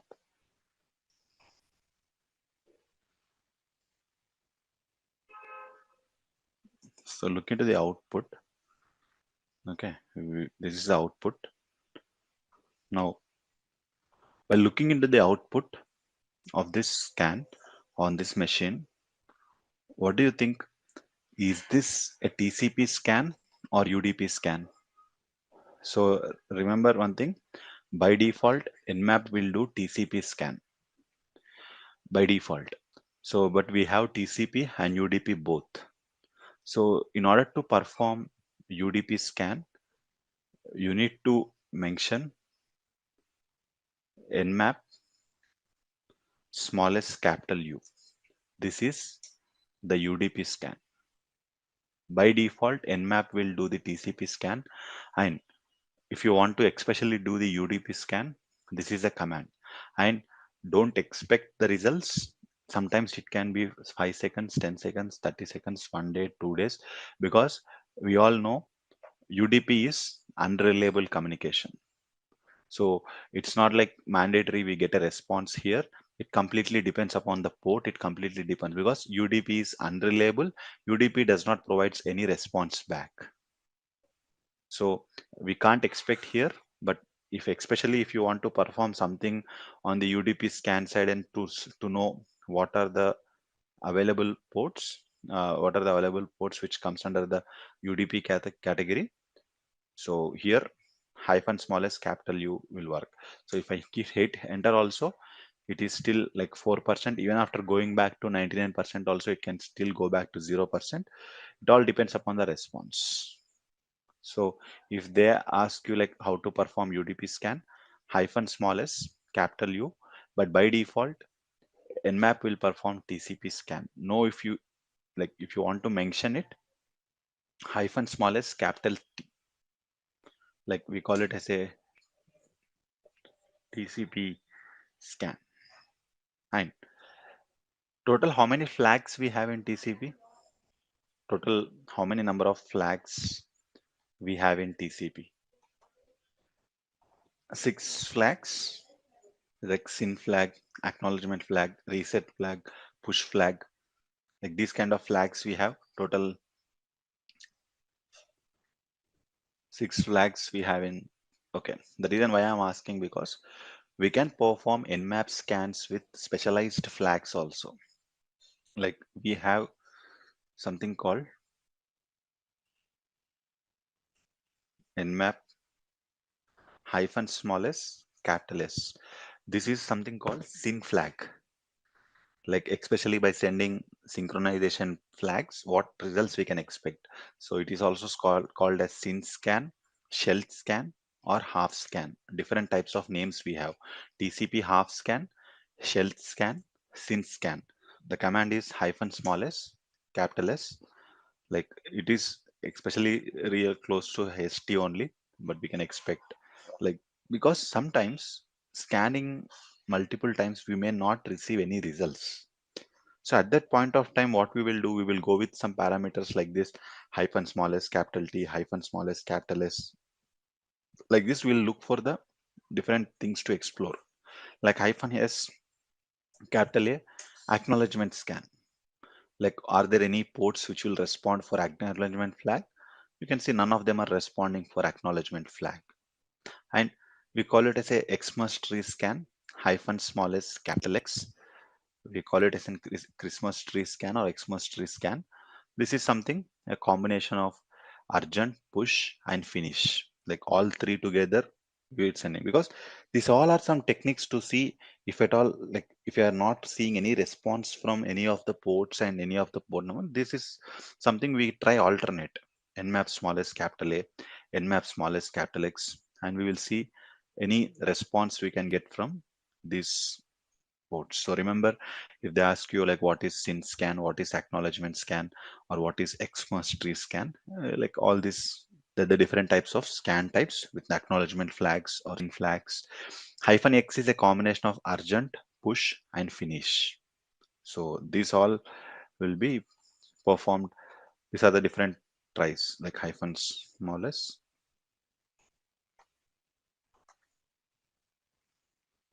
Acknowledgement scan, hyphen smallest capital X, Xmas tree scan. So these are the few things we learned. And also now these are like especially focusing on identifying the IP or identifying the ports and everything. There is one scan, we call it as an operating system detection scan, OS scan, hyphen small, like capital O. This is called OS detection. Like we want to identify what type of operating system the target is using, like whether they are using Linux, whether they are using Windows, whether they are using MacBook, whether they are using Ubuntu or some FreeBSD, like what type of operating system they are using. Okay, I'm able to know the open ports, I'm able to know the applications they are using, but at the same time, I want to know what type of operating system they are using. So this hyphen O, OS detection scan, will give us some information related. Okay. So now with this help, you can see the information, like this is common, like host is up, the ports, this information is common. Along with that, you will have something called here OS detection. So it says like no exact OS match, so it is unable to find out the operating system they are using. Like this is also some information it is trying to provide, but nothing to understand or a human readable content we have. Now like this, like we can also try. So it all depends upon the ports which are open.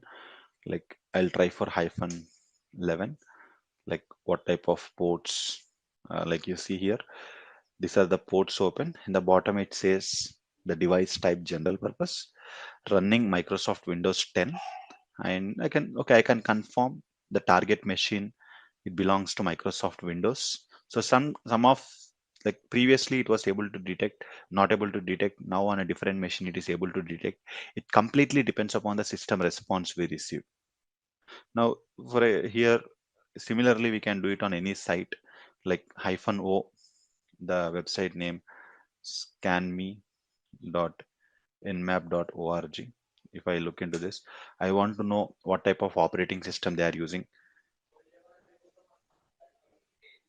So if you see here, it is giving you information like ports which are open, and also the aggressive OS detection. It says like Linux 2.6.32. So it is giving me, end of the day, like it is something saying me it belongs to Linux flavor.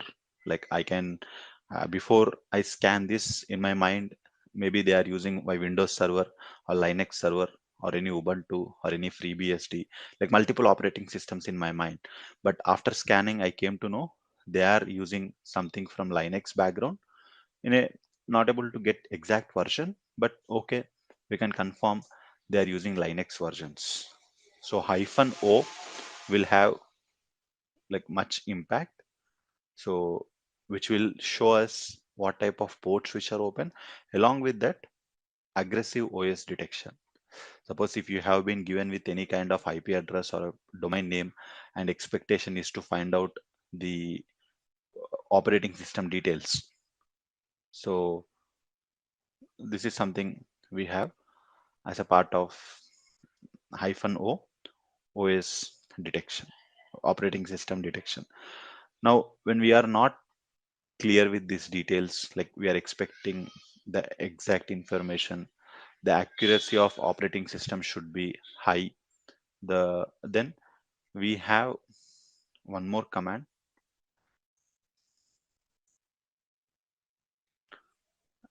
First, we'll try with this hyphen A, aggressive scan.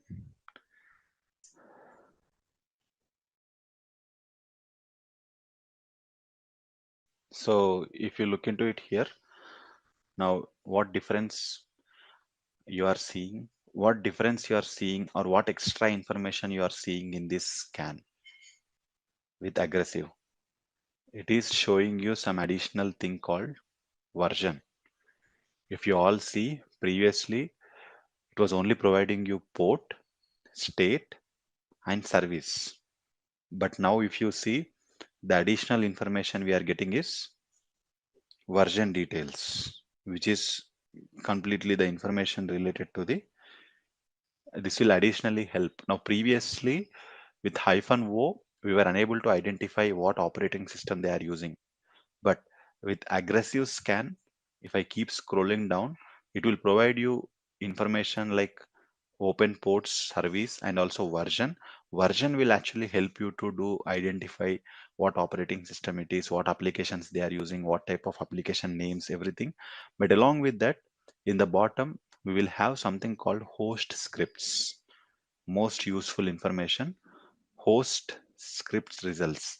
This will let you know the clear operating system details. See, it is clearly providing you the OS is Windows Server 2022, the version 6.3, and what is the computer name, what is the system name, which domain they belongs to, what is the system time, like right now what is the system time, how many users are available in that system, currently which user is logged in. So all such information you will get in aggressive scan. Most important thing is, yep, version details, operating system details, and also trace route also it is combinedly available. So this will help you to identify like what type of operating system they are using and what type of applications they are using. So aggressive scan and hyphen O operating system scan are the most powerful scans to get the additional information related to the target which we are trying to hack.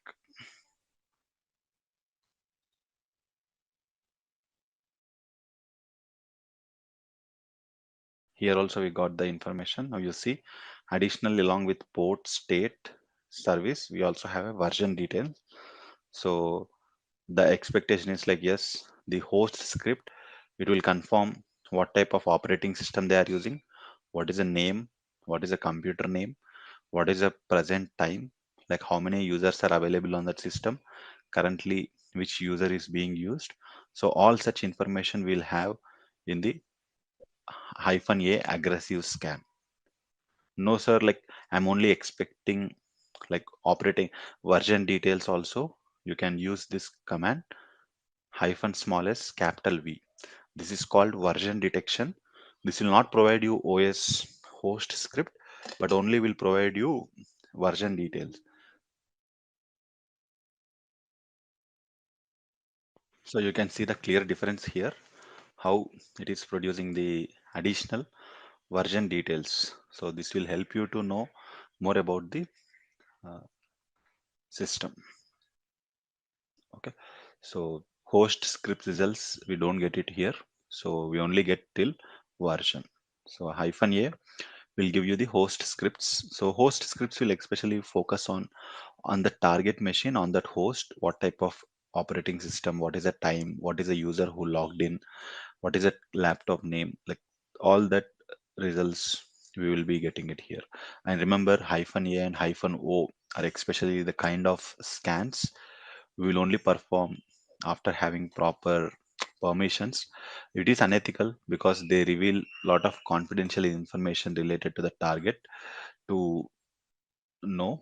So the thing is, we usually do this in because this provided you saw right how the information they are kind of trying to provide all the confidential information there. So these are few different types of nmap commands you can use. It's not mandatory, you should remember, because we do have some cheat sheets which you can follow for the like these kind of cheat sheets we have to perform this scanning with the help of different types of commands, different types of ports, port specification, like version detection -a. Like this cheat sheet also you can use to, with the help of this also you can perform scan. But at least I expect, at least you should remember this for part of exam or to understand how to construct a command. Now we will talk about module 4, something called enumeration. So enumeration topic. So what is happening in the port scanning is we came to know. So here enumeration is something we have uh, where with this open ports available, can we get additional information? Okay, now okay, we came to know the ports are open, what services they are running. That information we came to know. But there are certain ports which can give us some additional information like the list of usernames available in the organizations, like list of usernames, the list of user groups, like some network share or some applications which are running. Like there are some ports which are designed like which has a nature of giving additional information, like which will add some good information to the context. Like it will give you with the with some of the ports like where we can enumerate. See, for example, we found some services which are running on the some of the machine. Okay, we came to know the port is open. We came to know the operating system. But with this port, can we fetch additional more data or can we get access? Okay, like for example, we have port 137 or 138 and the 139. This all will help us to perform something called NetBIOS enumeration. They help us to understand, they help us to get the system details, user details, all such. We have port 161. This is especially UDP. We have something called SNMP enumeration. And we have port 389. We call it as an LDAP enumeration. And port 25. This helps us to have SMTP enumeration.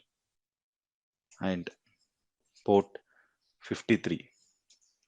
This will have DNS enumeration. So whenever these kind of ports are open, we can expect some additional information related to the target and which is most authentic because these ports will reveal some information like this either list of usernames in the company or groups in the company, some network shares or applications which are running, host related all information we'll see. So if we look into this NetBIOS enumeration, like if at all you found on any of the machine when you're scanning, when you're doing pen testing, these ports are open like 137, 138 or 139 is open. Like we can perform NetBIOS enumeration. Like this is like network basic input output systems. Now this is something where we can expect some information like computer name, We can expect like any file sharing activities happening in the network, like any the printer sharing activity is happening in the network. So all this information, these ports are designed to give the additional details. So suppose you did scanning on some IP, some domain, some organization, you found any of these three ports open. Okay, we can perform this NetBIOS enumeration. So like how can we perform, what tools we have? Let me show you. You can use Windows,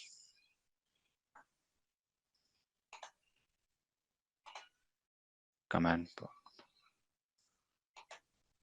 So here, like you can provide like nbt stat hyphen a. You can provide like 10.11. So this will give you the information related to anything. So they have nothing, the open ports available like related to this. See, if I provide as this IP address is having the 137, 139, 138 and 139, any one of is open, it is giving you complete name table. Like previously you saw, it says like host not found, it was not providing you any information, like 10.10.1.11. Now you saw, like the moment I gave same command for different IP address, it is providing you the name table, like how many users are available on that machine, what are the laptop name, what is the host name, because and it's also giving me the extra additional details like MAC address.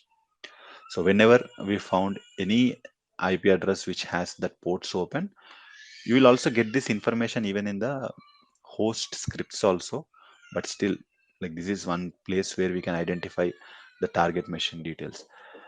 Now, for example, you have connected to some unknown network, or you have connected to some new Wi-Fi or some organization connections.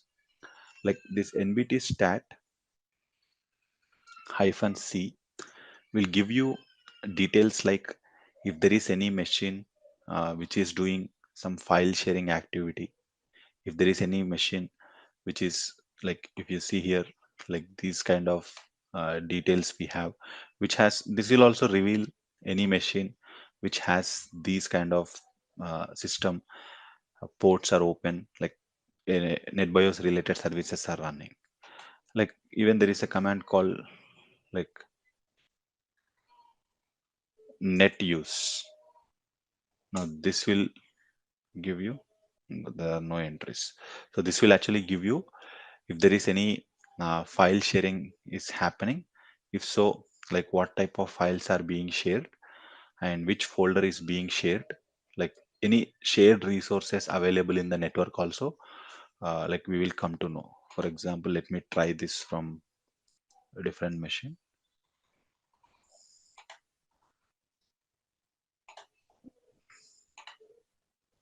Suppose you connected to some office network and you want to know if there are any files or if there are any folders that are internally shared.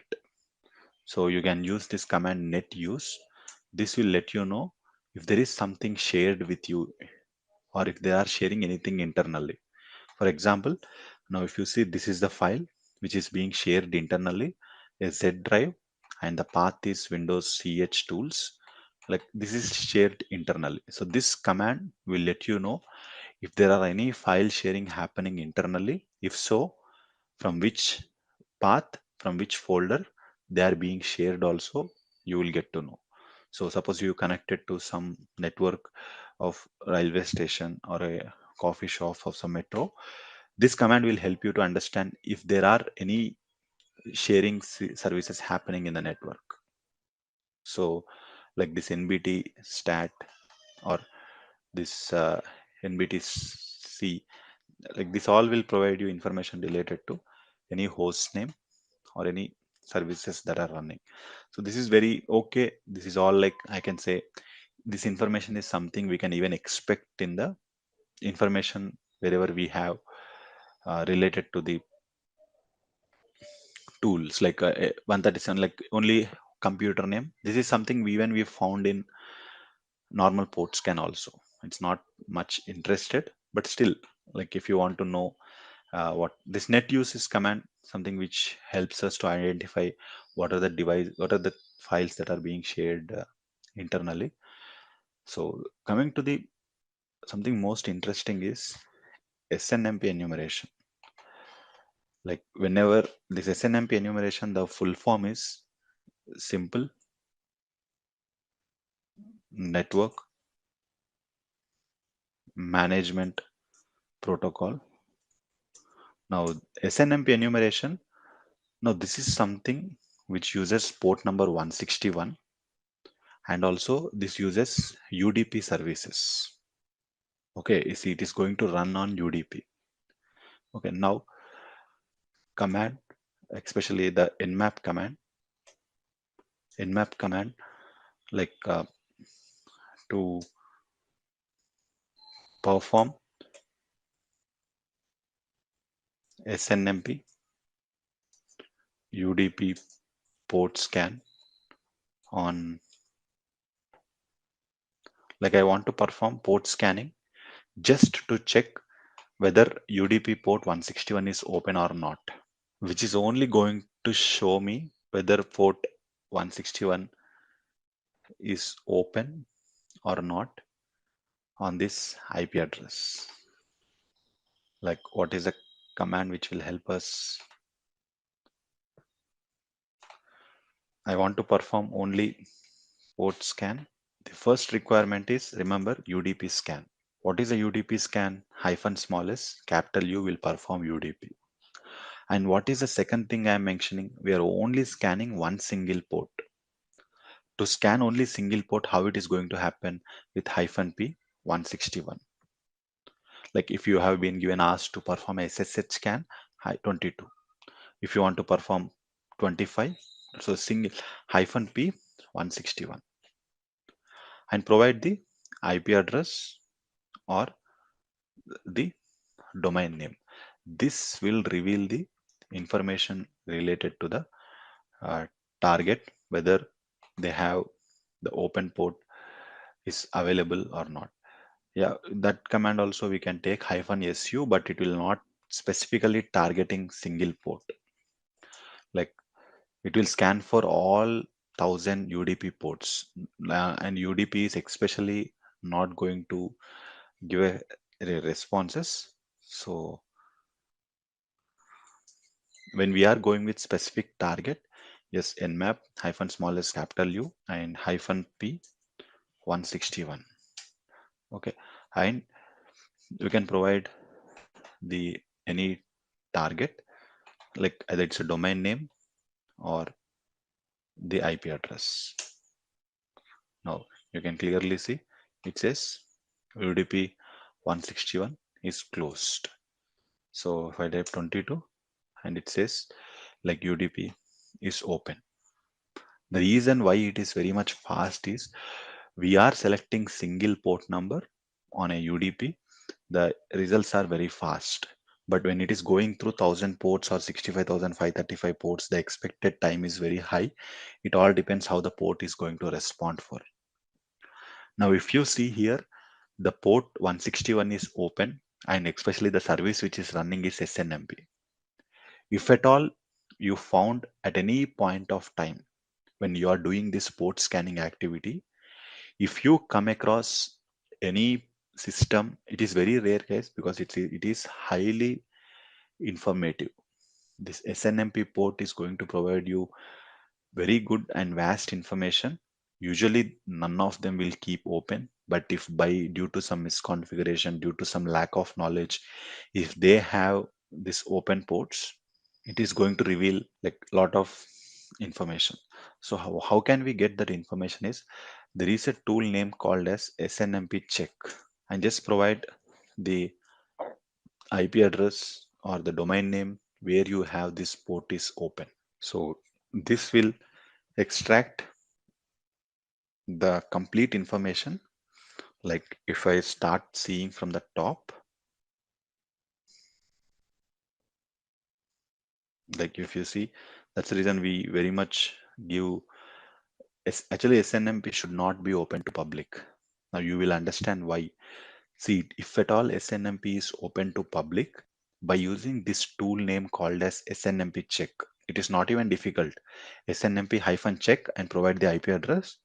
You can see the information like what is this host, what is the IP address, what is the host name, what is the hardware, what is the contact, what is the location, what is the uptime, system date, domain.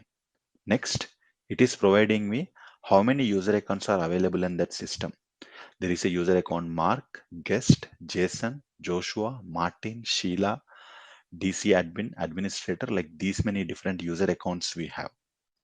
And if I scroll down, I have like network interfaces, like whether like how many network interfaces we have, like Wi-Fi, Ethernet, Bluetooth, like which one is up.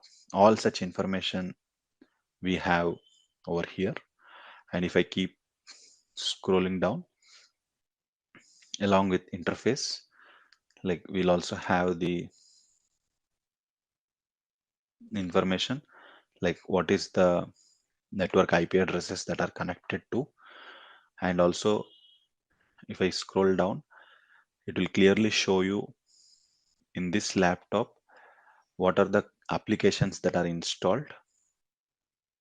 So you can see here, it will clearly show us like what are the network services that are available in this system. And also it will show you right now what are the applications that are running in this laptop, like what are the processors that are running in that laptop. It will clearly give you the name of the applications which are running right now executing.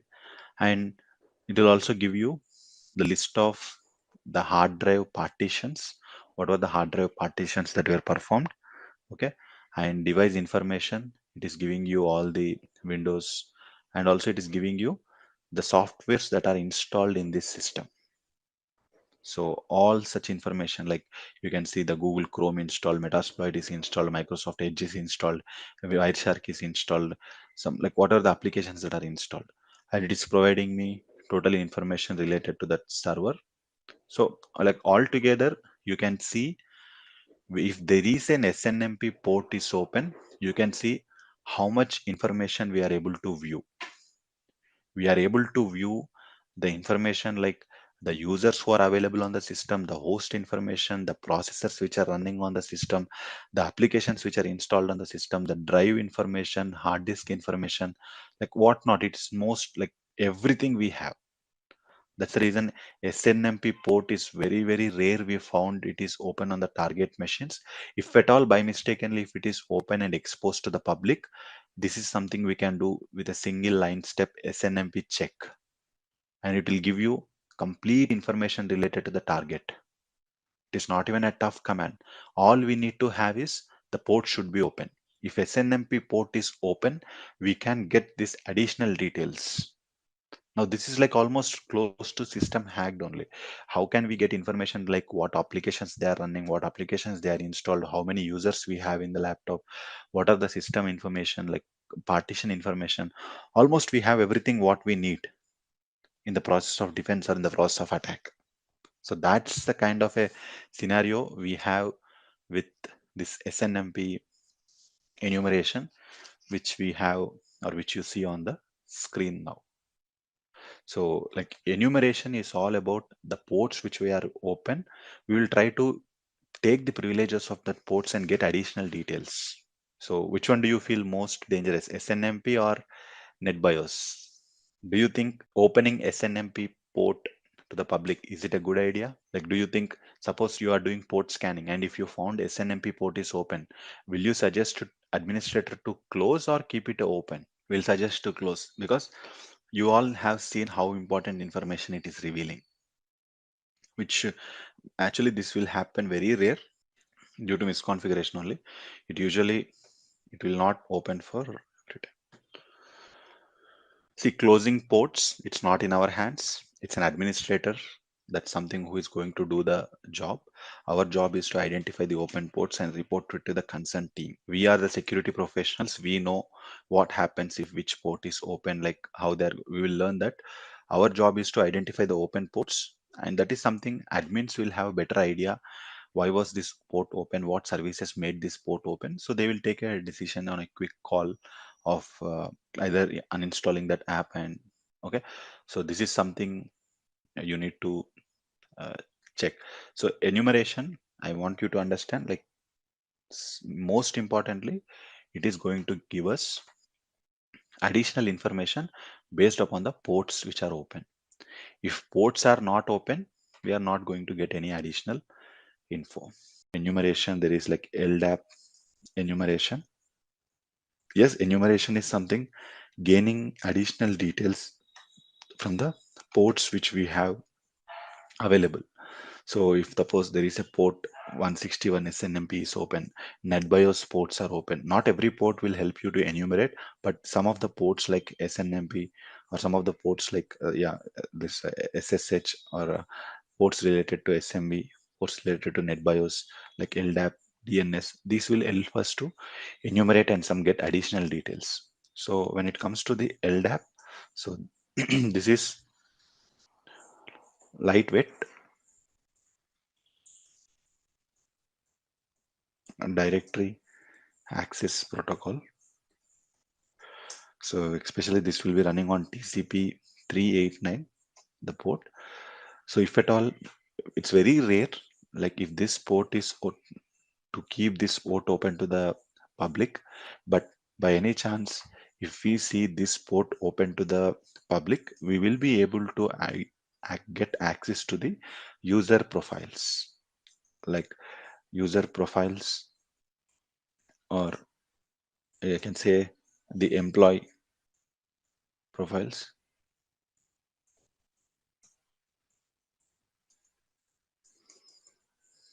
Profile. So you'll be able to get access to something like AD Explorer is a tool which helps to. So in this, we'll understand how many employees we have. Even we know in SNMP, but here we'll get additional details like what are this employee email ID, when they have joined, what was the registration date, what was the last password change, what is the location. So it was like we will be getting access to the user's profile or employee's profile information. So let me turn on the lab. We will see the practicals. So as I said, yeah, LDAP full form is lightweight directory access protocol. So see, in every organization, we will have something called active directory. So active directory is something where the place where we expect to have some information related to the employees, usernames, email address, departmental details, the system names, the every organized like the details related to their job role. All this information we will have.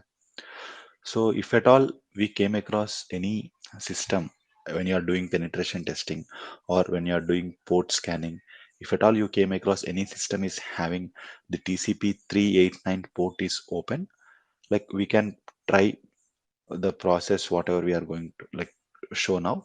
There is a tool name called as AD Explorer. So which is like advanced active directory viewer. AD Explorer is something which is provided by the Microsoft itself, but we call it as an active directory explorer. So this is an advanced AD viewer. So with help of this, we can identify, like we can navigate the complete active directory database and try to see the information which is available in there.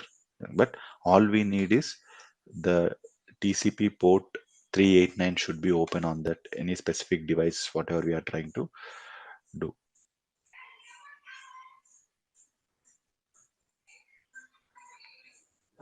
So this is available. You can also download this to into your personal system from the internet directly typing AD Explorer, or you can also go with this uh, open from the download from the ParrotOS or say iLabs also. So in my scenario, like I was aware that one of the system which has the port 389 is open. Not there will be little bit confusion between two ports every time. Port 3389 is RDP, Remote Desktop Protocol for the Windows. Port 389 is something which is related to LDAP.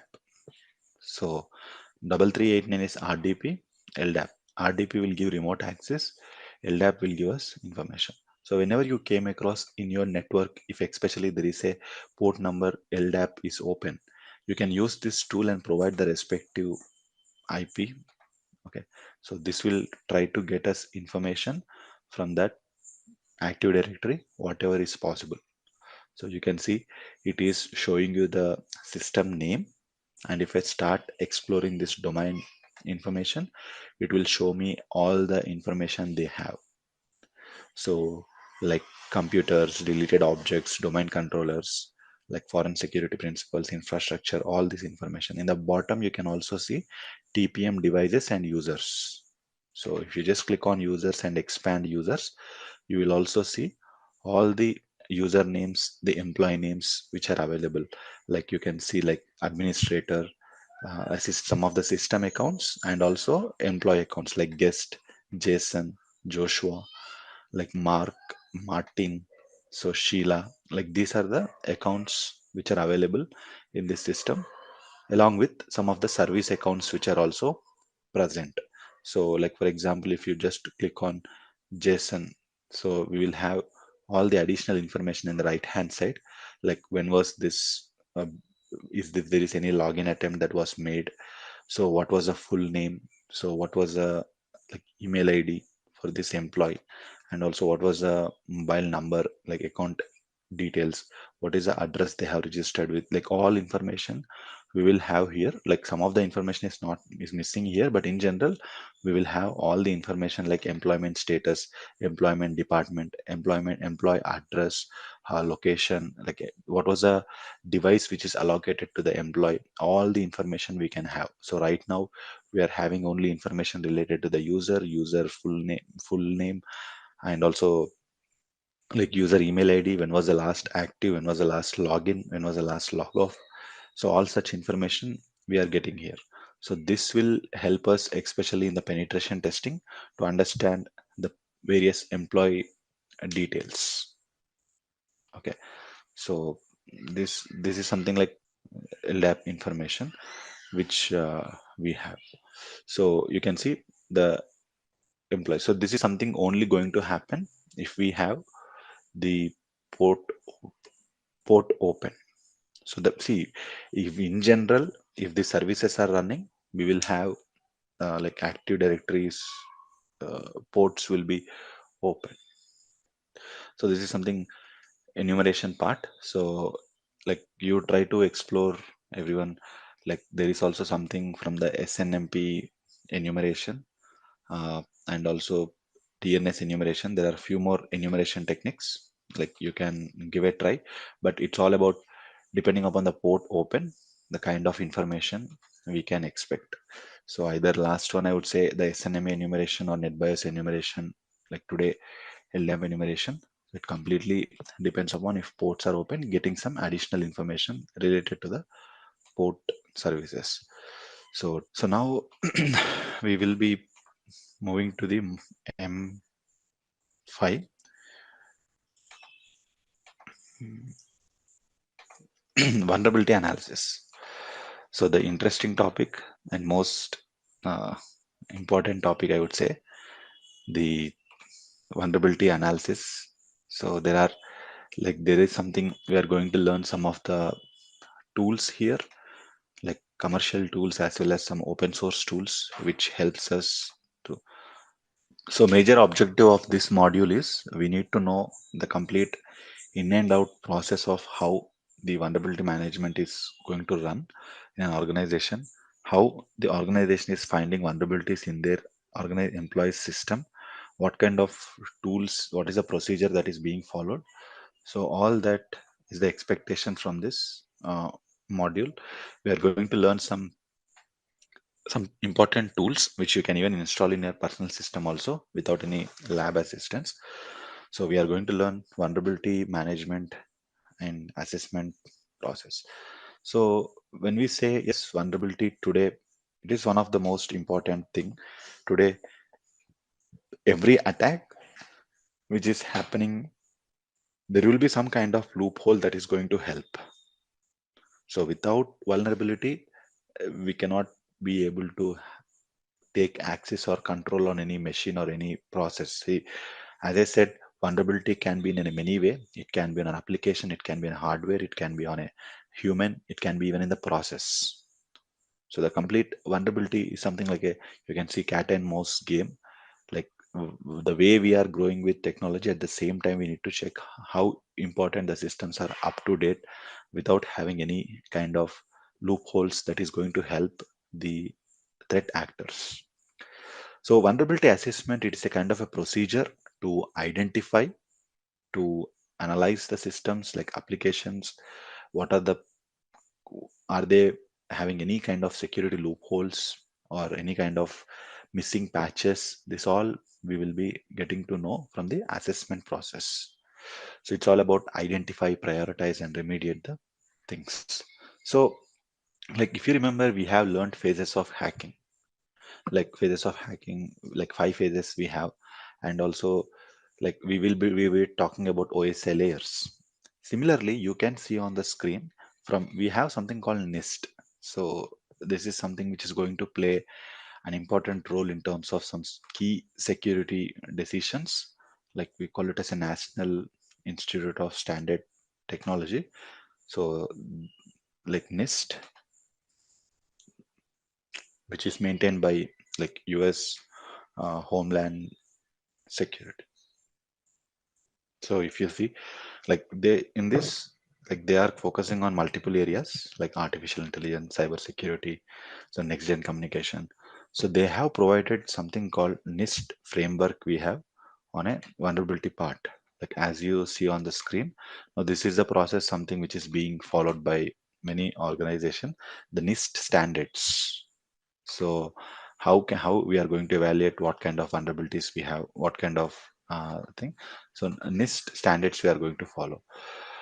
So you can see on the screen it says like there are total 6 phases, starting from the creating a baseline, vulnerability assessment, risk assessment, remediation, verification, and monitor. So these are the 6 phases we have. Like every organization do follows this in when we start the vulnerability assessment process in a day-to-day, like it's a weekly process. Vulnerability assessment is not like one time, it's a regular process that need to be followed and done. So as you see on the screen, like there are total 6 stages. We need to understand in each stage what is going to happen and how it is going to impact on our day-to-day work in this, especially vulnerability assessment. Like you can go and check after this class also, just jobs related to vulnerability assessment or jobs related to VAPT. You will see most number of openings.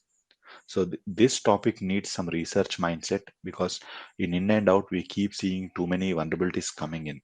Like it can be in an application, it can be on a mobile phone, it can be on a different thing. So if you see here, the first one, if we talk about the creating a baseline. Now, creating a baseline. See, now, so for example, I have in our organization, think like this class, we have 37 learners. So I need to identify out of these 37 learners, like which who are important for a business. Like imagine we have a 37 employees or 37 devices, like which devices are very much important to the business, like which devices are going to be make impact. Suppose if this machine, my laptop is hacked in this class, I cannot even continue with the class. Straight away, the class will be cancelled or postponed. So out of this 37, the most important machine is my machine. Then comes like host machine, like Sudeep machine also should be able to support to join the meeting and give the control. So like this, in creating a baseline, we'll understand the organization architecture, like how many servers you have, how many database you have, how many firewalls you have, how many personal laptops you have. So all these are something which we do it in the concept of creating a baseline. So in this stage, we'll take help of the administrator or we'll take help of the organization infrastructure team to understand the better what type of technology stack we are using. Like we are using Linux machines, or we are using MacBooks, or we are using Windows machines. Like what servers we are using, are they related to Windows? Like it's all about creating a baseline. It's to understand and categorize the scanning important. See, end of the day, we will scan everyone, but it's all about how you are going to prioritize the things and what way you are going to think, look things in a different way. Now, for example, if I am planning for a health checkup in my home, I will plan with my elder, my grandparents, then it will comes to my parents, then for me, then my children. That's how the health checkups we do, depending upon the severe. Same way, during the time of COVID-19, also the vaccination was also provided in terms of age matters. So, I mean, similar kind of thing. Creating a baseline is a stage where we will spend time to understand the architecture and categorize the things which are important for business, and like maybe our whole process to look into this system will be changed. Now, once they came to know my system is important to run the business, obviously they will be looking very close to my system, like what are the vulnerabilities exist, what are the system processing, how it is working, like how fast can we pick anything if it is critical. So creating a baseline will understand the organization architecture and its business. Coming to the vulnerability assessment. Now, this is the stage where actually we perform the scanning.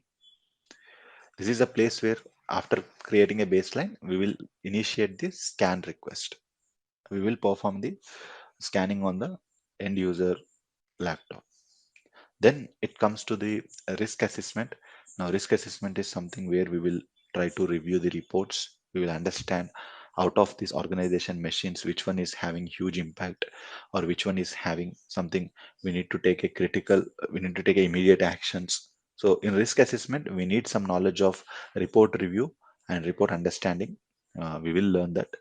And in terms of coming to the remediation stage, so here we will try to fix or solve the issue, like because sometimes according to our organization, like we will be updating, like as per the report suggest, whatever the actions we need to take, either we need to update the system or either we need to make some configurations changes to the system, we will be trying to do in a remediation stage. So it can be depending, like we will completely upgrade to the new system, new OS, or sometimes due to some challenges, organization were not able to upgrade to the new OS, they will all go for an alternates. We will see. We have something concept of like risk acceptancy, risk avoidance.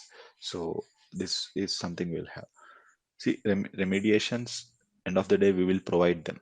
Now, I may provide you to Ajit, like upgrade to the Windows 11 so that all the recent vulnerabilities will be lost in Windows 10.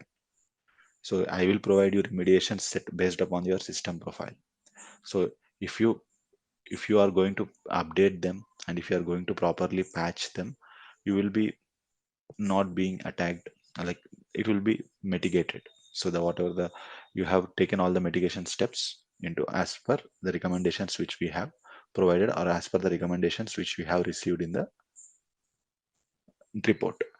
So recommendations will be provided as per the vulnerability. And next one, fifth stage, we have something called verification. Verification is a stage where like we perform a rescan, like to understand whether it is completed or not, whether it is fixed or not. And sixth stage, monitor.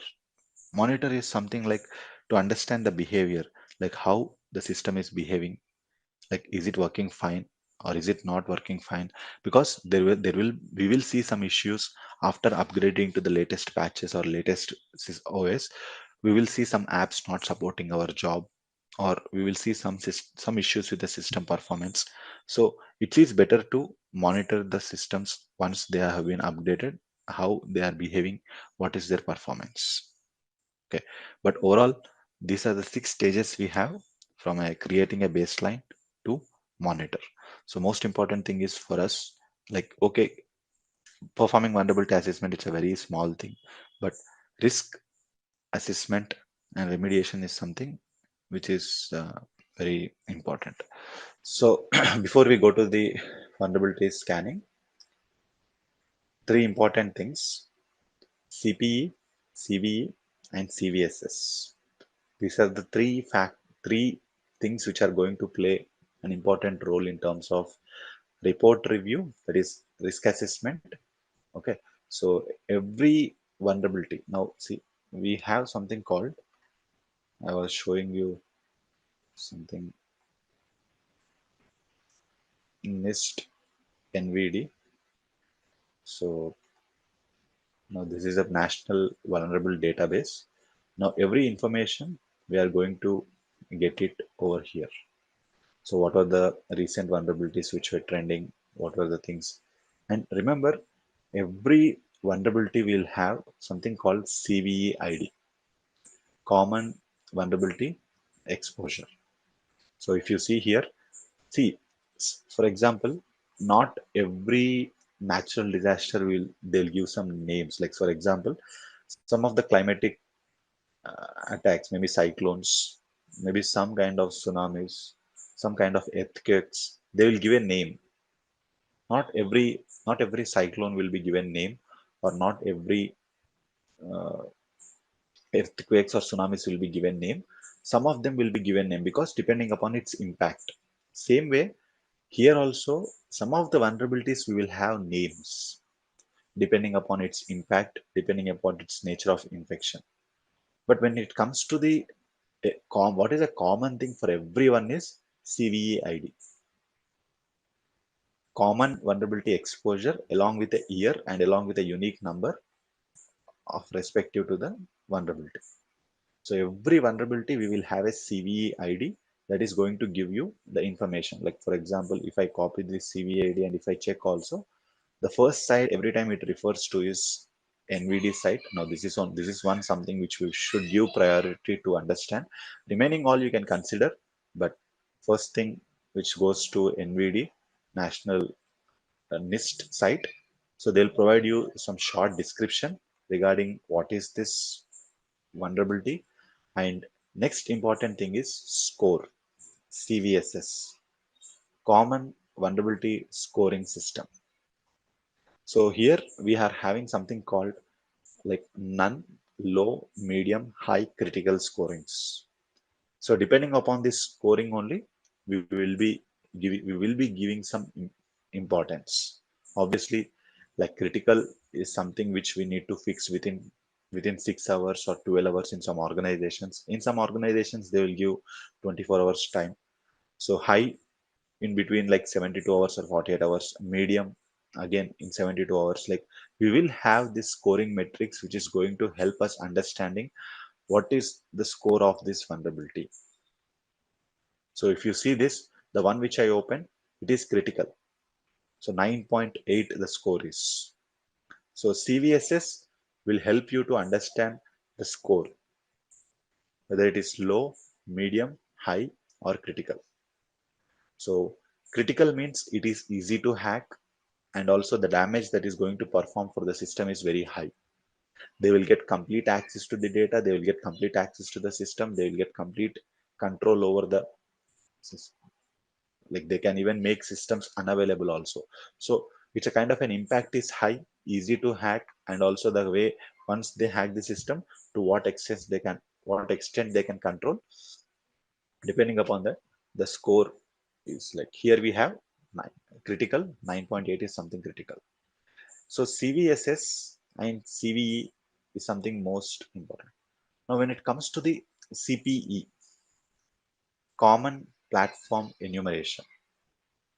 Now CPE is going to something which is going to give you information related to what type of systems are vulnerable. Now for example, in Windows we have Microsoft Windows, like we have Windows 7, Windows 8.1, Windows 8, Windows 10, Windows 11, Windows like 2012, like 2018, 2019, 21, like these kind of different flavors we have in Windows. Again, we have Windows Home Basic, Premium, like different types of versions we will have. So CPE is going to explain you which versions were impacted. It's not like complete Microsoft Windows. Under the Microsoft Windows, which one were impacted? Was it impacted on servers? Was it impacted on host? Or if it's impacted on everyone? Like that, The CPE will give you the common platform enumeration, which platforms have been affected and what is their versions. Like if you go and check, every application will have some versions. Even the WhatsApp is having some versions. Okay, so that is something it is showing you, like 10.0.0 to 10.8.4. This information is very much important to understand what is the impact, or what is like what whether we are applicable for this or not. Okay, so this is something, these three important things you need to remember. So CPE, CVE, and CVSS. So, as I said, in order to perform this scanning, we have some tools. Like one of the tool is Nessus, one of the number one scanner. So coming to the Nessus is something you can even install in your personal laptop also. So for you all, to download into your personal system, just type Nessus download. So Nessus download page. So automatically, according to your system, like if you are using Windows 11 or Windows 10, or if you are using a MacBook, or if you are using any Linux, automatically it will be platform will be chosen. So as of now, for me, it is choosing this Windows thing. Just click on download. So now this is something, it's already installed in my system. So you can just click on download. Okay. So once you have downloaded,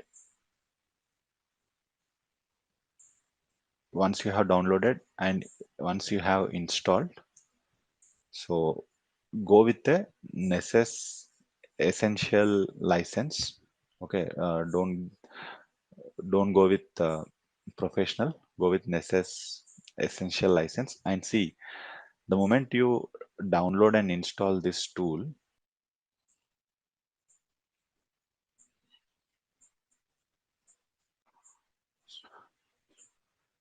so it will be opening through this link. Universal, it is common. So yeah, here 8834 yeah, is a port number which is going to be used by Nessus. So it's not a well-known port range. So remember, this is a common, like even if automatically after you download and install, it will be redirected to this site. If not, you all can open, you all can type manually HTTPS localhost 8834. So it's a web-based access you are going to get. The moment you install, it is not going to show you as an app anywhere. Okay, it is going to give a web-based client. So that means you will be opening through a browser. So you can open this in any browser.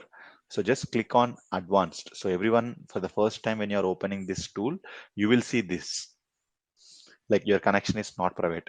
Click on advanced and click on proceed to localhost. Okay, so here you will have an option like username and password. Okay, so this is something I already have, the username and password. So here it is going to open like this. Welcome to Nessus Essential. Okay, so you will just close this. Now here, if you see, so the moment when you are installing the tool, it will be taking like close to 40 to 50 minutes to set up. Like it should download all the plugins in the system. Okay, it will open all the, so click on new scan here.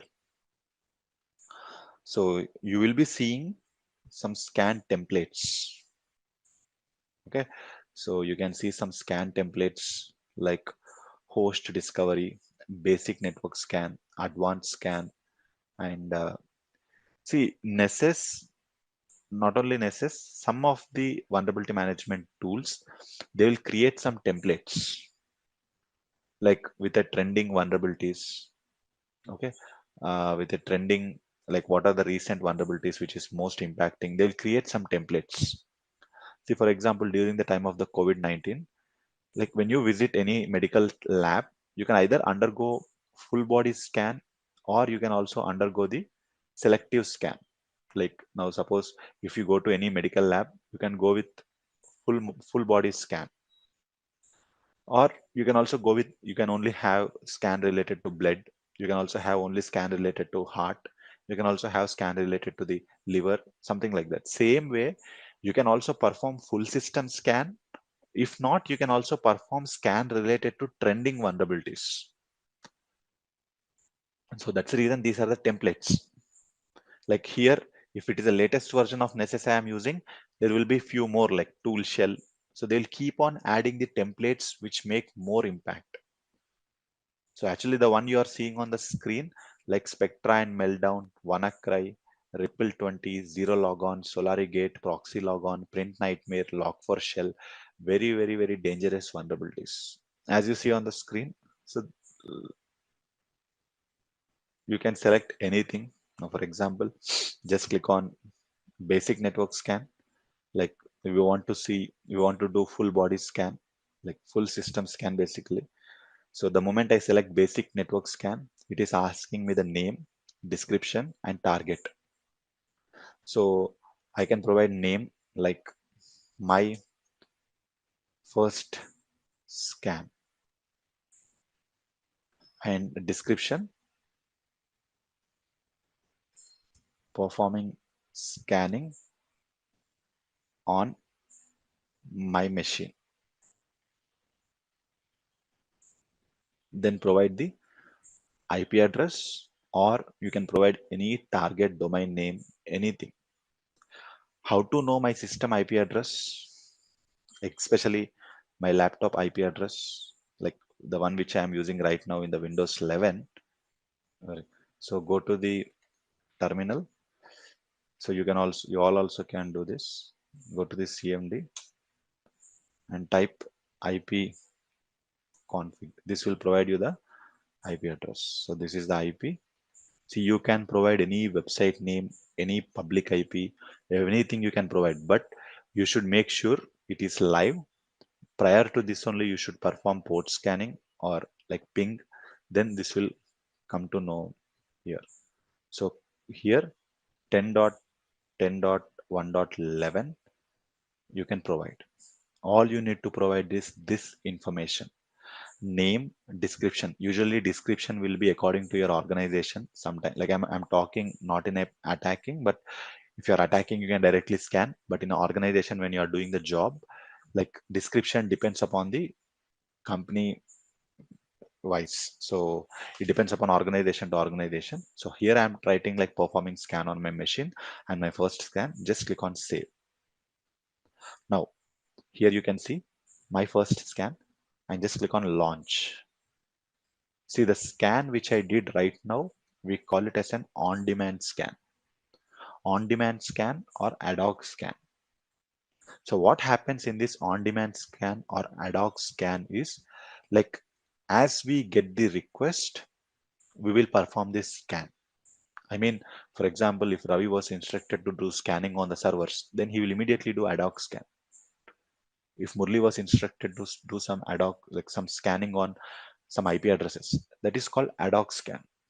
So right now, like just going to the new scan and selecting basic network scan, and here providing like my second scan and giving the description like performing scanning on host, or like performing scanning on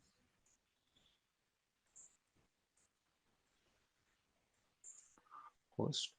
So here you can provide like any website name, or like for a time being, I'm providing something like scanme.nmap.org. You can provide any domain name, but it's not ethical. So just provide here. Just click on save, and just click on launch. So this is called on-demand scan. In some organizations, it is called ad hoc scan. Okay, so this is the first type of scan we are doing. And what we are doing is like full system scan. We are not doing any selective scan. We are doing full system scan, basic network scan. You can try anything. Suppose if you just click on advanced scan, also same name, description, IP. It's all changes with the plugins that it is trying to do in the background. Suppose if you do any health checkup, it's all about sample of giving a blood sample. Same way, you might be scanning anything. Now, suppose you want to scan spectra and meltdown. All you need to provide is you need to provide the name. Like you can provide either spectra scan or you can provide some description. So what is the description?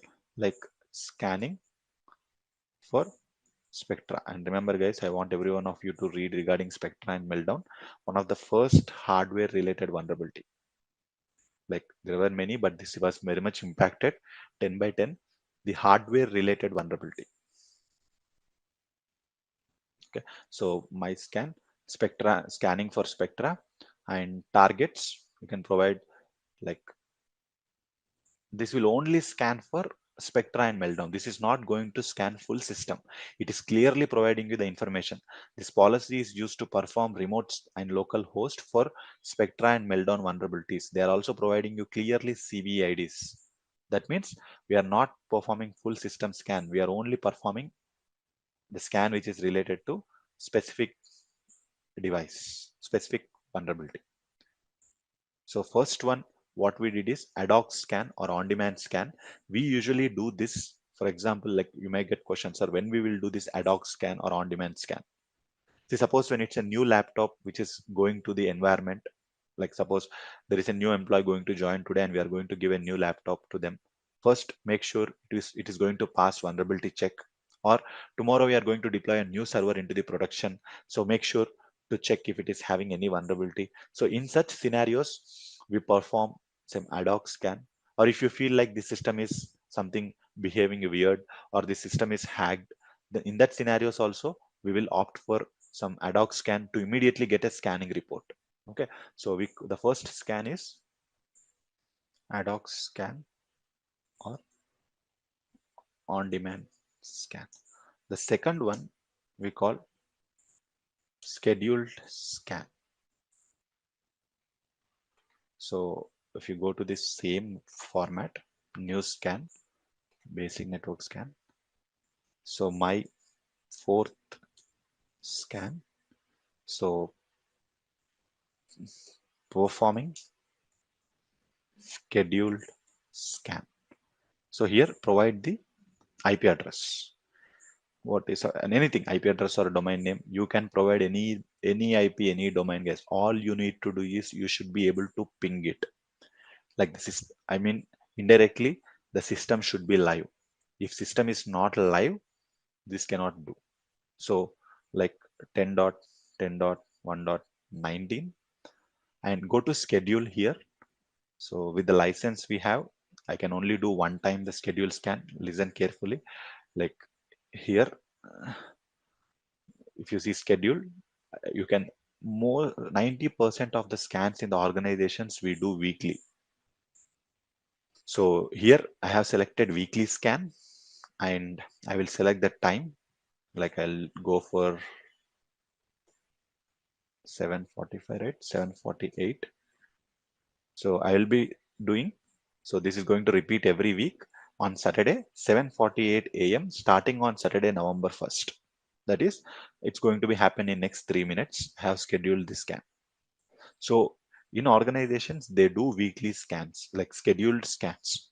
Like every system should go scanning, guys.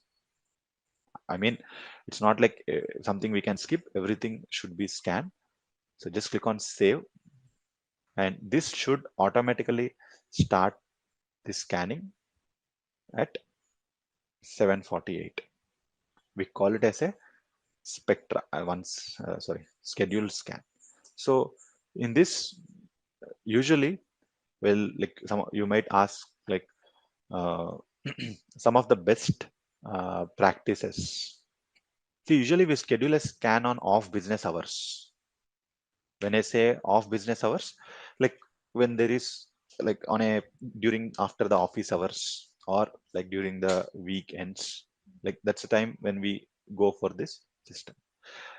So when the system is offline, it will do a reattempt once the system is live.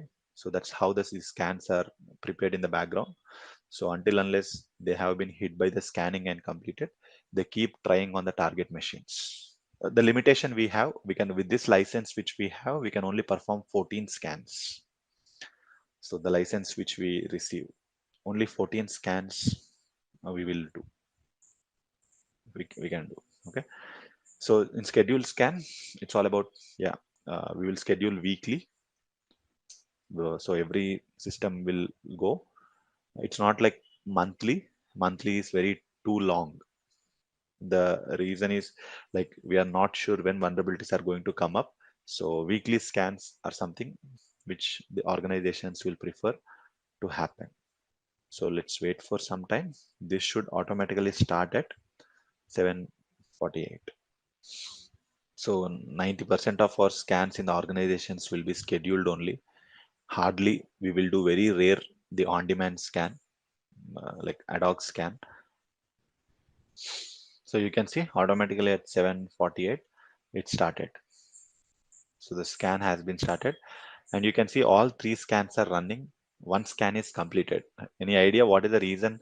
So why Spectra completed very fast? Because it is only the scan that is related to just the single machine. So it is nothing available. Like if it is available, it will show us critical. We'll see the report review. Let's wait for some time to complete these scans. Okay. So in the meantime, the we completed two types of scans. The third type of scan which we have is, it can be weekly or monthly. Some of them will go for daily also, depending upon the baseline. I mean, depending upon their interest. Suppose I have a critical server which is going to do financial related job, then I may do daily. So it depends upon organization to organization, but most common thing is they do for weekly. So third one we have is, so schedule scan, and the third one we call authenticated scan, or it is also called as credential scan. So this is something little bit we need help from the target machine. So like if I say AUTH, authenticated scan, so performing authenticated scan. So here you need to provide the IP address as it is, or domain name, anything. So you have something called credentials. So all you need to do here is you need to provide the system's username and the system's password and the system's domain, like in the company. This should be provided. Okay. So password, username. So this is something very rare, because usually the employees are not going to share any kind of usernames and password. We are not going to store anywhere because it's a bad practice. But still, whenever the organization feel like the system is hacked or the system involved in some cyber attack, or if there is an insider threat, they want to go through, if there is any vulnerabilities, or if they want to go through vulnerabilities based upon the apps, based upon the configuration, to get some more insights, they go with credential scans or authenticated scans. So if it is a personal laptop, they can do it by providing username and password, but employees are not going to share all the usernames and passwords. Remember, employees are not going to share any usernames and password. Okay, so that is some third type of scan we have.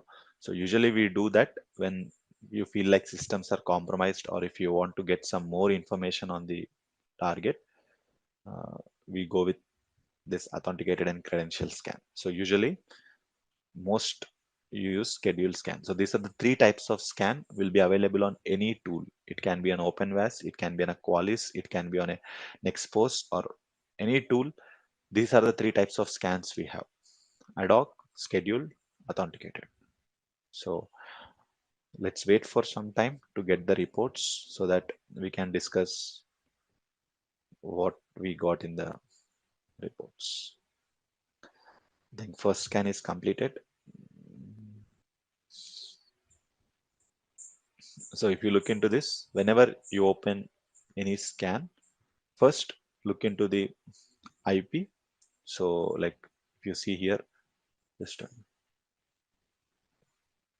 yeah. So if you look into it, first look into the right hand side details. Whenever you open any scan template, first look into right hand side details.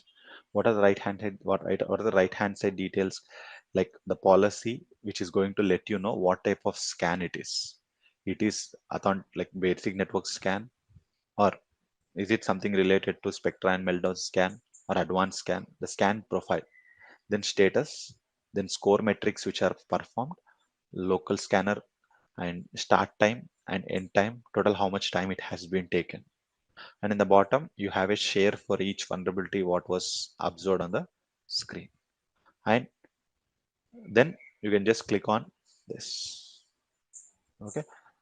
Now, right hand side, you have some important information. This is something before we actually look into the report, we need to know. See, while doing this scan, did we provide anywhere this laptop belongs to Windows 11? Did we provide this information while doing this, while we are doing the scan? We have not provided anywhere. Okay. But how did they came to know the target machine belongs to Windows 11? Based upon the, even in this will use in the background in map to first identify the operating system. So without knowing operating system, like even SS will not initiate to the scan, like what exact vulnerabilities will have. So first most important thing is it will look for what kind of operating systems we have. And here, so 10.10.1.11, and this is the operating system, Microsoft Windows 11 Enterprise. So now, okay, now on the left hand side, if you see, this is the actual the report which contains the vulnerability. When it says mixed, it is like under the same application or under the same technology, there might be low, medium, and high. So they categorize as a mixed. So if I just open mixed here, so it is showing me on a same application or on a same service, there are like high, medium, and informational. Usually the informational is something which is we ignore. So like something which has the CVSS scores. Now you see the 7.5 and there is a high, and it will be having a short description, a solution, and see also like additional links where we can study about it. And finally we have like how did the system confirm there is a vulnerability, what are the details we have, like all such things also is considered here. So the important thing is we need to, as a like security people, we will be looking into the solution, like either reinstall, like or like see install new latest version of the OS or make any changes to the configurations. See, this usually we don't perform this, but we will be the persons who is going to pass on this information to the respective teams. Now, for example, this was something we expect it from a server team or the network admin team, because our job is to identify the systems which has the vulnerabilities and one like high, medium, and critical. So based upon the solutions which they have provided, we will be the persons who is going to contact the respective team and get the issue resolved. It's not like now I came to know there is a vulnerability on this machine which is related to some SSL. I am not going to go and update it. That is something where the control of these objects are available with help of the completely the administration team. So when you get this, See, there is nothing to worry. All the time, every day, we keep seeing new vulnerabilities coming up. It's not mandatory that every time you should know what is available on the screen and what is available on the description. So every day we see new kind of vulnerabilities. So we usually take at least like 3 to 4 days to understand the reports itself, because we will see some new sets of vulnerabilities, new sets of like attacks. So that's the reason we will read. Now this says like the remote host supports the use of SSL cipher that offers a medium strength of encryption. So like it says like Nessus regards medium strength. So as in any encryption that uses key, so it says something they found as a part of the issue in our SSL, and they're even giving the solution. So like this, we will be having a report, but end of the day, depending upon the criticality, we should be able to contact the respective team and make sure it is getting fixed on a timely manner. Suppose if we are not able to understand, or if you are not able to explain to them what need to be done, we can go through this C also, where we will be provided with detailed information also. So every report will contain all these aspects. So description, information and all. So right now there is only high, one high available in this system. Remaining all are medium. Let's see if we can get something critical in any of the machine. Even the second scan is completed. Here also we have only medium, low. So right hand side, the basic network scan, it took almost 21 minutes. So it depends upon the time. It's not like every time 21 minutes, it can go up to 30-40 minutes also. It completely depends upon how the target machine is responding to the user. So in the right hand side, you see it is providing you the IP address. Even we have not provided this IP address. All we have provided is only the website name, scanme.nmap.org. You can see it is automatically providing you the IP address. It is automatically providing you the like OS Linux kernel 3.13 on Ubuntu, like 14.0 at start time and end time, total time it has been taken. And in the left hand side, we have the vulnerabilities. So there is a vulnerability under HTTP protocol, and it says, so all you will see these kind of solutions like configure or install the latest versions. So that kind of solutions we usually see whenever we found any kind of so you do perform scan on some unknown sites, like I mean, don't go with well-known sites, you will not get any vulnerabilities displayed. But the moment you start doing it on some small sites or unknown sites, you will be seeing some good information. So first, do it on your routers, do it on your personal systems, see how many vulnerabilities exist, like what is the solution they are providing, and if there are something you can upgrade it to the latest version or not. So that is something we have. Now, for example, like in the first scan, we found something high. Okay. Now, in this high, now it is providing us recommendations like this. Okay. Now, the moment I do this recommendations as they suggested, maybe go and change the configuration or use the latest version. So the moment I make any changes to that, yes, then I have properly mitigated the things. So the attack is mitigated and it is properly fixed. So coming to this C also, solution and description, these are the three important things we have. Description. Now, sometimes even after like explaining all this, they will be taking a decision like they are not going to upgrade. They are not going to make any changes. They want to use as it is. There are such situations. Now, I will explain to my team, I'll explain to my like manager, or I explain to this project team, like there is a high vulnerability. The high vulnerability exists on some SSL protocol, or like this is a solution they are providing. Kindly fix this solution with help of some team. But organizations don't accept it. Instead, organizations will not prefer to do it in specific scenarios. Can you think like in what scenarios they won't accept for changing the things or upgrading the systems. Like in some aspects they won't accept it, so they will not accept sometimes whatever the suggestions we provide. So in that situations we call it as a risk acceptance. So even though you provide them the information that system is going to hack, if you're not updating it, there will be situations like they won't upgrade it to the latest version. The reason is the compatibility issues. Some apps might not work if they upgrade it to the latest version. Maybe the client connections may lose. Like it depends upon, they will also check if we upgrade. See, for example, some of the banking systems in India still they are making use of Windows 7 and XP. If you check some of the ATM centers, you will still see XP7 being used into the production, like which is very old. Like the reason is it's not about they cannot upgrade to the 11, but the code which is present in that systems, it is only acceptable by 7 and it's only acceptable by XP. So they say we can't change them.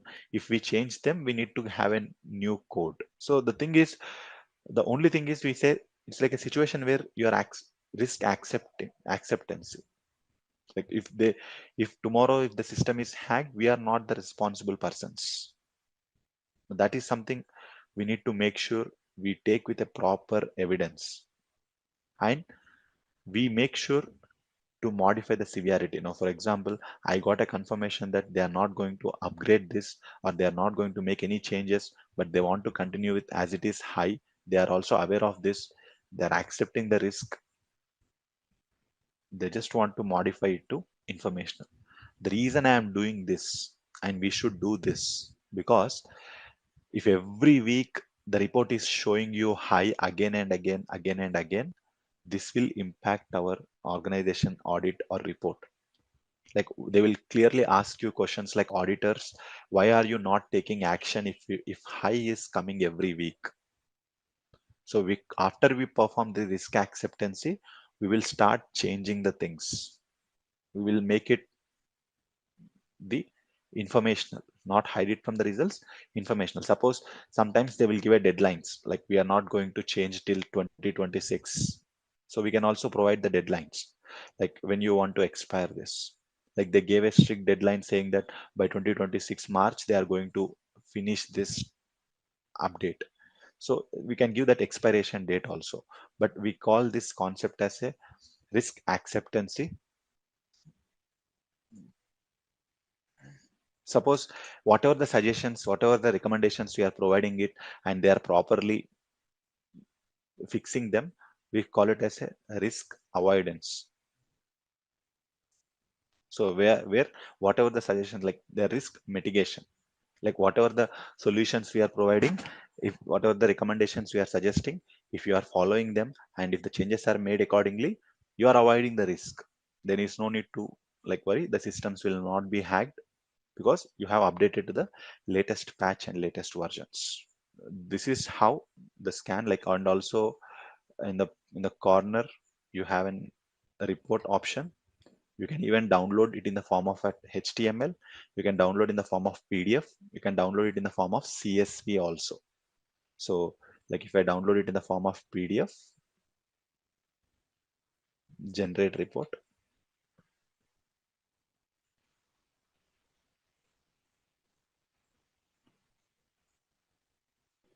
like we can also have a report.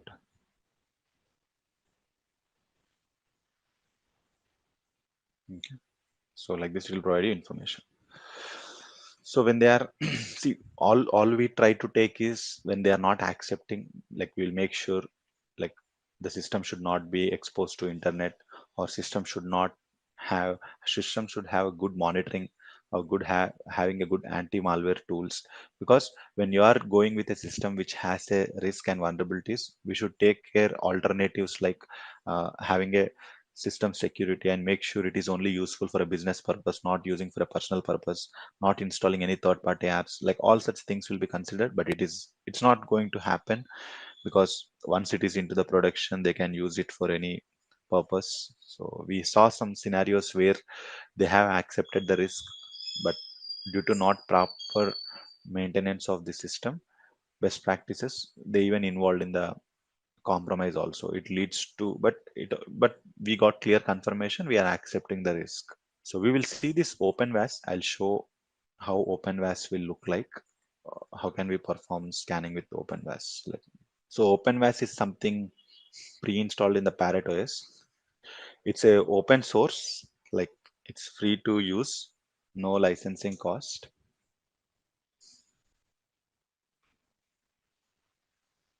So if you go to application, pen testing, vulnerability analysis, OpenVAS service. So provide tar. Even this one also will open through the link only. Now you can see they have provided the link.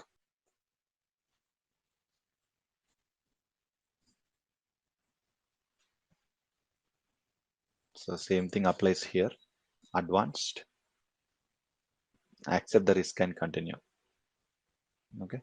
Here we have admin password. Like that is something when you're logging for the first time, you can set up. Okay. So here you can see this is the landing page of the OpenVAS. So when you see Nesses, we have templates. So here we don't have templates. So there are no templates, guys. So that is one disadvantage. But we can configure on our own, but that is again additional work we need to do. But as you see here, if you click on scans, you'll have something called tasks. So under these tasks, here task wizard. So this is a place where you need to provide IP address or the domain name to perform the scanning. And most important thing, scan engines are not that fast. It will take a little bit time. Like how, if suppose Nesses took 10 minutes, this will take 15-20 minutes to perform the complete this scan. So you can see. So all you need to do is click on scan task wizard. Now this will directly ask you the IP address, or this will directly ask you the host name. Okay, like so this is something we have. So here also, apart from this, like if you are expecting to perform schedule scan, credential scan, click on advanced task wizard. Now this will help you to perform the ad hoc scan or schedule scan. You can see here, create a schedule. You can give the name, you can do scan, you can give IP address, you can create a schedule also. You can select the time as per your requirement. So we have this under the advanced task wizard. So like you can see the difference.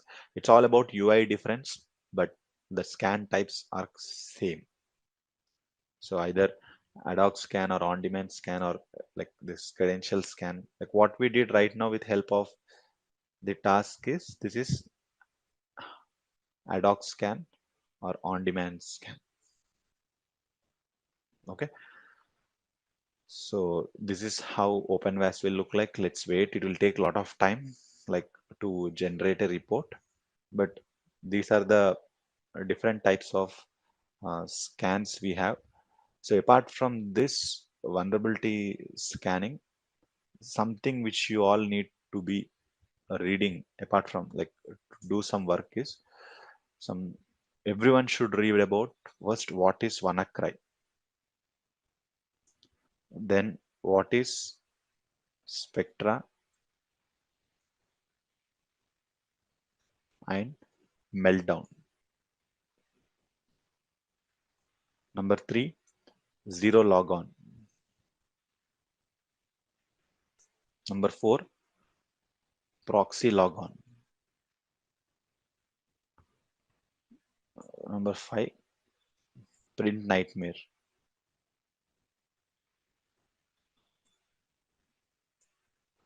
Number 6, tool shell, the one which we got recently. Number 7, log for shell. At log for shell. These two are common. WannaCry and Log4Shell. Everyone should read about these two. But out of these remaining five, you can pick any one, because it's mandatory when you say you are having knowledge of vulnerability assessment or vulnerability report reviews. So these are the few things that you should remember related to the vulnerability management. So next we will be looking into the module 6,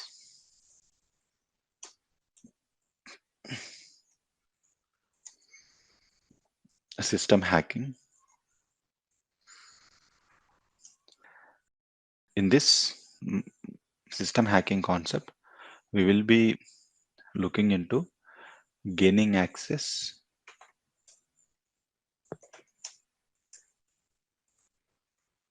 number 2 we will be looking into maintaining access,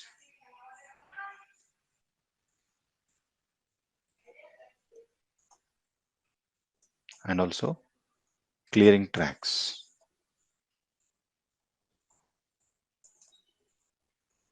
So three important areas: gaining access, maintaining access, and clearing tracks. Okay, so this is something where we will be looking into how exactly we can gain access to the system, how we can maintain access to the system, and also at last, how can we clear the tracks.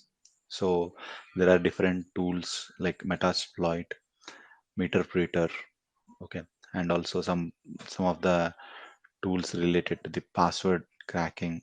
So they all are going to help us in doing all these three activities in the module 6. So see, it's not how much important to gain the access, that much important to maintain the access also. It's not like you'll hack the system, that is not the goal. But after the hacking the system, what is your expectations? Like, do you want to copy the data? Do you want to delete the data? Do you want to modify any configuration? That can only happen if we maintain the access. And finally, clearing all the traces. Okay, so when we talk about this gaining access, there are multiple ways. Now, not only it is restricted to module 6, even we can gain access with help of malwares, even we can gain access with help of social engineering attacks, even we can take access with help of some application related attacks, but there are many. So the first thing we will be looking into something system password cracking. So like Windows password cracking, like when we talk about now what is password cracking.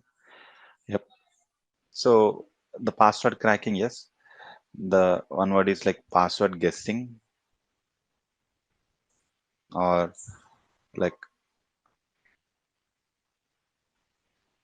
this unauthorized access, to gain unauthorized access. It can be to an application, it can be to a system, because today we are seeing like password is something like a mandatory in multiple places. So it's all about guess the password, gain the access, all. So where can we perform password cracking? Like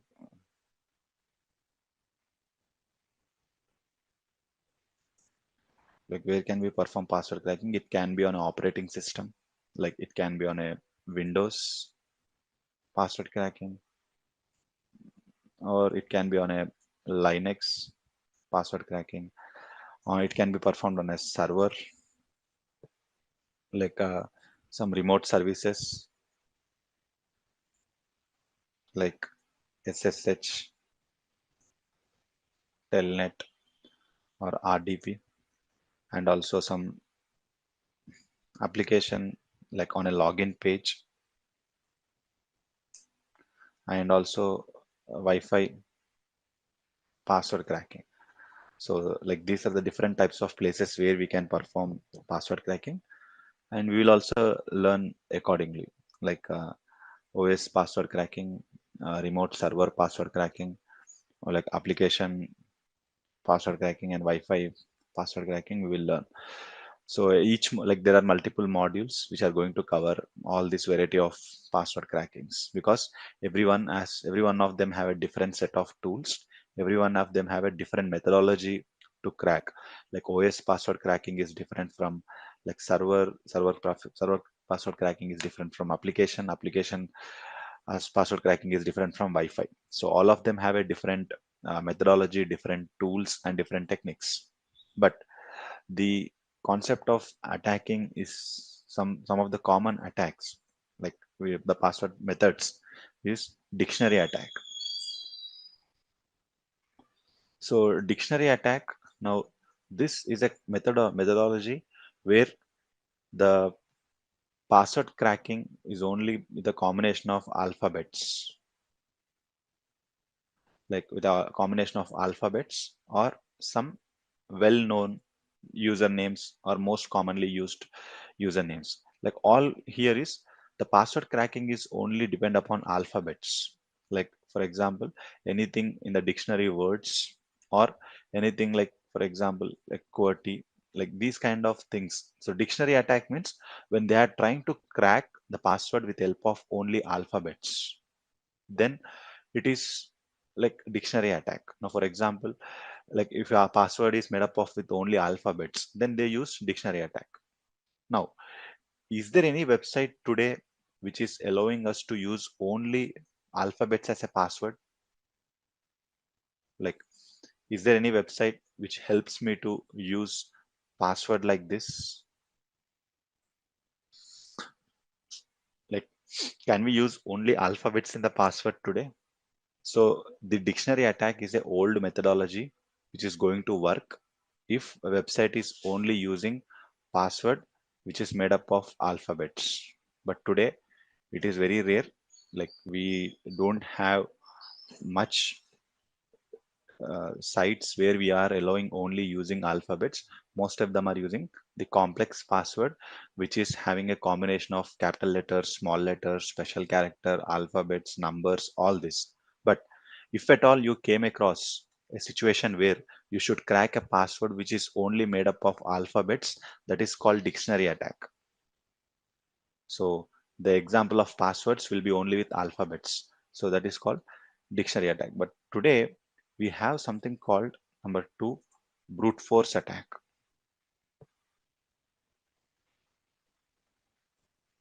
Like which is nothing but it is called trial and error method.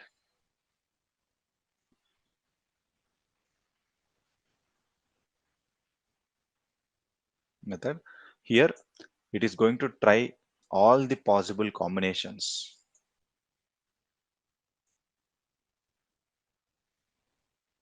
like all the possible combinations where we will make attempt with help of like where the password can be with capital letters, password can be with small letters, 0 to 9, it can be even with a special characters also.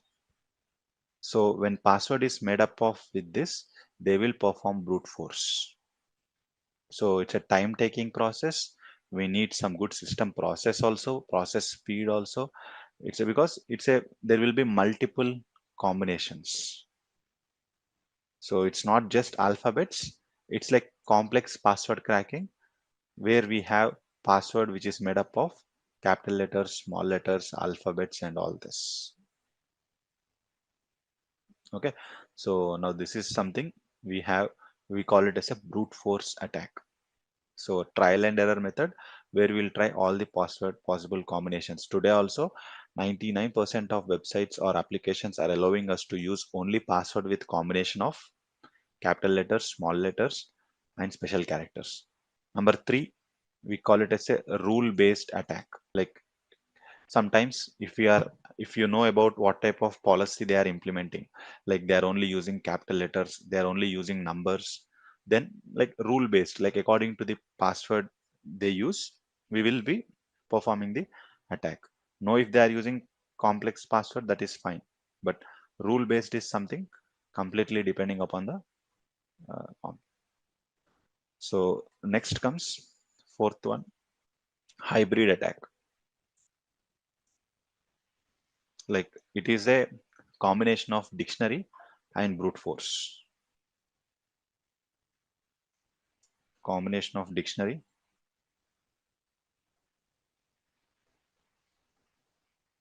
and brute force. It's a common hybrid attack. Number 5, we call it as a PTH. It is also called as pass the hash attack. Okay, this is most important today. So today, most of the servers or most of the operating systems, they even Wi-Fi also, they don't store passwords in plain text. Like when I say plain text, like it's like a human readable. They don't store passwords in the plain text. Instead, they store passwords in the form of ciphertext, like which is like this, like where we cannot even understand. It's a encrypted format.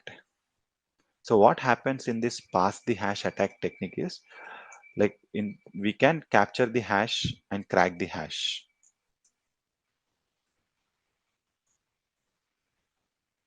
So we call it as a capture the hash and crack the hash. So this is something we call it as a PTH, pass the hash attack. So capture the hash and crack the hash. So these are the few different types of techniques we have. Like it's every technology uses different methodology. So dictionary attack, brute force attack, rule based attack, hybrid attack, and pass the hash attack. Okay, so if you came to know they are using password which is a combination of alphabets, capital letters and small letters, then we will use brute force attack. If they are using only alphabets, then it's a dictionary attack. No, they are using password which is made up of only numbers and alphabets or numbers and special characters, then rule based attack. So sometimes we will try combination of both. PTH is pass the hash attack.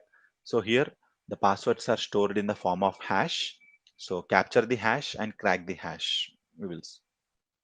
So so when it comes to the when we do Windows password cracking also here.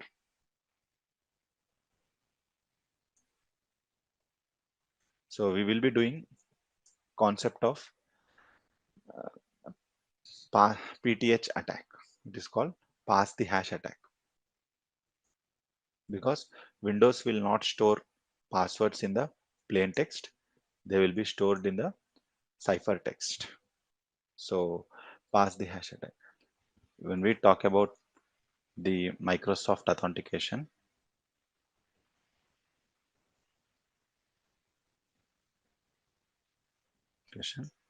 like especially as I said, it goes through the hash format. So yes, it will be stored in the system32 folder. We call it as a SAM. Okay, SAM DB. The full form is Security Account Manager database. So this is a place where our credentials are being monitored. So we will perform the pass the hash attack. So in Windows, we are going to perform two techniques of password cracking.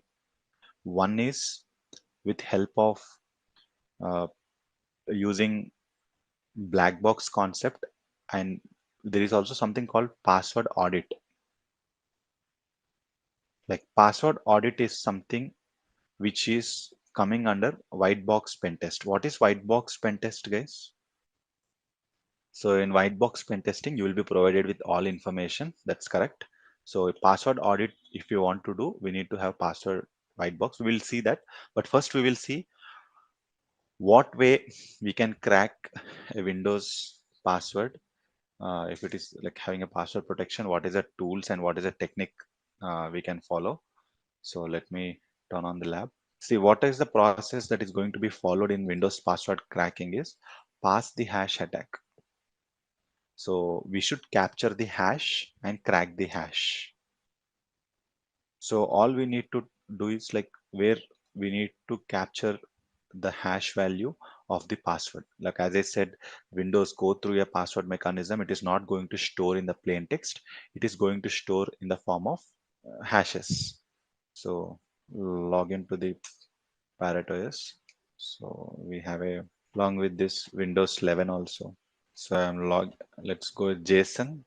So what is going to happen, especially with help of Pareto, is remember we are not going to do multiple attempts. Like by end of this course, we will be learning multiple password cracking attempts, like Wi-Fi password cracking attempt, the password cracking attempt on application, password cracking attempt on a server.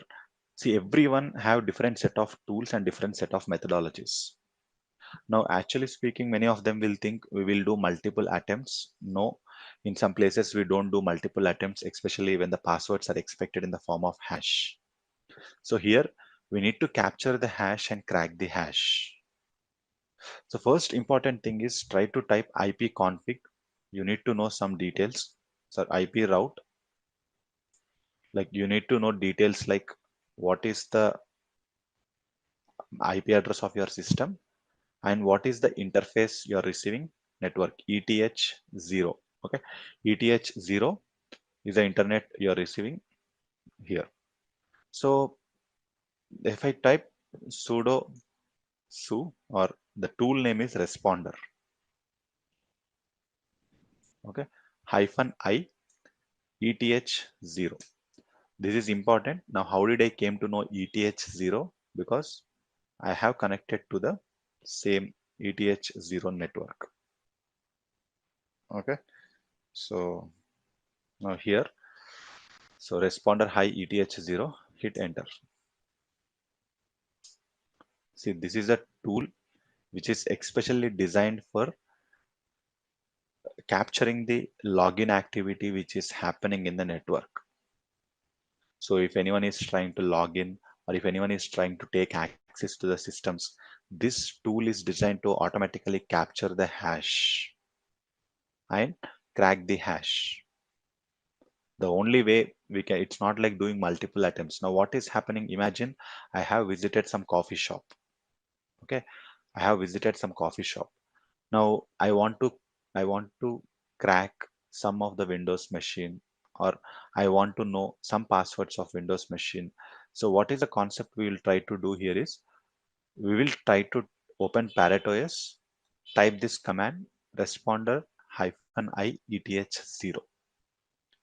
So what is this tool specialty is? This tool specialty is it is going to capture login activities from the systems which are mentioned on here, like HTTP server, HTTPS server, auth, like SMB server, on the top some of the protocols. So it has that capability to capture any kind of communication that is happening in the background. So what happens when you turn on this and when you sit back, relax, like, I mean, you just ran this command in your ParetOS. Now, if anyone is logging into the system, or if anyone is trying to connect anything which is making some authentication, automatically it will capture all the details. You can see here it shows listening for the events. So automatically it is going to show you the information here. So when it comes to the Windows, like, intentionally I'm going to do something just to generate some kind of authentication.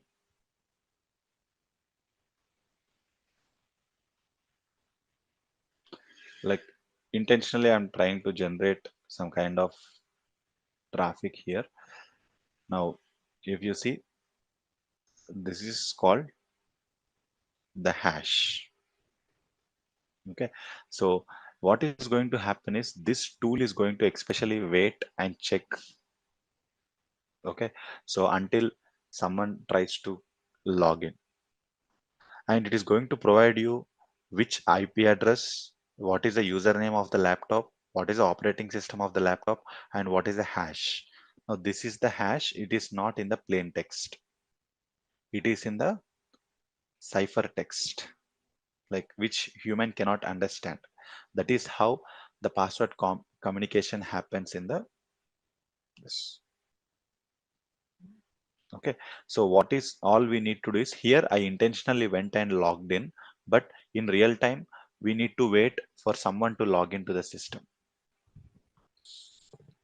So this one, now we have a hash. Now what can we do with the hash? So just, you can see, like, this is the password login which happened. The moment it happened, it got captured here. Now what we need to do is we need to copy this hash. Copy this hash.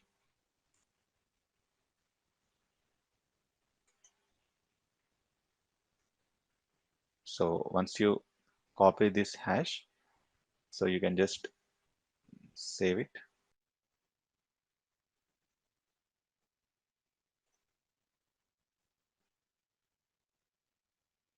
So save it in the text file.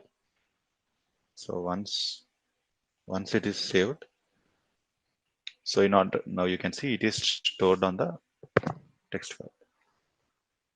So here, okay, open terminal, sudo su. Now once we have hash, okay, the tool name is John the Ripper. So the tool name John the Ripper, which is going to crack the hash. So what you need to do is just provide the tool name John and provide this text file which contains the hash value. Okay, so and hit enter. It says no password hash found. Let's see something wrong with hash value.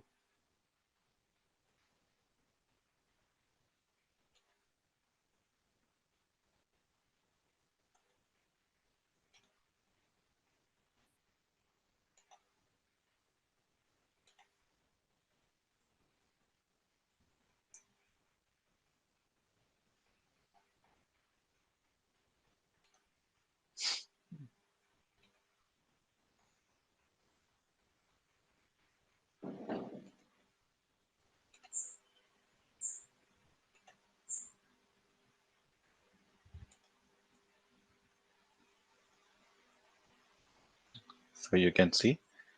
So once I have provided the password, it cracked the password. So what I have provided is the hash value I have provided to the John, and it created the password. See, remember, this completely depends upon how complexity the password is.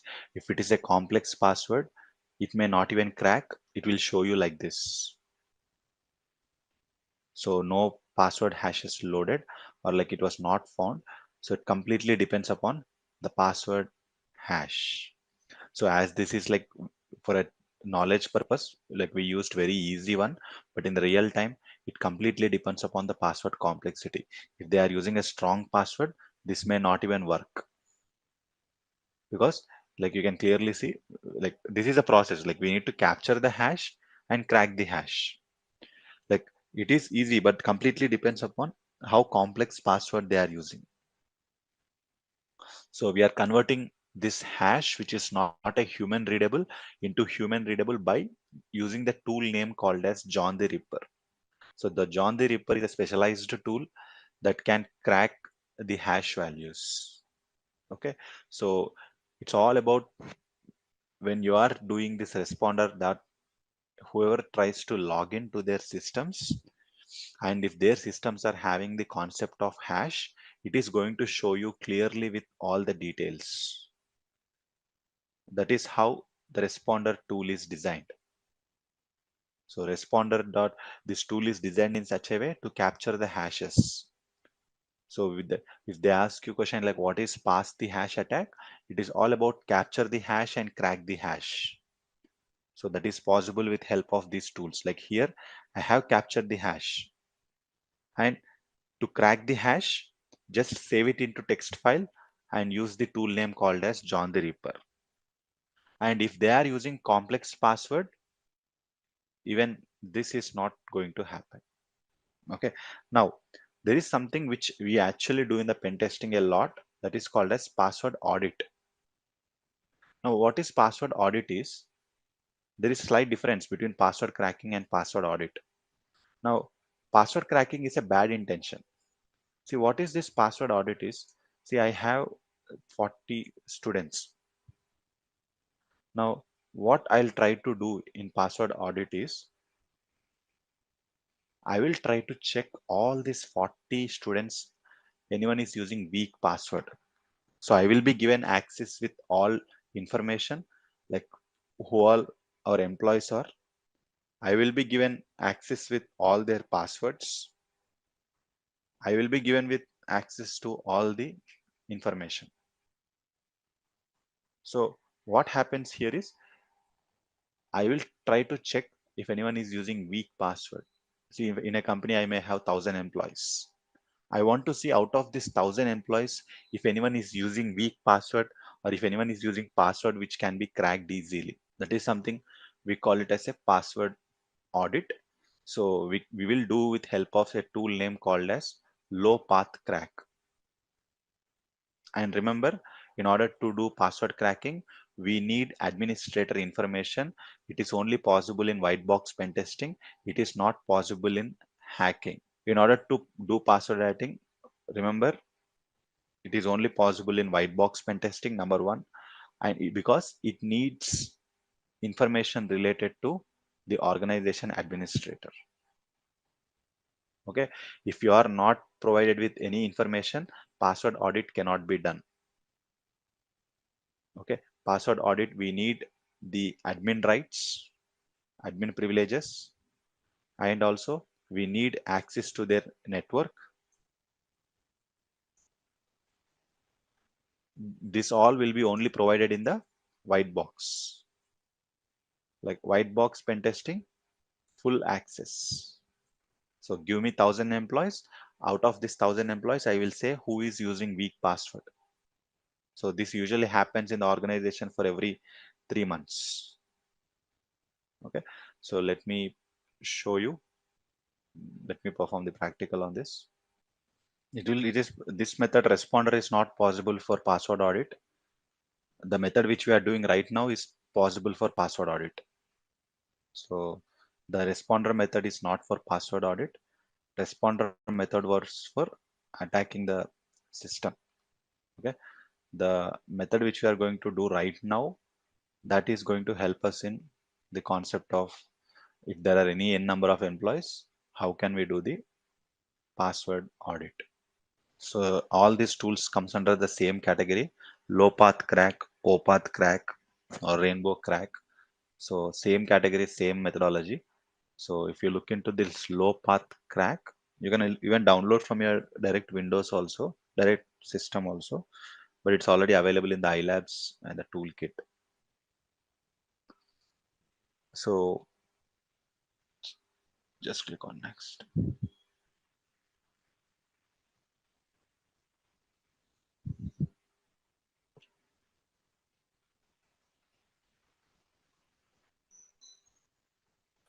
So here you are seeing some options on the screen. So password audit wizard, just click on next. So if your organization is using Windows systems, select this. If your organization is making use of Unix systems like Linux, Mac, FreeBSD, you select Unix like. Right now, like our organization is using Windows, click on next. This is one of the most important. So where are the details available? Like all your usernames, all your employees details. Usually it will be in the Active Directory. So a remote machine or a local machine. So you should be able to have access to a remote machine where you have all your employees information, either 10,000, 20,000, 30,000, 1 lakh, 500, 200, how many employees you have, where is that information available? That should contain all the information related to the employees and their password hashes. That is something, if it is present in the own system, you can select the local system. No, it is present in a different system, select a remote machine, and it is going to ask the details of the machine where you have, where this username and passwords are available, where these details are available. Like if you see here, I need to provide the system where the information is available. Like this is a machine 10.10.1.22 where the username and information is available. And as I said, in white box pen testing, you will be provided with these details. Some of you might get doubt, sir, how can we know the system where the usernames and passwords are available? In white box pen testing, they will be providing. If they don't provide, we cannot do the audit. Not only information related to the IP, you should also be given with a username and password. So administrator, and also I need to provide the password also.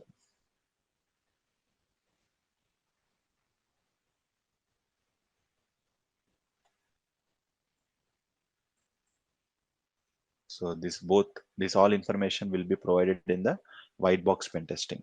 First, you will be provided with the system where the details are available, that system username, that system password, and just click on next. So here it is asking you quick password audit, common password audit, thorough password audit. So I want to do strong password audit. I cannot do. It is like only for licensed versions. So I can do till thorough password audit.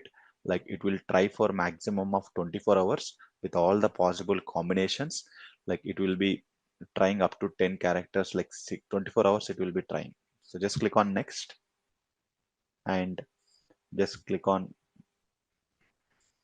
next and run the job immediately. And what is going to happen?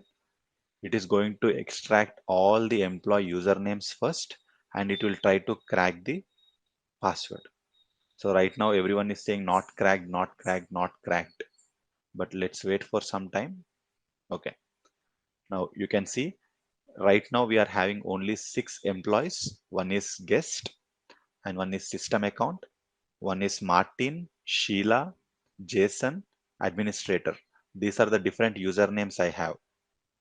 And out of that, guest, there is no password. Guest is not using any password. Mart, like this one also, it's still not cracked. It is under process. If you look into the Martin password is Apple and it is cracked. Sheila, the password is not yet cracked. It is still going through the process. Jason, the password is cracked. He is using QWERTY. It just cracked in 10 seconds. Administrator is using password like this and it was cracked just in 10 seconds. So still it is going on. The Sheila password is getting cracked. The service account password is getting cracked. This will try up to 24 hours. That means till tomorrow, this time, it is going to try all the combinations. If anything is successful, it will display like this is a Sheila password. If it is nothing, then I will say Sheila is using a strong password. We cannot crack. Now in this scenario, the organization or I will reach out to the Martin, will reach out to the Jason, will reach out to the administrator saying that why you people are using weak password, why you are using password Apple, why you are using password QWERTY, why you are using, because they can be easily cracked. If I'm having 10, 20, 30, 50 employees also, all employee details will be shown here. Now this is a kind of a tool which is going to check the password strength of the users. Okay, so this required special privileges, guys. That is the reason I said we need admin access, and this will only possible in the white box pen testing. This is not possible in the black box and gray box because we will be not provided with full information. So low path crack, this is still going on. Let's stop it.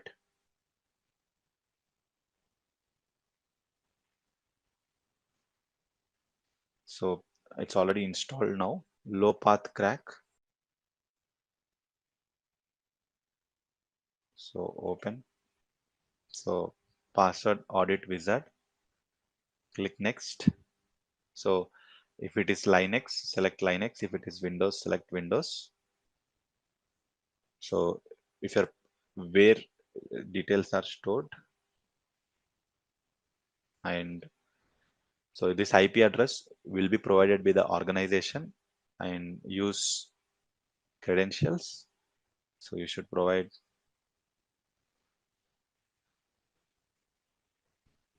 RD.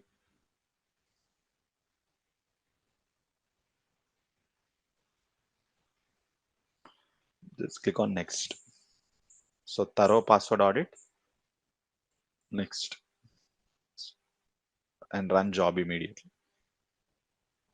So this will perform password cracking. You can see first it pulled all the users and it started cracking. First everything is a not cracked state, but the moment it is going to crack, it will display the names. So you can see it cracked. So still it is going to crack for Sheila. It is going to, if I am unable to crack for Sheila till tomorrow also, I will confirm she is using a strong password. Even she is also using a weak password, it will display here in the red in color.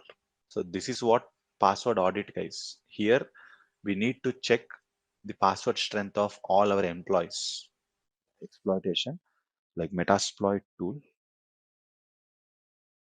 like we will be learning by using Metasploit how can we hack a system, how can we control a system, like gain the access, maintaining the access, clearing tracks, like all this we can try to do with help of a single tool, Metasploit. So let me turn on the lab, we will see.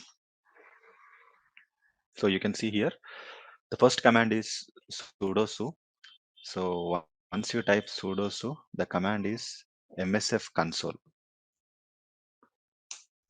So this command is going to open the Metasploit, like will give access to the Metasploit. It's, so you can see on screen it says Metasploit. This kind of logo, it depends from every system to system. I mean, every time the moment you call msf console, this is a landing page. This theme is going to change maybe, but the reason why I'm saying, because some of you will try and say you are seeing a different logo, because that is expected. So you need to look into the, like, first what is the version you are using, like Metasploit version 6.3.44.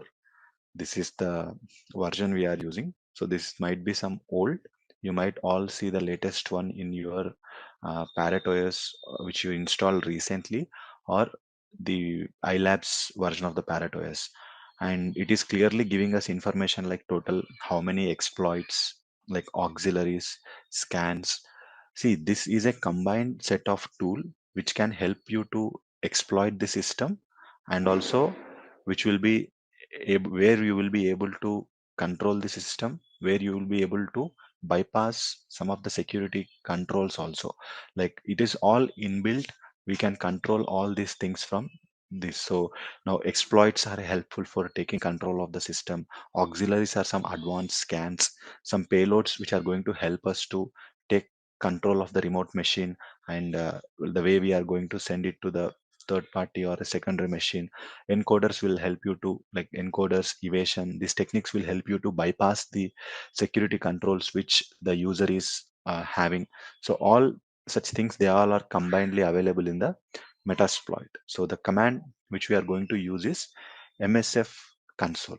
So here first we need to learn here how, what is the process to select a vulnerability, what is the process to hack. This topic with Metasploit will completely depends upon your target machine. Like we will focus of learning the process which I follow to hack a system may not be applicable for you. I mean, the vulnerability which I pick to hack a system may not be applicable to you.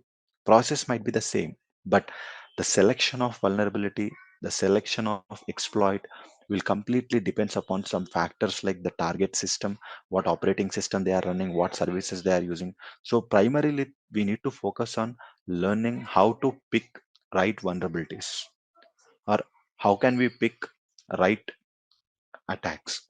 So it will contain out 2376 exploits. But out of this 2376 exploits, how can we pick a right vulnerability? So that is something we will focus. And also I'll be showing you some of the vulnerabilities, how they will help us to in compromising the systems. Also, we will be seeing. So let's go to the Parrot. So in this system hacking especially, you will be given access to all the systems. You will be given access to Windows 11 server, Ubuntu, like all other modules might not have these many systems. But if you observe, this is going to have access to the all systems. So let me go to the parrot security. So the command is sudo su or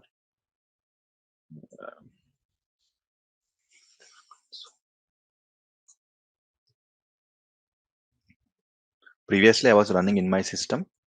It was 6.3. Now you see it is 6.4 and the logo also completely changes and it is showing you 6.4.8 version. So it contains total 2400 exploits, auxiliaries and all. So here first command is show exploits. Okay, the first command is show exploits. Now this is something going to show you all 2400 exploits which are present in the Metasploit. So if I go to the top, let me zoom out a little bit uh, for a time being.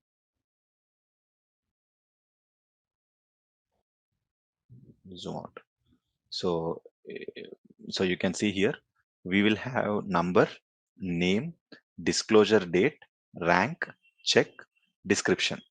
These are the four important things we have.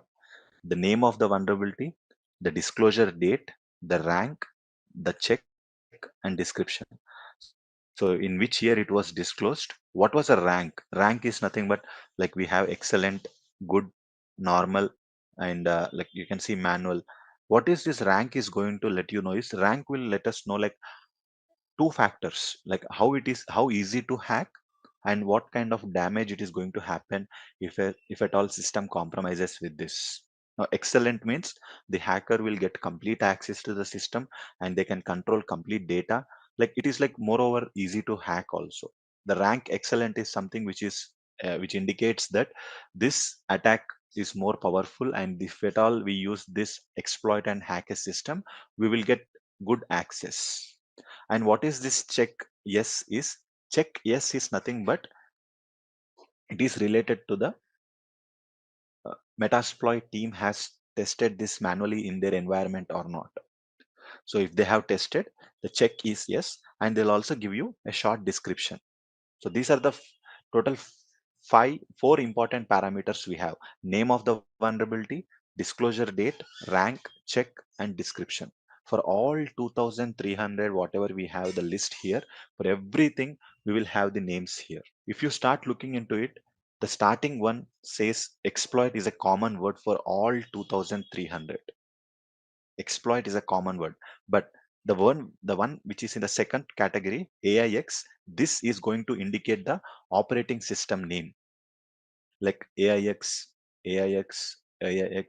and if you see here, it shows Android. Okay, it shows Android till bottom. It shows Android and it starts with Apple OS. So the second one indicates which operating system it is applicable for. So starting in an alphabetical order, AIX, Android, the Apple, and also if you see something called FreeBSD, okay, Firefox, like the different for every operating system, we can find the vulnerabilities over here. And you can see it started with Linux, IRIX, like Linux for every operating system. If I keep scrolling down, like slowly, like Linux has most, then it will start with multi, like and it will start with next Ubuntu.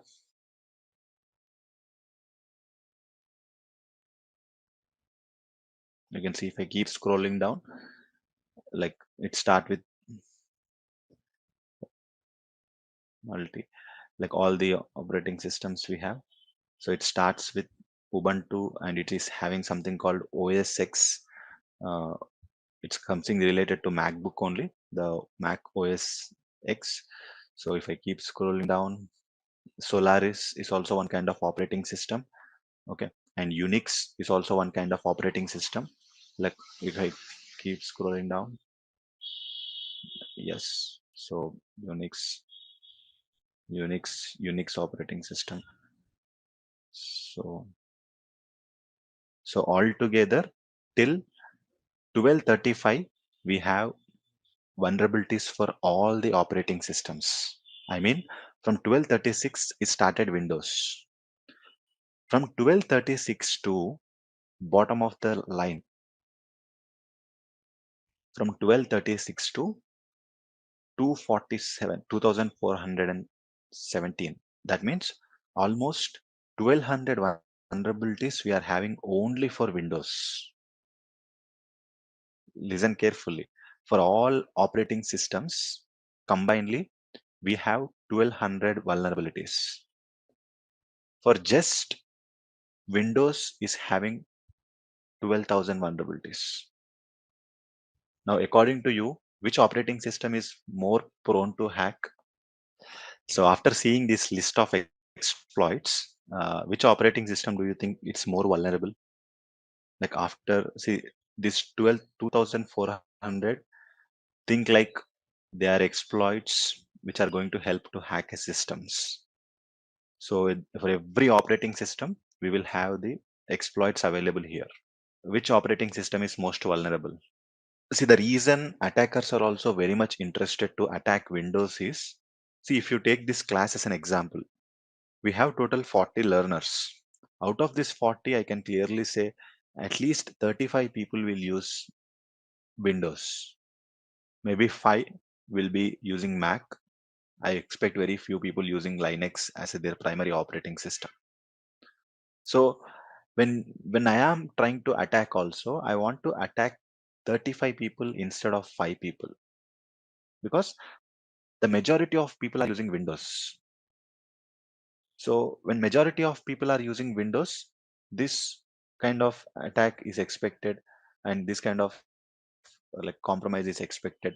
So because majority of people are using Windows, so the attacks do happen. So if it is something majority of people are using Mac, maybe attackers are more interested to create Mac OS related vulnerability. So it's not like some people will say MacBook cannot be hacked, or iPhone cannot be hacked. It's all about matter of selection, like prioritization. So attackers are very much prioritized here Windows because the large number of users are from Windows. So there is a possibility if by chance Windows system is hacked, like by chance if we create a Windows exploit, we can target many people. Like out of 35 people, at least I can attack 5 people, 2 people, 3 people, or 10 people. When I am only targeting 5 people, I may not be successful. Okay. Now that is number one part is most important. You should able to identify your what operating system you are trying to hack. Okay. So here if you see on screen, let me show you.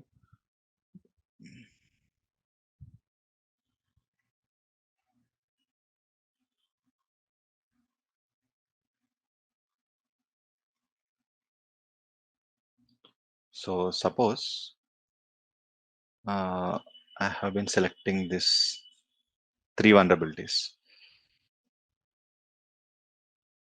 Okay, I'm selecting this 4. Okay.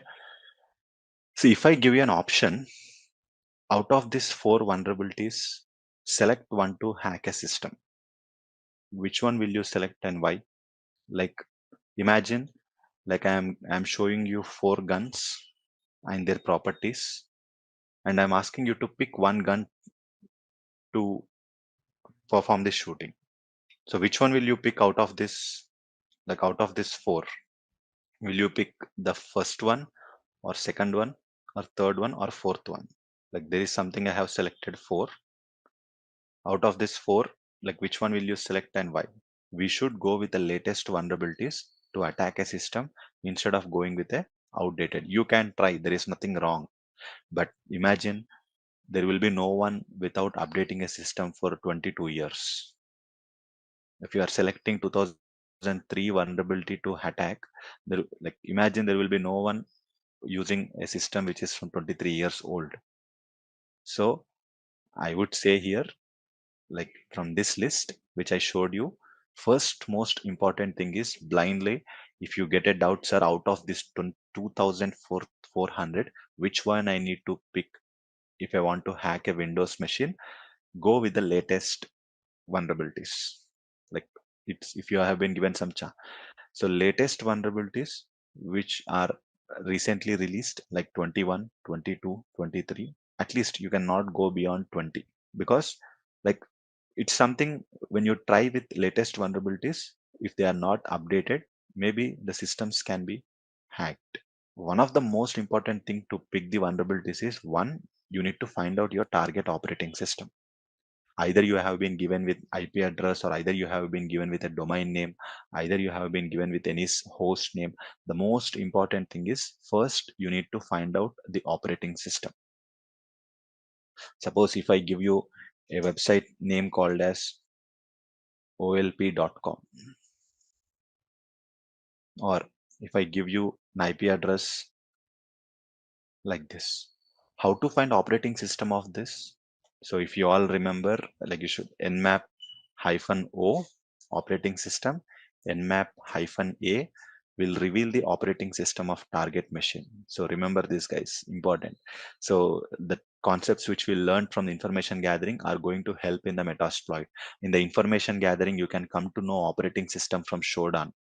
You can come to know operating system from the census. You can know operating system from the like the nmap scanning, port scanning, or vulnerability scanning. So operating system detection is first most important thing. Whatever the target you are trying to hack, try to find out, find OS. Second, select the exploit. Okay, so you should select exploit accordingly. For time being, like as we all have, like here we made a decision to select, which one is that, 1515. So just copy this, copy. So scroll down. So once you have selected the vulnerability to attack out of this 2400 list, so you can first command is info. So first you need to do research or try to learn about what is this vulnerability. So we have an inbuilt command in Metasploit. You can either use internet also. You can go to the Google and ask, what is this exploit? Explain me and how to attack. Give me step-by-step process. See, either of the technique you can follow. Sir, I feel like all this is difficult. I mean, going, selecting the exploit and attacking. I feel like all this is difficult. I want to have some, like you can also go with a methodology, go to the Google and try to ask how to attack a Windows machine with Metasploit. Not just type how to hack a Windows, you might not get an answer, but how to exploit a system with help of Metasploit. Then you will be getting some right answers, some right articles, some right blogs that will clearly show you which one you need to automatically pick. But no, sir, I want to go on my own. You can also pick by scanning and by looking into the different types of exploits. Now, here it is clearly showing you the name, module, the platform, architecture, whether it's a privileged, and license, who has tested this, and what was the rank, when was this disclosed. And also they have provided the information like in which year, like who provided this, who is behind this vulnerability. And also if I scroll down, we have something like whether it's going to crash down the server when we are hacking. Yes, it is possibility of crashing. And also you can see they are not providing any versions, but they clearly said it is applicable for Windows, but they have not provided some information like it should be applicable for 10, 11, XP, server 2008. Like they will provide you clearly list also if it is limited to only certain operating systems in Windows. But right now it is mentioned for Windows. That means it is applicable for all. So when it comes to the check supported, yes, it was checked by Metasploit team also, and they confirm it with yes. And you see here it says some basic options, like these are something options that need to be fulfilled. Okay, so we have something called rhost. Rhost is nothing but it's a command like remote host. So there are few things here to remember in Metasploit. Okay, sudo su msf console. You will get show exploits. These are the commands. See here, in order to specify the target, okay, see in nmap we'll just type nmap IP address. Okay, so in order to specify the target, there are some terminologies called rhost, rport,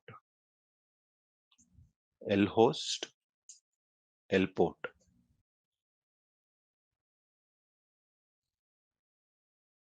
So rhost means remote host, rport means remote port, lhost means local host, lport means local port. So in rhost, it is nothing but the target machine which we are trying to hack. Rport means the target machine IP address we need to provide, IP or domain. Same way, rport means it is remote port, that is nothing but the target port which you are trying to attack. Local host, it's your own system IP address, like whether you're attacking from Parrot, whether you're attacking from Mac, or whether you're attacking from the any Linux machine, it's your local laptop, your own laptop IP address. So these are the parameters which helps you to specify the target. So right now, if you see in the Metasploit also, here our host is left blank. That means you need to provide the target host, like which IP you want to attack, which domain you want to attack, you need to provide here. So like this, the first most important thing is it's not about directly selecting the vulnerability and hack the system. First, go with the command info. So once you have provided the command info and you have made a decision, okay, uh, to use this vulnerability because it is compatible for me, my target machine is also Windows and I want to attack this, like they also give you additional links also. You can see they are providing a short description and they are providing you the reference links, like which are referring to NVD NIST. Like if yesterday, if you remember, I was clearly saying everyone refers to NVD NIST for any vulnerability information. So once we have decided to, okay, sir, I want to try this on my target machine because it is also belongs to the Windows, the command is use.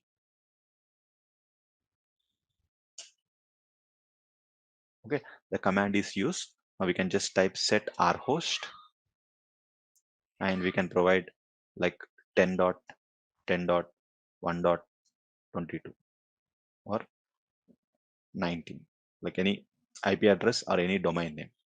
So once you click on now, like info, like you will see previously the R host was empty. Now you see R host is provided. So once you feel like you have provided every information which they are asking, especially with required yes. Okay. So once we have provided all the information like R host, R port, this will automatically picked. Here they are saying SRV host or local host, both are same. Okay, that is something related to the local laptop, so the terminal, the Parrot OS systems. So once you feel like every information is ready, okay, then just click on run or exploit, and this will try to attack the machine and it will try to provide the access.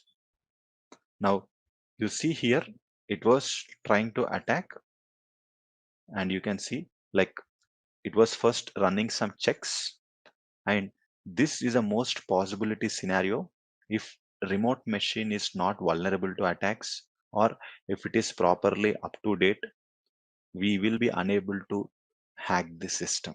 Okay, it's not 100% we will be able to hack. It completely depends upon target machine security. If they are up to date, we may not be able to hack, but still we need to show such kind of proof that yes, I have tried all the latest ones and this is a proof. We even tried this vulnerability called print nightmare, but we were unable to attack. So it's a kind of a place where we need to try all the possibility vulnerabilities. This is a place where actually penetration testers or hackers will spend a huge amount of time, because out of this 2300 or 2400 exploits, we need to try multiple. Not sure which one will give us access or which one we will become success. So the thing is, like the one which is working for one system, it might not be work for other system, because it completely depends upon target system, how vulnerabilities and target system is not updated. But you need to properly select the vulnerability according to the latest trends and according to the target matching windows. Usually most of the junior penetration testers, what mistake they will do, that their target machine, it belongs to Windows. But what they will do, they will select vulnerabilities related to Linux because of lack of knowledge or lack of awareness. Like they will think, sir, this is something like 2024 or 2025, but this is completely wrong. If you are trying to attack Windows, you need to only select Windows related exploits. It's not like you are selecting the exploits which are, this is correct. But what mistakes they do is, if you are selecting Windows, if your target machine is Windows and you are trying Linux vulnerabilities, that is not going to hack anytime. Okay, so print nightmare was critical only, Ajit. It was 9 score. So the thing is, like it all depends upon the target machine vulnerability. If target machine is having loopholes, if target machine is having bugs, yes, we will be able to hack the systems. If the target machine is not having any bugs, or if the target machine is not having any loopholes, we will end up receiving these screenshots. But this will act like a proof of concept. I mean, what is a proof that you have tested? What is the proof that you have checked all the vulnerabilities? Means this end screenshot will be our proof. Yes, I have tested the recent one, print nightmare, which was trending, but unfortunately it was not happening on your servers. So like this is something which we need to, but we need to try many, but that completely depends upon your research. Right now, like I have selected random, like 2021, which I feel new one. But in general, this selection of vulnerability depends upon the research we do in the Google or something. You take help of some blog, like something. It completely depends upon your target machine and selecting the right one. So for time being, let's see. Okay, and there will be two types of vulnerabilities. The nature of the exploits also, the two types of nature. See, some one is most dangerous. We call it as a RCE, which is nothing but some of the vulnerabilities will have a feature of RCE. RCE is remote code execution. Very, very dangerous. See, in remote code execution, okay. Second one is payload based. This payload based, it is also dangerous, but it is completely 50-50. The reason is, in payload based, we will be getting some links, we will be getting some PDF files, we will be getting some exe files, or we will be getting some Excel files.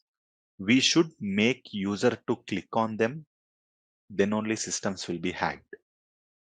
In this, literally we don't need, no interaction from user is needed. It means no help from user is needed. All the help I need is the system should be live. Now suppose I want to attack Ajit machine. All I need is Ajit machine should be live if I am selecting vulnerabilities which fall under remote code execution. But if I am selecting payload based, I need help of Ajit. I will send a link to Ajit. Ajit should open the link, download the file, install the file, then only system will be hacked. So here I need interaction of user. That's indirectly I need help of user.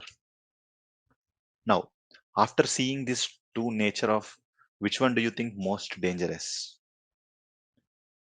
Remote code execution is most dangerous, or payload based is most dangerous? In payload based, I need help of the user. I mean, I may send an email, I may send a link in the WhatsApp. They should click on the link, they should open the link, they should download the file. All they should do in the payload based vulnerabilities. But in remote code, you do nothing. All you should do is your system should be live. If your system is live, we can hack. So that is called remote code execution. Like that is end of the day, remote code execution is most dangerous. So if any vulnerability from this list is having remote code execution, we should directly see this. It will clearly mention in the description. That's the reason I asked you to, we should read first info. What is this vulnerability? How it is going to perform? What is the description? So if it is a payload based, you will be getting a some PDF file, or you will be getting a some document. Now you should share that with 10 people, 20 people, 30 people. Whoever is going to open that, they will hack. So we will see one of the payload based vulnerability. We will see one payload based, like we will generate some exe and we will share that exe. If anyone installs that, we will get control of the system. So that is also possible in MSF console.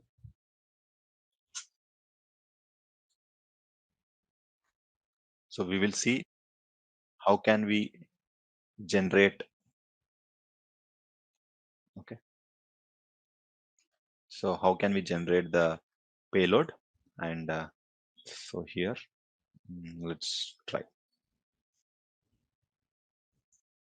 So we call something called MSF Venum. Okay. MSF Venum is something which is going to help you to create a payload of any file name or anything. Suppose I am creating for a Windows machine. So type the same thing, Windows meter preter reverse TCP. This is common for everyone. Reverse TCP. L host. What do you mean by L host, guys? Local host. Good. Local host is nothing but your own laptop Parrot OS IP address. So here the local host 10.10.1.13. So this is something we have L host, and L port is also local port, like which you want to use on the personal system.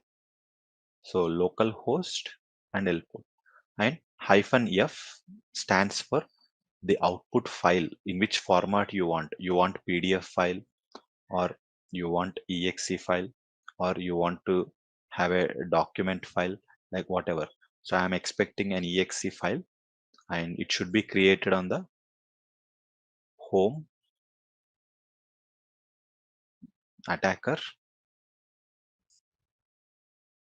desktop. I want to use something like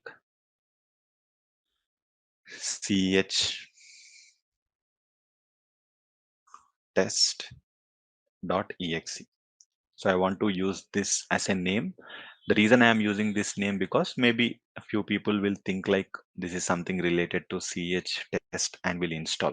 I can give any name like Diwali gift or Christmas gift, or something like related to ch books, like according to the context. So I can create any name here. So all I am trying to do here is I am creating a bad file name called as ch test.exe. So whoever installs this test.exe, like I will be able to like control them or attack them. Like whoever downloads the file which I'm going to share. Now you can see it has been created. Okay. So now you can pass on this file with help of the email, or with help of the pen drive, or with help of the WhatsApp. Like there are multiple mediums how we can share this. Okay. For now, like I'm creating some local share. So this is not required. This is nothing related to Metasploit, but I'm creating some local share. Okay, so it is.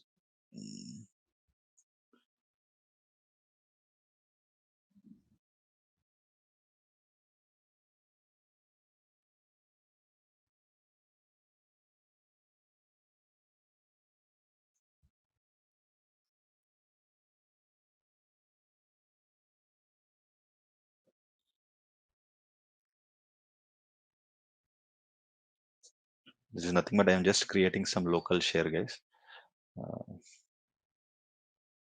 Usually they spread through email, or they spread it through the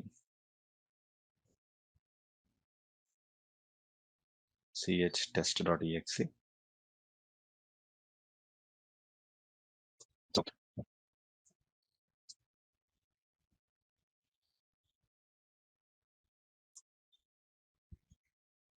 so now I have created some local share. See now, okay, that is now here the we'll come back to this. Okay, sir, we have created chtest.exe, a bad file. So I have created a bad file with help of this MSF Venom. Maybe I created something like Diwali gift, or you created some like payment.pdf. Okay, so it is local port that is going to useful for this attack. So L port means local port of Parrot OS. You can give any port number. That's your own system. Okay, I am giving. So now the concept here is, okay, sir, you created the file. Number two, we will share the file. But how to know who opened it? I prepared the file. Okay, I will share it with WhatsApp. I'll share it with email. Like I'll share it with some pen drive. But how to know who opened it? How to know who installed it? For that purpose, so we have something called meter. Okay, so which is going to help us in identifying if anyone installs or if anyone downloads the file which we have created.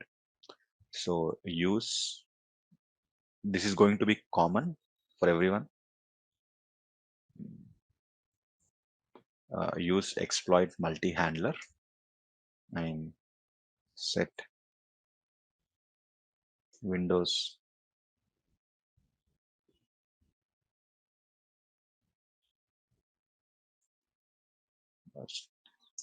so here you need to provide what are the ports you have given. Set lhost, like local host 10.10.1.13, and set lport 444 and click on run. Now what happens is, this is going to help us to understand if anyone's download this file, it will automatically show here. So this is something I have created a listening platform. Listening platform is something which we can create with help of meterpreter. Okay, like meterpreter. Now we have created the file. I hope you understand the problem. The problem is we created the file. That's fine. We can share it with any email or pen drive or WhatsApp. But how can we know if someone opens it? How can we know if someone installs anything? That is something with help of these commands. These are the standard commands. I think you can take screenshot. Only thing is you need to replace your laptop IP address. Okay.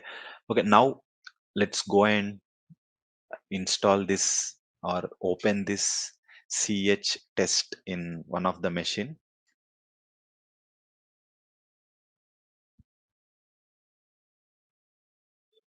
So you can see here chtest.exe. Now this was something I started sharing locally, but in general, in real time, we do receive these kind of files with the help of email or with help of, yeah, you can use Python also, anything you can use, or with help of WhatsApp, anything.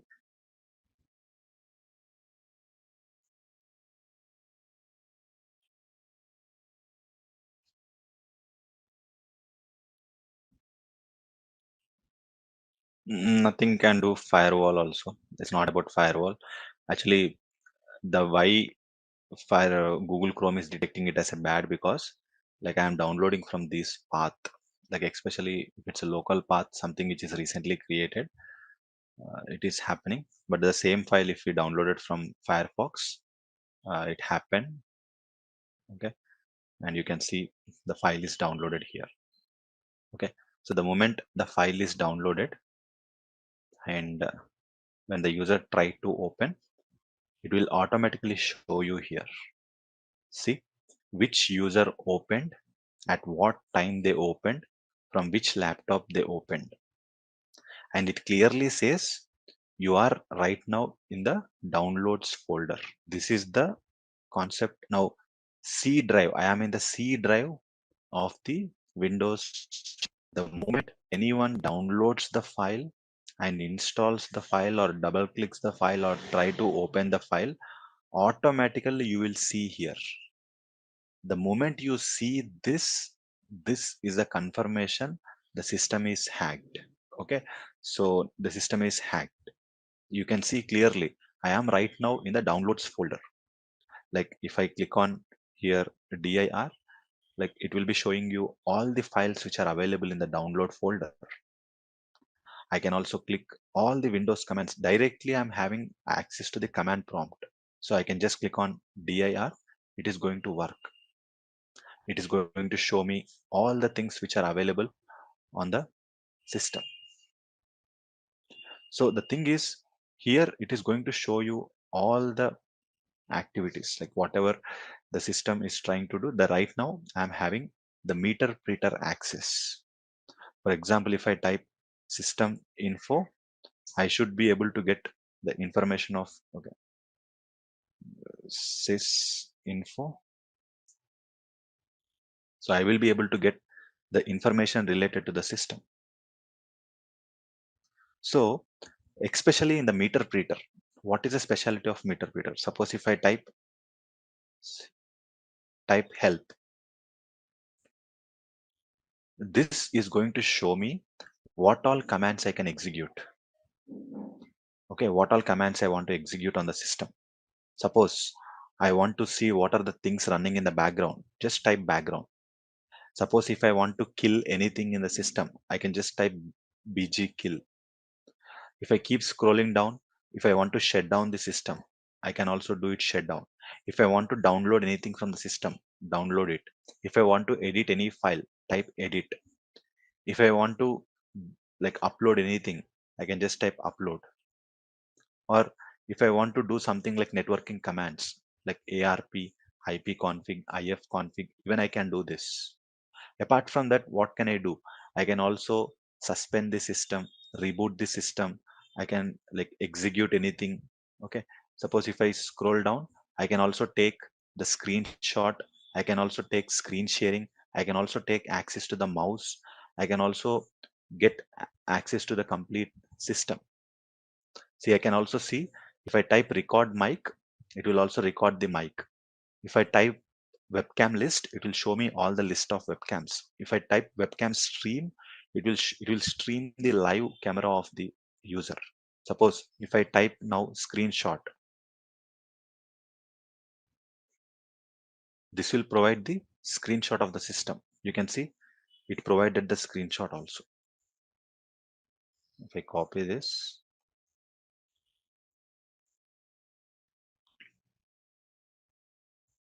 let me see if I can open with Firefox.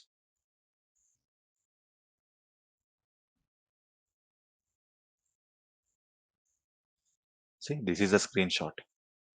If I type screen share,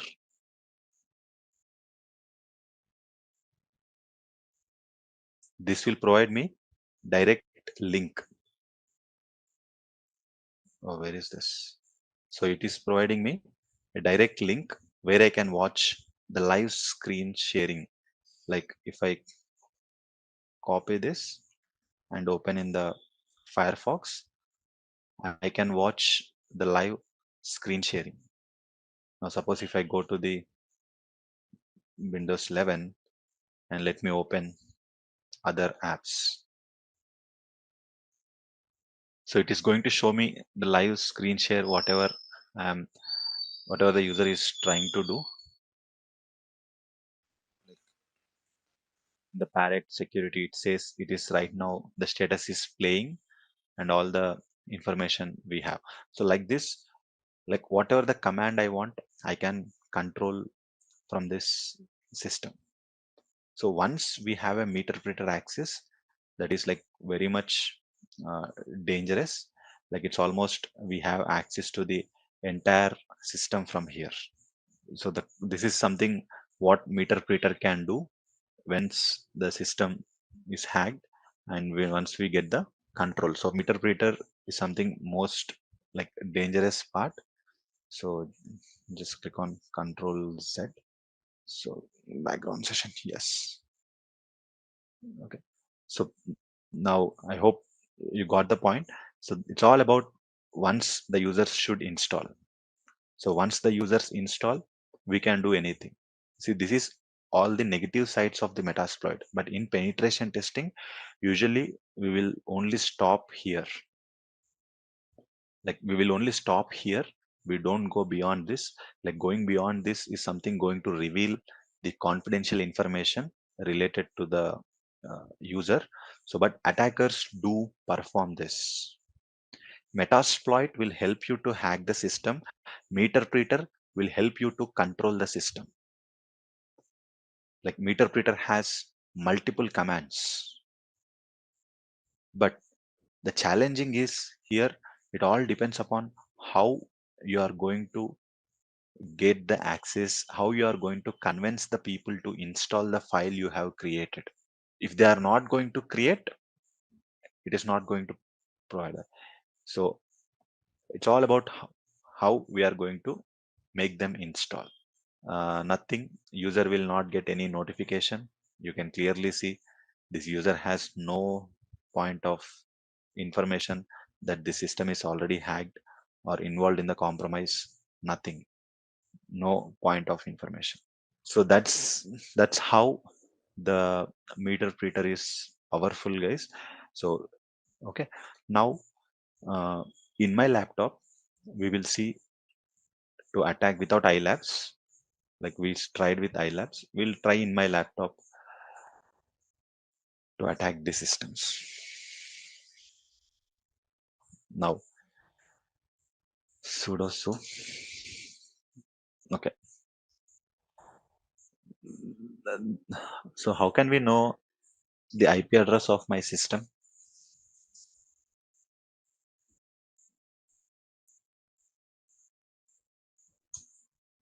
Okay, now next question is, how can we know how many systems are, like how to know the router IP?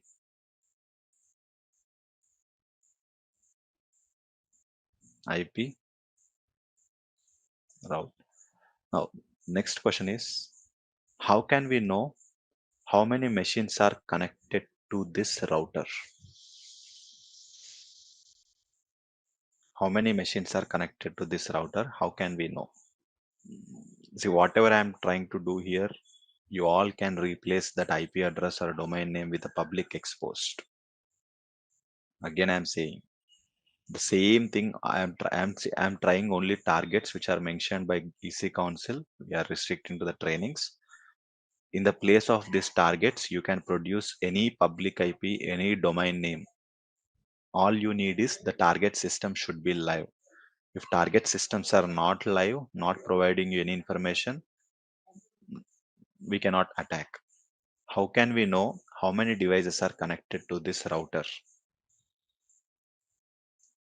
See that this is what, like if you're not doing nmap, I'm giving a hint.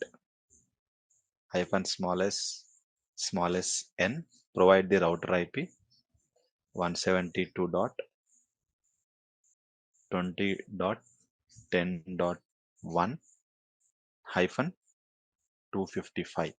This will provide me the list of machines which are connected to the same router.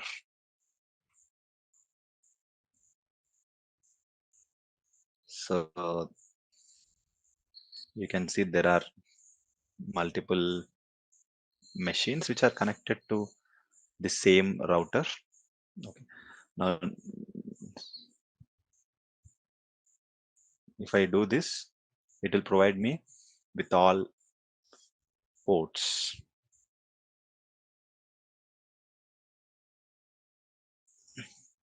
So according to this output, like which machine will you select to hack? So there are 3 machines and their port status. Like if you are doing pen testing on my network, which machine will you select first to attack? The first target for attackers or the first target for pen testers will be this machine. What is the reason? The greater the ports open, the greater the possibility of being attacked. So that acts like an entry point to attack the system. So if we consider here, so the command is nmap -a 172.20.10.7. Like why I'm doing this, because I want to know the operating system of the target machine which I'm trying to hack. Because if I know the operating system only, I can pick the vulnerability. If I don't know the operating system, I need to give some alternate tries. So first nmap, find out the machines. Same thing, IP, what I'm trying to do, replace with your remote IP address, whatever you have, or remote machine, remote domain. Uh, First scan for the open ports, scan for the open operating system. So what is the operating system of the target OS? So the target machine is Windows 7. It clearly shows. Okay. So now let's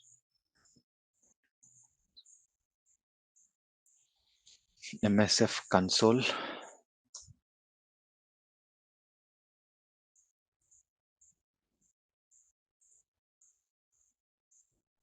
So show exploits.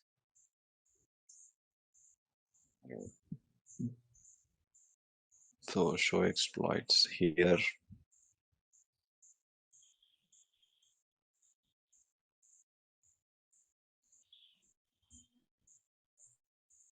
So we'll pick this one. So use, the command is use, and paste it. The first thing is info, because I want to study regarding this vulnerability. So what exactly this vulnerability is, to which platform it is applicable, what was the year it was disclosed, and who prepared it.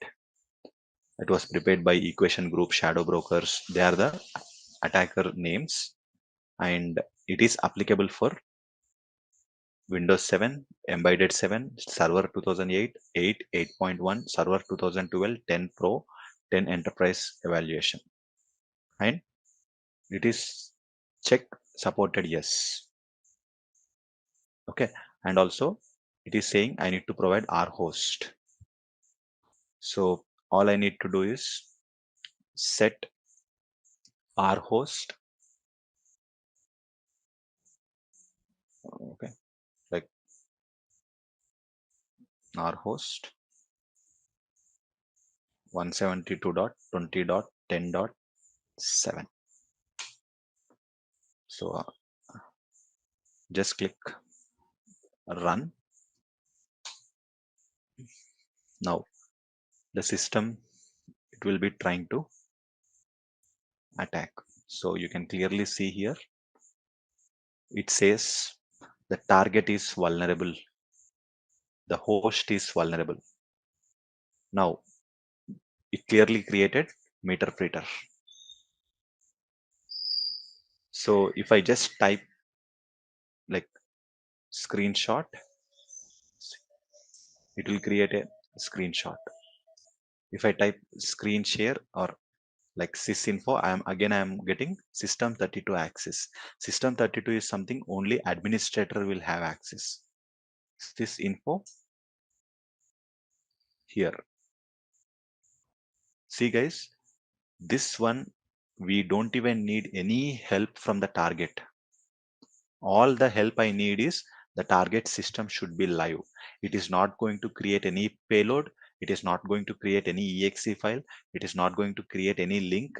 If a target machine is live, and if target machine is running on the respective OS, it will straight away hack. Now you should understand how powerful the remote code execution is. Remote code execution vulnerabilities don't need any support from the end user. Till now, I have not even shown you the Windows 7 where it is. All we did through only Parrot OS. We scanned my network. We we picked one of the IP address. We came to know the operating system. We selected the vulnerability and we attacked. And it also says, see, this all looks easy when we do some research. It is not happened in 2007. It is Windows 7.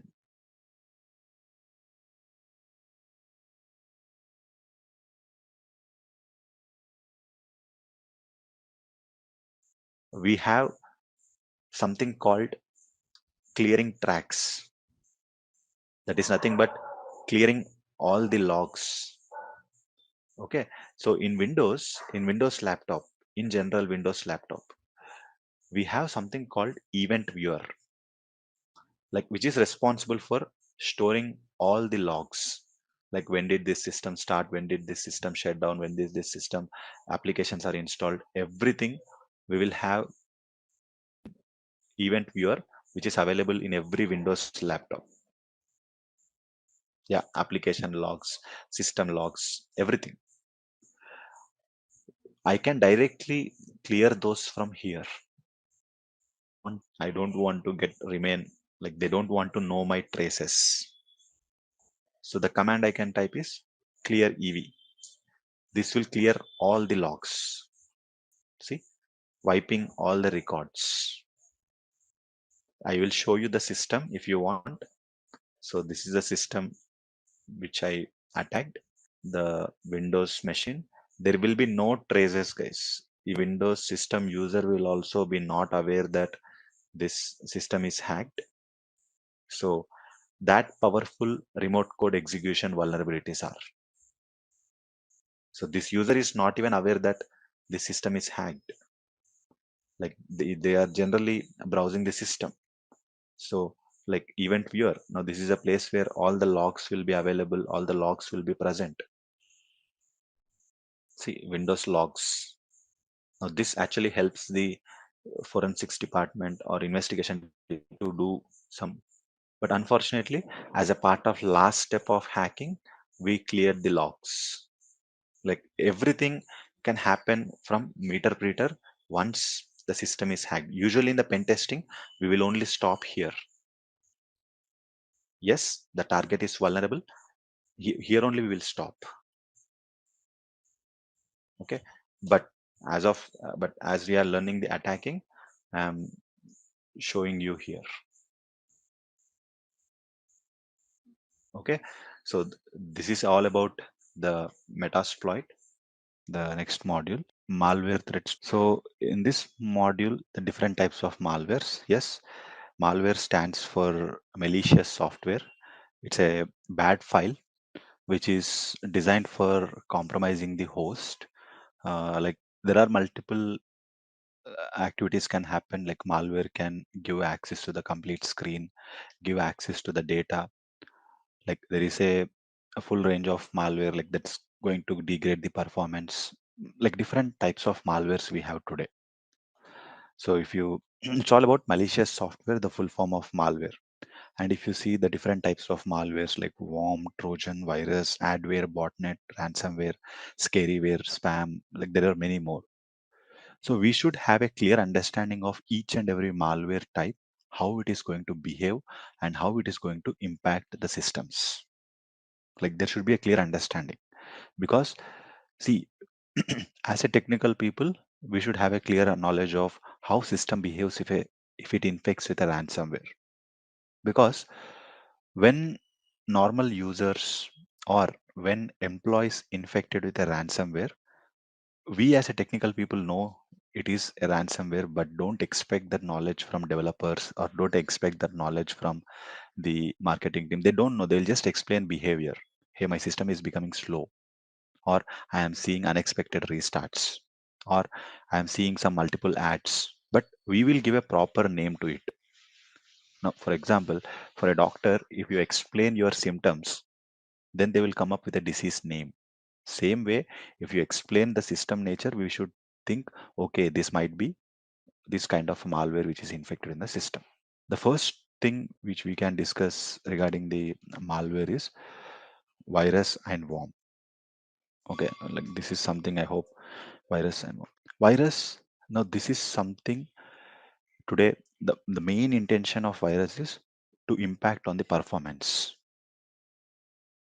impact on performance, like system will become slow, unexpected restarts, duplication of files, and like unexpected like copying of the files, like it will impact on the performance. Same worm also will impact on the performance. Both have the same nature.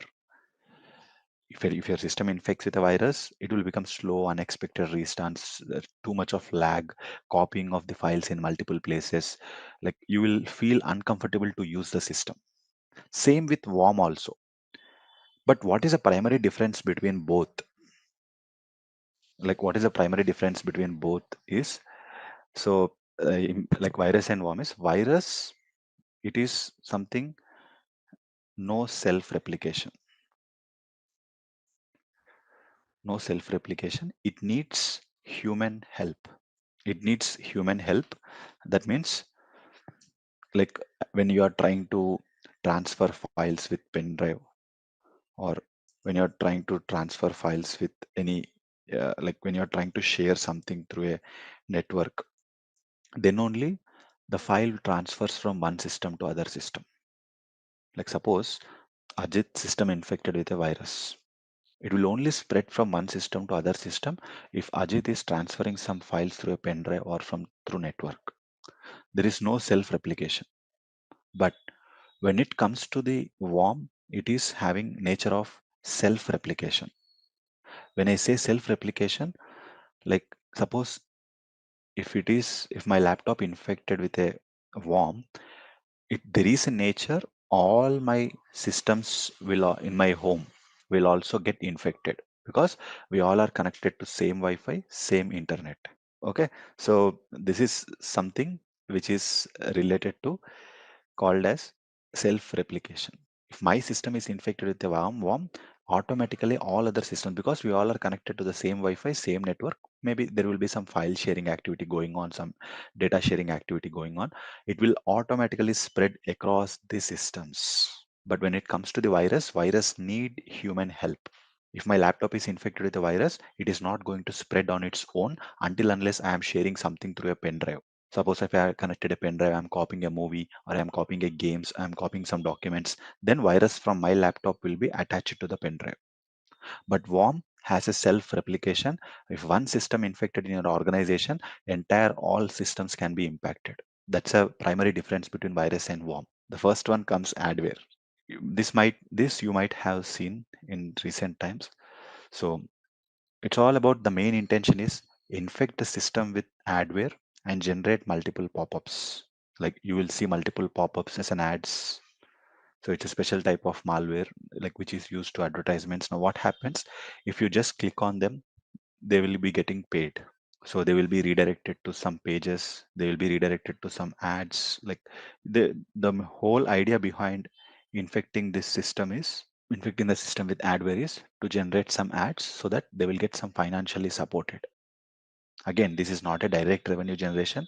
They need to link with some advertisement agencies. So the moment how many clicks they make, that much payment they will receive. So it's an indirect revenue generation for the hackers. They have created this adwares. But recently also, with the proper security things from Chrome and Firefox, even those websites are not allowing the advertisements to be displayed. At one point of time, without knowing to us, if we visited some websites, it used to create multiple pop-ups in the background. Like without knowing to us, there will be multiple ads which will be available in the backend. Like the moment I close the browser, I'll come to know.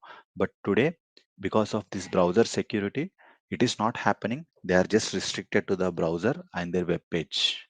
So the Google Chrome, Firefox, these all are like, we don't see any much ads nowadays. But at one point of time, too many ads in our backend, the pop-ups used to come and see.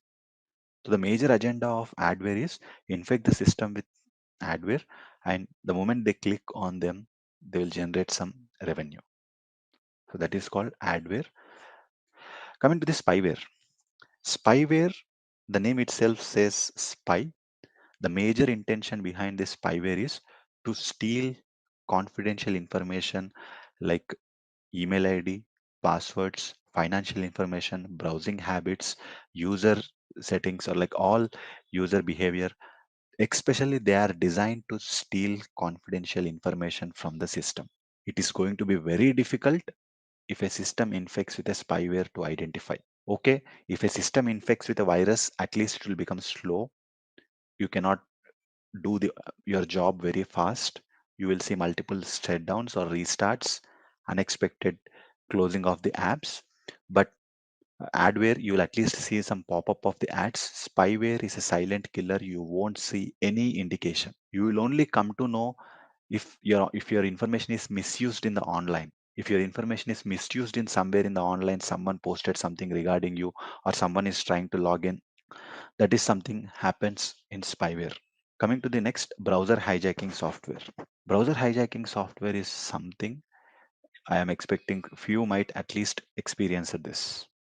See, after installing some softwares in the laptop or in your system, without knowing to you, complete browser settings will be changed. Like your browser settings will be changed to google.com, sorry, bing.com, ask.com, or duckduckgo.com, or some third party search engines will come up. Your complete browser theme will be changed. Like even you are not aware of that. But it happened because of you installed some software. Because of that, the complete browser settings has been changed. Not only changed, they will completely copy your browser settings, like your history, your cookies, your saved passwords, history of downloads, everything they will copy. Next one, Trojan horse.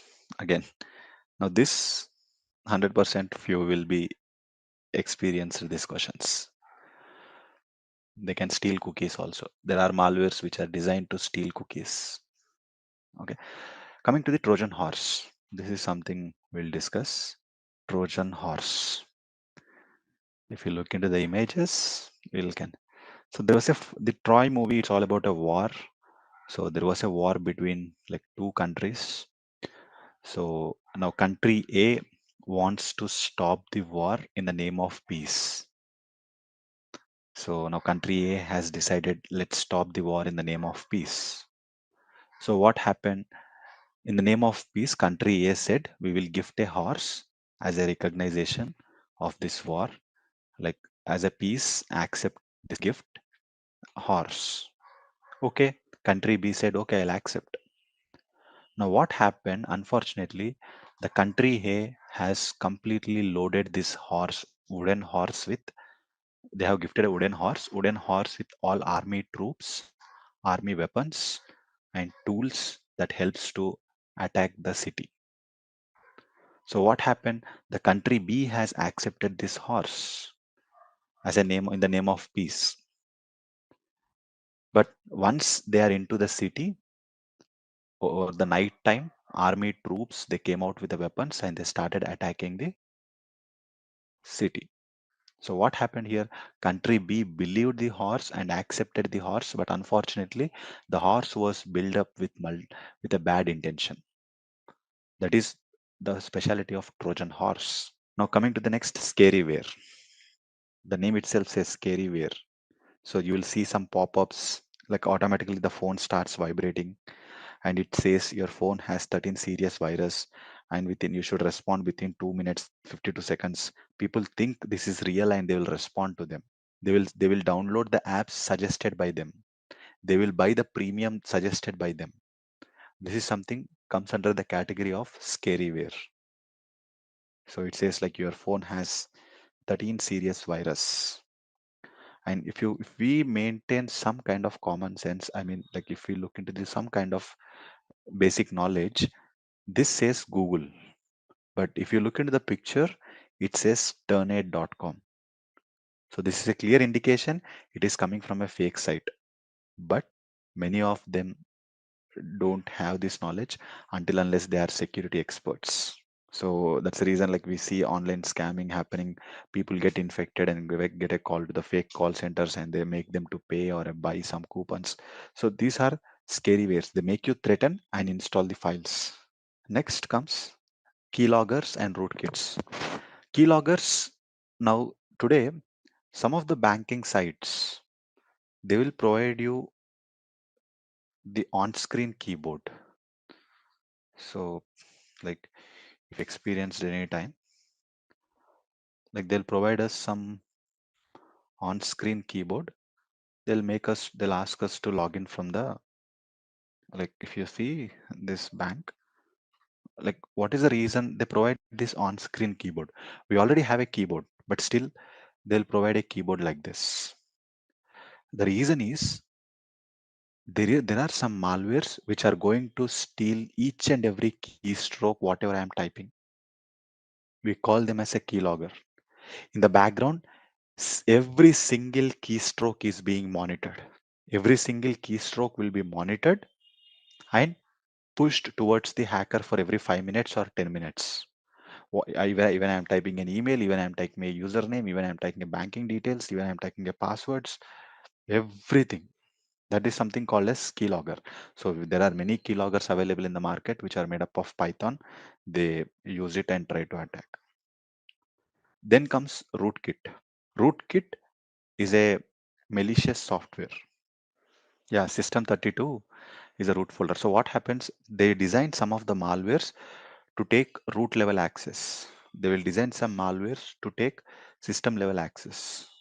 So root is nothing in Linux environment, and in System32 is something in Windows environment. So some of the malwares are designed in such a way to get root level access so that they can completely control the system.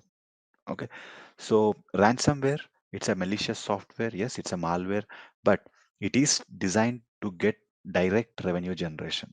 When I say direct revenue generation, here, like there is no middle person in between you and this victim. They will directly pay you the amount.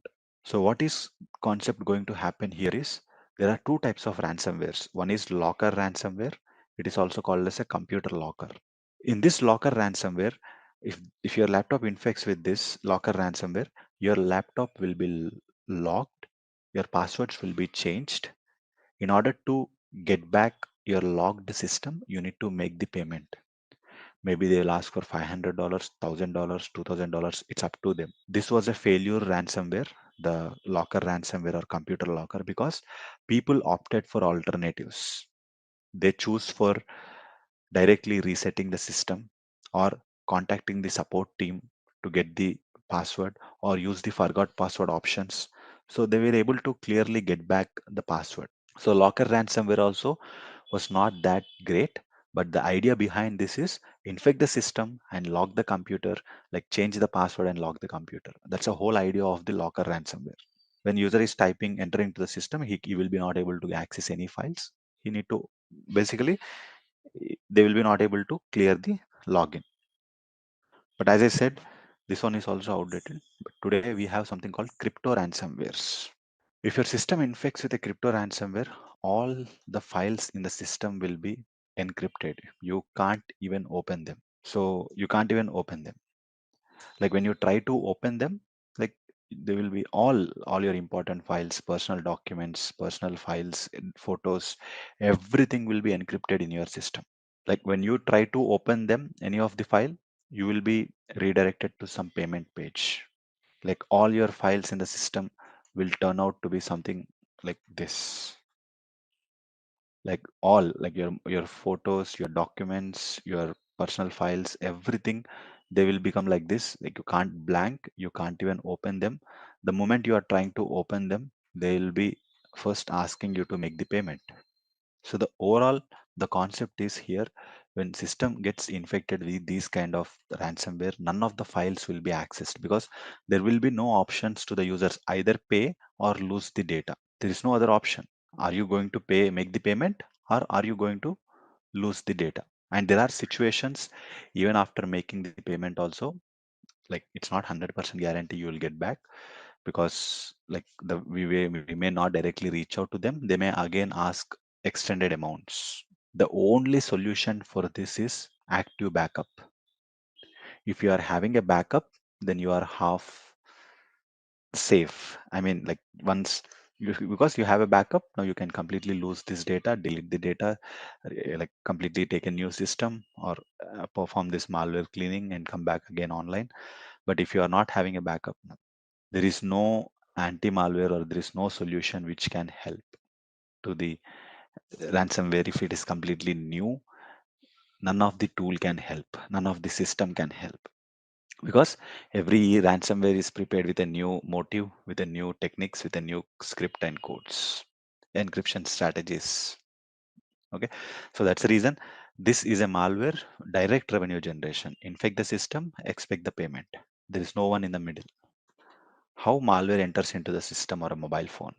Okay, we discussed about different types of malwares which we have, but now the point is how malware will enter into the system.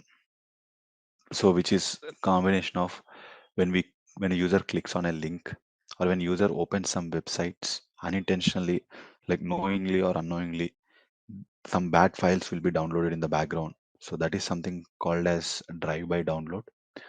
And some of the, with the help of hacked websites, or through a hacked or compromised servers, so they start spreading a bad files. Because suppose Simplilearn site is hacked, so everyone believes Simplilearn, because Simplilearn is an educational site. So whatever the files that are being shared from Simplilearn, they will directly download into the system, because now, because it's a learning platform. If unfortunately Simplilearn site is hacked, what attackers will do, they will take this as an advantage and they will start uploading bad files to the Simplilearn website. So hacked websites, compromised servers, they will start sharing the bad files. And one of the common technique through USBs, that is like through external external drives, the malwares will be shared. And four, yes, the phishing emails, also one of the common way. Emails, like today, most of the malwares enter into the organization via emails, like an email attachment. And today, something we call it as a malvertising.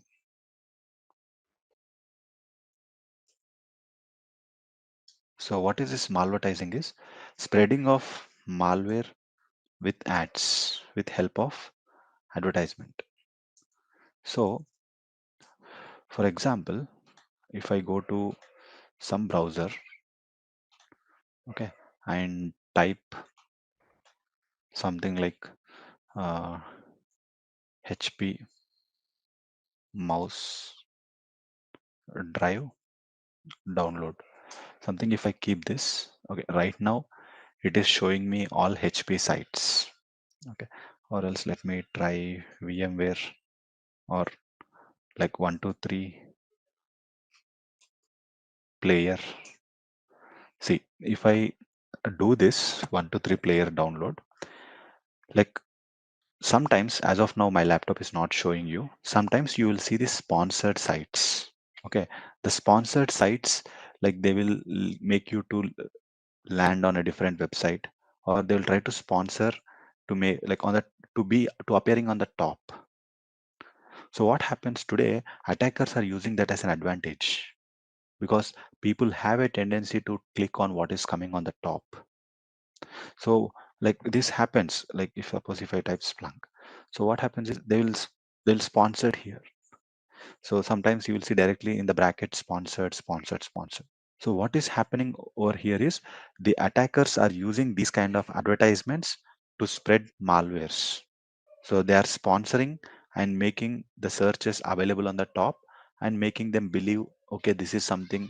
And but actually speaking, we need to download only from the original site. Suppose now VLC download we have. So actually speaking, we should download only from this website. This is official site I am getting, because my browser has a strong settings. It is only showing. But in general, if you go and type same thing, you will see some third-party websites like Softonic, or you will see some third-party websites like Download It. So like you will see some up to down, some third-party websites coming on the top of. So people think, okay, this is also original file, let's download it. So malvertising is nothing but they are spreading malware with help of ads. Like we will get some sponsored sites on the top. People think, okay, this is something real, and they will try to download files from there. But later they will realize this is not the original file, or this is something. Okay. So these are the few ways how a malware can enter into the system. And with that, we have come to the end of our course introduction. If you have any questions, feel free to drop them in the comment section below. Thanks for joining and keep learning with Simply Learn.